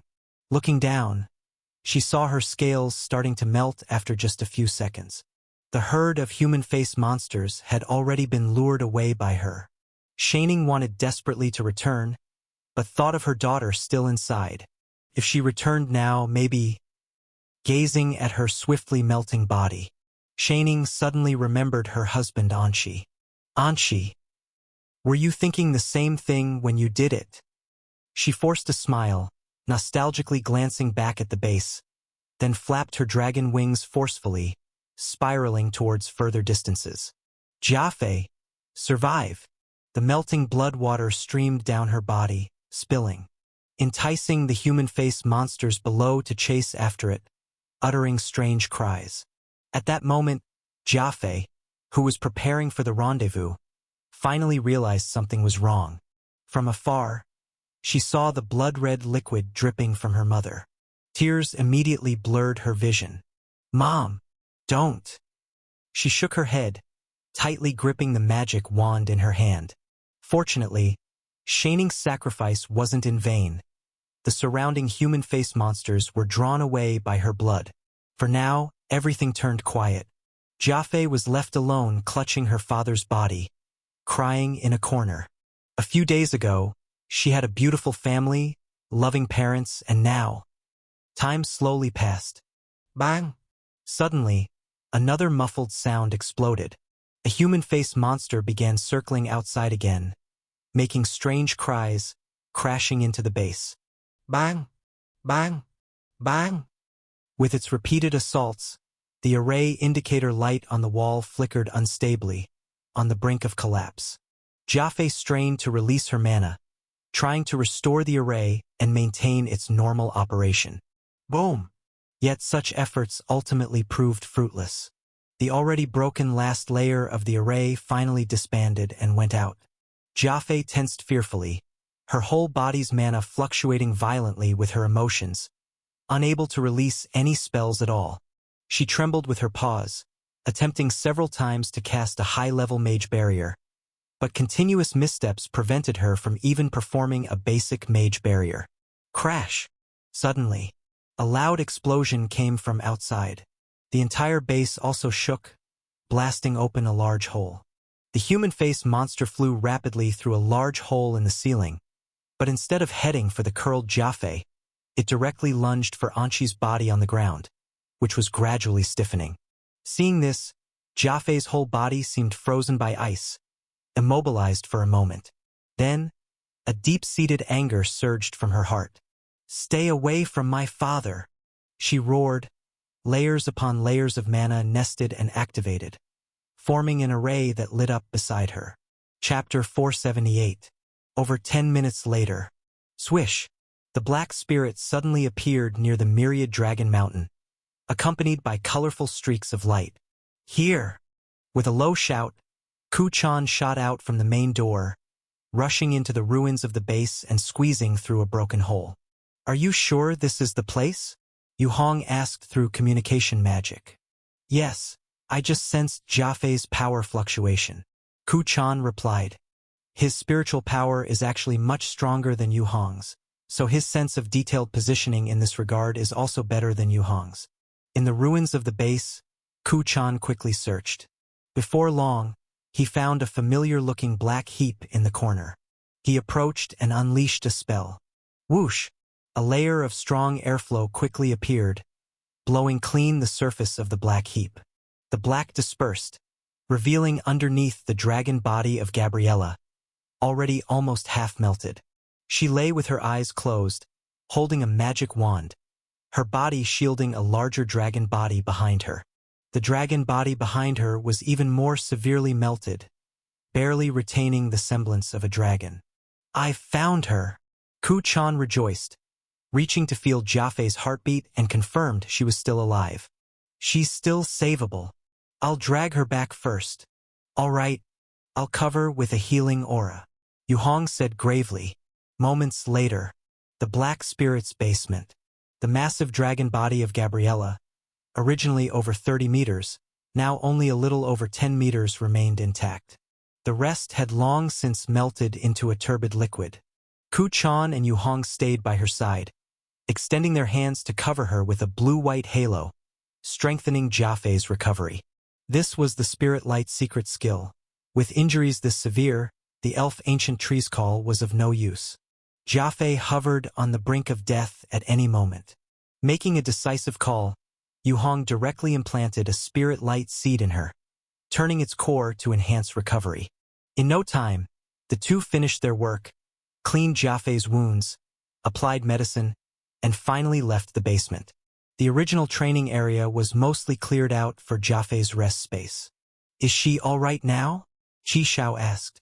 "She's out of danger, but at least half of her body's tissues have been dissolved. Recovering in the future will be very difficult." Yuong Siged. "What do we do now?" Ku Chan asked, walking to the window to look outside. Outside, clusters of explosive gray light and swarms of lurking humanoid creatures roamed. These humanoid creatures were the same type they had encountered in the wind disaster currents. Only here they were much smaller than those they had met before. "This world probably can't hold on anymore. Let's search for useful things and leave." Yuong Siged. "At least the warrior system here, the true god system, still has some utility." He stood by the window, watching Yi go downstairs to care for Jiafei through the glass reflection. Qi Shao lamented while slicing an apple with his body. Ku Chan, on the other hand, took out a small notebook and was recording something. "But everything's turned to ruins.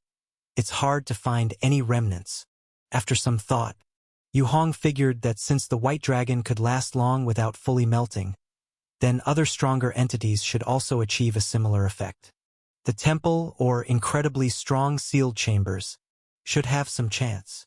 Instantly, he piloted the Black Spirit to wing around the Myriad Dragon Mountain. Since its last upgrade, the Black Spirit had greatly increased stealth, and with stealth mode activated, it could remain isolated from external worlds, incredibly formidable. Looking from afar, the Black Spirit seemed like a ship rolling across the dry land. Silently here one moment, there the next. Bang! Quickly, Yu Hong spotted a cavern noticeably more ornate than the others around, then broke down the door. He didn't open up a safe house to enter, as there was no room inside to accommodate the bulk of the Black Spirit. Immediately, he walked to the entrance, a self-replenishing layer of protection automatically appearing. Whoosh! Before anyone could speak, he had rushed out of the safe base, transforming into a phantom and arriving inside the cavern. Inside was a snowy white chill. Each humanoid creature, over 10 meters long, slithered like snakes inside. Yu Hong sensed the erosion speed of inner strength and spirit light on his body. "I can hold out for about 20 minutes. That's enough." After 20 minutes, he could only physically withstand it, and he didn't want to get hurt, so he had to hurry. Whoosh! Dashing through the midst of the humanoid creatures, Yu Hong casually waved his hand. 2 humanoid creatures instantly exploded like gray-white balloons, bursting into countless tiny fragments. Yu Hong entered the inner passage of the dragon cave, sprinting faster while pointing a finger. Shadows of fear emerged one after another, ranging from low to high levels. 3 seconds later, Yu Hong left a Kai Jing Taoist there, for only the colorful mirror had a strong resistance to the corrosion here. This resistance even outdid Yu Hong himself by a bit. "Go scour for any books or treasures in here," he casually instructed, while hastening through the corridor, entering what seemed like a bedroom in an oblong dragon cave. Quickly, he saw a part of the wall showing contents falling out due to the dissolved lid. Before the recess, a viscous form barely recognizable as a dragon sprawled out on the ground, long devoid of breath. Yu Hong stepped over the viscous form and retrieved things from the recess. He glanced slightly at a cover depicting a dragon-headed figure wielding a large sword, performing a sword art. He tucked it straight into his bosom. Yu Hong searched around further. Soon, a small arm-length staff next to the bed caught his attention. Picking up the short staff, Yu Hong found that it had only slightly dissolved. He immediately fastened it to his back waist as well. Confirming nothing else was left, he finally reached the dragon-shaped viscous heap. He stretched out his hand and gently touched the mucus. Hiss! The sound of intense corrosion arose, accompanied by thick white smoke. Yu Hong shook his head, turned, and quickly left. Returning to the Black Spirit, he controlled the safe house to move to other places, utilizing brief leap-style movements through the wind disaster currents. For a second time, the safe house emerged slowly from within the colorful lines. This time, outside lay a half-destroyed chapel and palace ruins. Transparent crows circled, flying above. Massive humanoid creatures dragged long white smoke, hunting for possible living beings. Bang! Yu Hong kicked open a spiral tower's door. The milky white tower spiked sharply, up to over 20 stories high. The top flickered intermittently with red light. In the first-floor hall, the red carpet lay soaked. It was unclear whether with blood or water. Half-dissolved humanoid figures slouched against the wall, sitting limply on the ground. Top, top, top. Yu Hong walked step by step towards the deepest stairwell, ascending the spiral staircase. Bang! A mage's bedroom was forcibly opened. Inside the gray-white room, aside from books on shelves and a bed, nothing else remained. Without a word, Yu Hong stepped up to shove all the books on the bookshelf into the burlap sack he brought. Spirit light covered them, slowing the corrosion. Then continued to the next room. One mage's room after another was emptied. Wands, spellbooks, spellcasting materials, it didn't matter, as long as they were still intact and uncured, they went into Yu Hong's sack. Moments later, he finally took down the human head-sized red crystal still flashing red atop the tower and placed it into the sack. His gaze fixed towards the heart of the city, towards the temple. Boom! The temple's heavy door was kicked open as well. Yu Hong stepped inside. In the gilded great hall, fully armed silver-armored holy temple knights kept kneeling on one knee, maintaining their pre-death prayer stances. Beneath the armor chinks flowed out the murky liquid. That was from their flesh melting down. Yu Hong swiftly moved inward, quickly reaching the idol. The idol depicted a beautiful blonde woman in a diaphanous gown and a crowned head. The woman bore a longbow, with golden arm guards on her arms. Majestic with a hint of allure. Yu Hong glanced at the woman's idol, glanced around, then climbed up to pull the longbow from behind the idol. Snap! It seemed the longbow was stuck by something, not able to be fully removed. Yu Hong applied force. Still couldn't remove it. He wondered, examining closely. As a result, a pair of slender, pale hands tightly grasped the other end of the longbow. Young man, I'm not dead yet. Isn't it a bit hasty to take someone else's belongings? An enchanting young female voice sounded beside him. Yu Hong jumped, swiftly releasing the bow, stepping back several steps to create distance.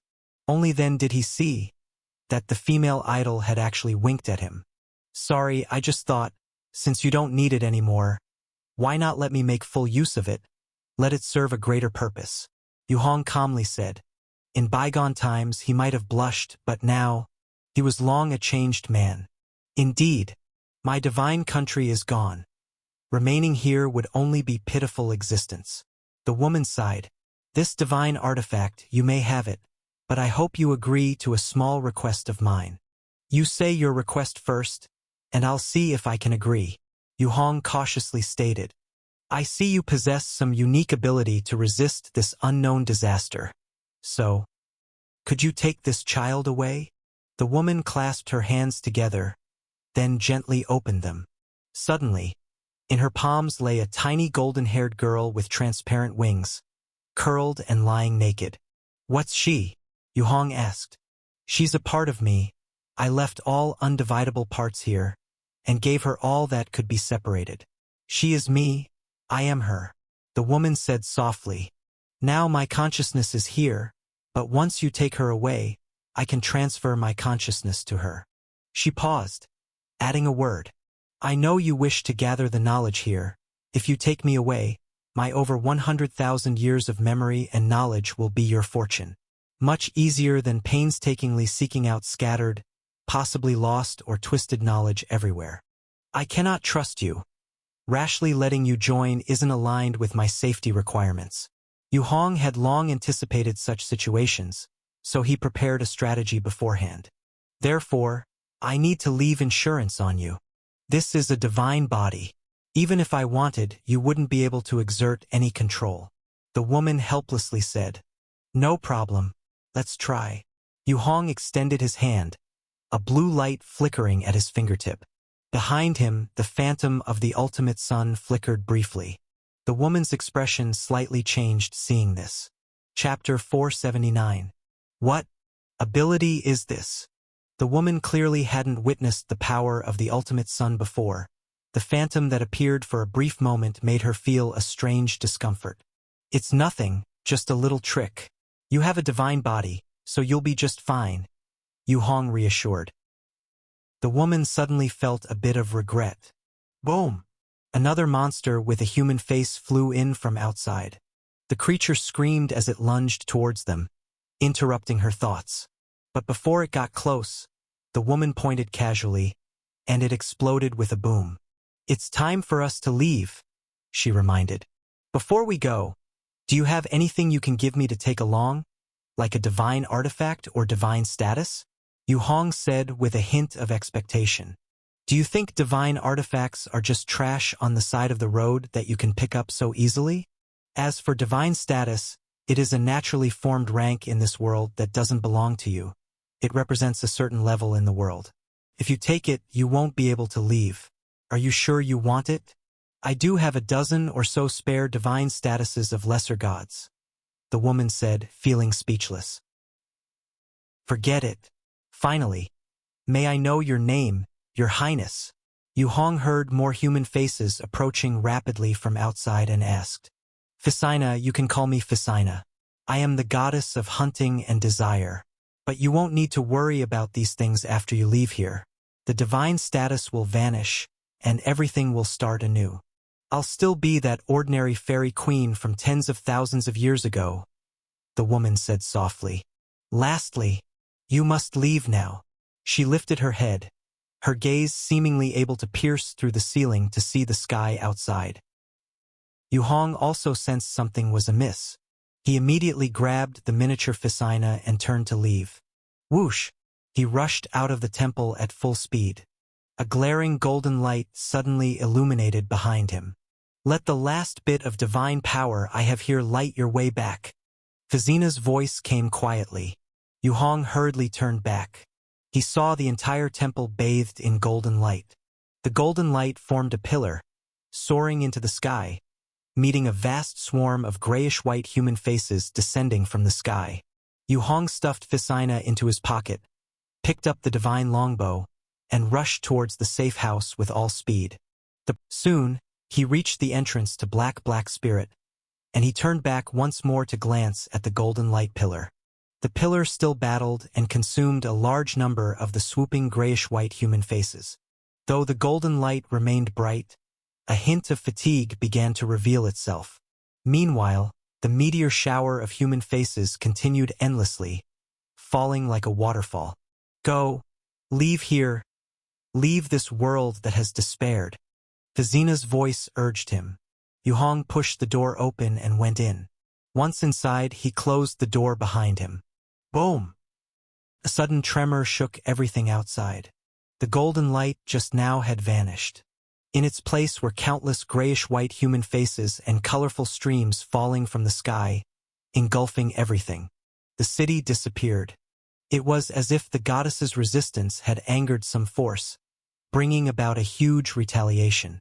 Inside the safe house, Yu Hong, Ku Chan, and others stared blankly at the colorful torrent outside that engulfed everything.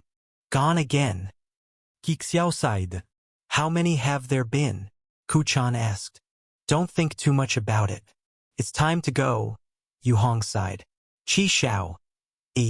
You guys keep an eye on the situation outside. I'm gonna check this time's haul. Okay. Qi Xiao was quite reliable when serious. He goes without saying. Yu Hong trusted the two of them completely. He took Fisina into the main control room and placed her into a crystal experiment tray. Yu Hong dumped the sack he was holding onto the ground. A pile of books rolled out, followed by various miscellaneous items vibrating with power. He started by examining the books. Picking them up, he found he could barely recognize one or two words on them. Apparently, they were written in a language he didn't know. He fished out a translator and wore it, finally seeing the meanings clearly this time. Elemental Mage Basics, Life Holy Seal Analysis, Night Training, Meditation Basic Skills, Combat Energy Refining. The collection was complete, covering the basics for warriors and mages, all of which were there. Next, Yu Hong used his inner strength to generally clean the items, then took Fisina back to the first floor. How is Jiafei's condition? He asked. Awake, but still unable to move. After going through so many tragedies, it's not easy to come around, Qi Xiao replied. The safe house continued to occasionally shake slightly, but the strong defensive outer wall, even surpassing Yu Hong's inner strength, coupled with inner strength protection, meant these smaller human faces couldn't shake the safe house at all. Standing by the window, Yu Hong took one last look at this world. The human faces flying down from the sky were becoming more numerous, pelting the ground like raindrops. The explosions of dim light were also becoming more frequent and concentrated. Swoosh! Yu Hong pulled down the window shutter and mentally instructed Black Spirit to depart again. Countless colorful lines appeared, completely enveloping the safe house. In the next instant, the safe house disappeared from its original location. Yu Hong then turned around, clapped his hands. All right, everyone, please stop for a moment. I need to introduce the newcomer who just boarded the ship, Fisina. He paused and continued. Since she's new, she's still in the observation period. Please help keep an eye on her. Bringing someone on board so easily, won't that cause trouble later? Qi Xiao, experienced and sharp, immediately thought of the key issue. Well, there's nothing we can do. She offered a lot, but we can observe her first to figure out her character. If it doesn't work out, I can throw her out midway. Yu Hong nodded. That's quite harsh, so I have no objections. Qi Xiao nodded.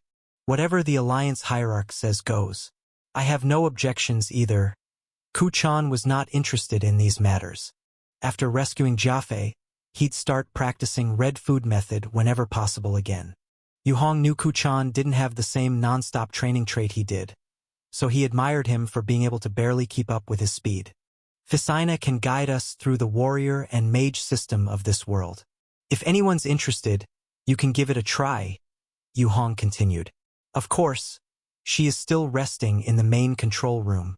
I'll bring her here when she wakes up. Is the food supply enough? I discovered a spell here that can condense moisture and draw water from the water element plane, Kuchan asked. It's ample, enough for 2 years. Yu Hong piloted Black Spirit, navigating along the colorful torrents, conversing with the others. After confirming that all arrangements were fine.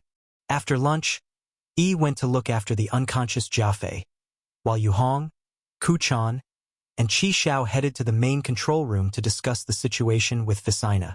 Inside the main control room, crystal bottles filled with various eyeballs were hung all over the walls.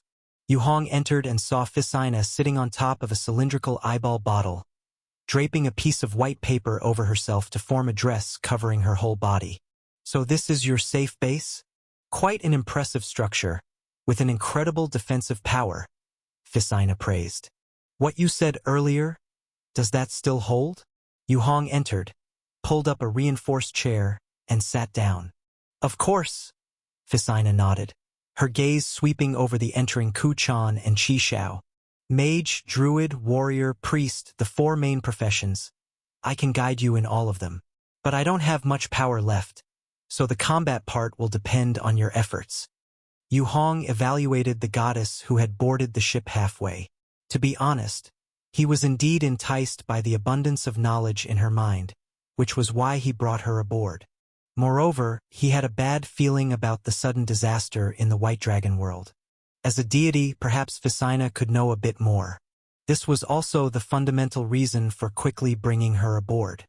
Physina, I want to ask, do you know what that colorful torrent outside and those strange human faces that destroy everything are? Yu Hong, thinking as he did, directly asked. That is the door of dissolution of all things, one of the apocalypse plagues continuously guarded by Baals, the Void God. But for some reason, recently, Baals and the entire Void God system suddenly lost contact with the Temple of All Gods. We were about to send a god to investigate, and then everything happened. Physina said, still perplexed. Door of dissolution of all things? Yu Hong frowned. So, did you discover this power early on and knew it could potentially bring an apocalypse? Yes, the god of prophecy gave us predictions that we firmly believed. Not just this one. There are a total of 9 main god systems. Each main god has been guarding their own apocalypse door for hundreds of thousands of years. Physina said gravely. Seeing them fall into deep thought, Physina looked around. By the way, what do you plan to do? Just navigate the disaster on this ship. Qi Xiao explained to her. I'll handle this haul, just in case.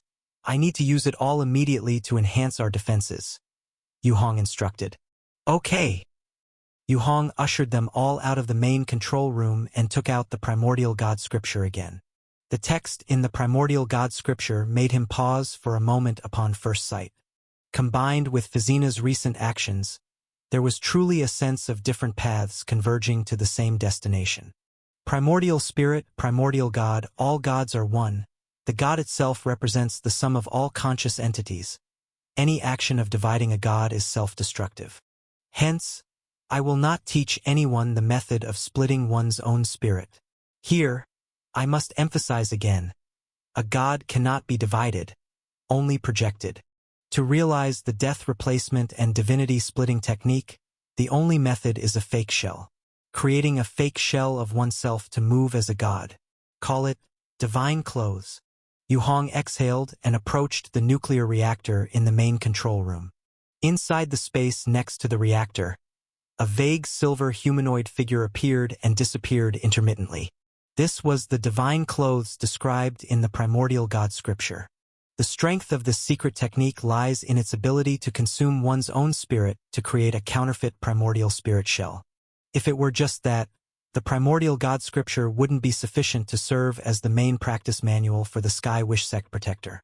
Another key function is that the divine clothes created by the Primordial God Scripture can allow for instantaneous consciousness switching with the primordial spirit itself. In other words, within a certain range, Yu Hong and this divine clothes can switch consciousness at any time. In one moment, he can control the physical body operating outside, and in the next moment, his consciousness can return to the divine clothes, controlling Black Spirit's actions. This means that, even if the body were to perish, he would still have a chance to make a comeback. The more divine clothes there are, the more lives for substitution. And the creation of divine clothes only requires collecting a small amount of self-exuded spiritual radiation daily. Chapter 480. The Primordial God's secret technique can consolidate 3 divine clothes in total. This is equivalent to 3 lives. Truly monstrous. Yu Hong also had contact with the cultivation technique of the Sky Wish sect and increasingly felt the terrifying strength of this faction. But even such a power seemed to have been obliterated in the fight against the source disaster. With a sigh, Yu Hong continued to immerse himself in perfecting the divine clothes. The cultivation of the Primordial God Scripture was highly compatible with his spirit, making the practice incredibly smooth and effortless. The outline of the first divine clothes formed after only a few hours. The condensing of the divine clothes also allowed him to temporarily leave the safe house and freely move around the vicinity. Compared to the initial divine secret technique and the magician's divine separation skill, the Primordial God Scripture was incredibly superior. Not only did it not harm one's own spirit, but it could also cultivate multiple lives for substitution. Now that I've only consolidated one divine clothes, according to the scripture's description, it takes 10 years to fully condense one with substitution ability. That time isn't long for those cultivation masters of the Sky Wish sect, but it's still too long for me. He retracted his hand, picked up the outer eye once more, and continued with a new round of cultivation. Whether it was Primordial God Scripture, Chaotic God Heavenly Eye Scripture, or Tai Ling skill, they all required time to build upon cultivation. Asterisk, asterisk, asterisk. In the colorful torrent, the black spirit slowly drifted away from the white dragon world, reversing course silently toward the next direction. A large number of human faces swept past the ship like meteors, occasionally crashing into the ship with a loud noise. They all seemed to be flocking to the white dragon world, as if wanting to devour everything desired there. Such situations were frequent at first. Every half an hour, a large group of human-faced monsters would brush past the ship. Later, the time extended to more than an hour between encounters. And later still, it became once every 3 hours, and the number of human-faced groups began to decrease, their sizes shrinking. Until 5 days later, the safe house was still undergoing enhancement, with more than half of the 24-day countdown remaining. And the unconscious Jaffe finally woke up. Covered in scars, she used a spell to reduce her size and lay on the table, crying hysterically. Yi quietly comforted her from the side. Ku Chan sat by the window, unusually not cultivating, but staring blankly at the colorful streaks flashing past the window. Qi Xiao and Fisaina were discussing something, their expressions solemn. Yu Hong spent 5 days to thoroughly complete the preliminary stage of the first divine clothes from the Primordial God Scripture. The next step was to refine the intricate details over time. This refinement would take 10 years to finally gain substitution ability. Of course, as it stands now, it was already sufficient. All right, everyone quiet down. He walked to the center of the first floor, clapped his hands, and drew everyone's attention. We are about to reach the next place. Prepare yourselves. Yi, you're responsible for taking Jaffe to the second floor to rest. Ku Chan, Fisaina, Qi Xiao, and I will stay on the first floor, ready to handle any emergencies at any time. Looking at the weeping Jaffe, Yu Hong felt hardly anything inside. Perhaps he had seen too many such examples. Too many people had lost loved ones to the source disaster. In Hope City, wherever you grabbed a handful of people, they were all similar cases. Compared to those who lost family and could only struggle desperately within the source disaster, Jaffe was actually doing quite well. Do you all really believe this savior ship can find the true land of vitality? Fisaina suddenly asked. Apparently, she had gotten some level of information about here from Qi Xiao. Do you have a better idea? Yu Hong retorted. Fisaina was at a loss for words, falling silent. After a moment's silence, she continued. Have you ever thought about creating a so-called land of vitality by yourself? I heard about your research capabilities. Why not give it a try? You overestimate me. Yu Hong didn't have much to say. If he had infinite time and lifespan, he could indeed give it a shot, but now the pressure from Agrius forced him to find a solution.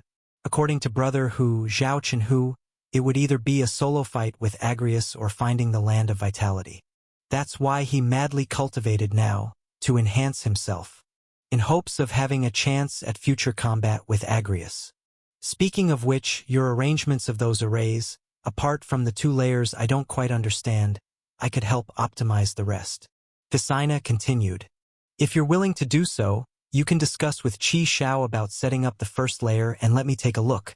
If I confirm there are no issues, I'll coordinate to optimize it. Yu Hong had his attention focused on the outside at this time. Upon hearing this, Fisaina still wanted to add something. Suddenly, the whole safe house shook heavily. Boom! It seemed to have hit something. Yu Hong frowned and quickly returned to the main control room. This was the place fused with the bow of the savior ship, therefore having a large circular glass window to see outside. It was usually blocked with a shield for his cultivation. With a sound, he pulled it open. Yu Hong looked shocked, followed closely by Fisaina, Qi Xiao and Ku Chan, who also froze at the sight. Outside the circular window, directly in front of the bow, a black submarine-like vessel was broadside against the black spirit.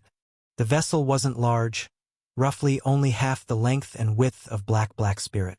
Submerged in the colorful torrent, it appeared as a black rubber with a pitted surface.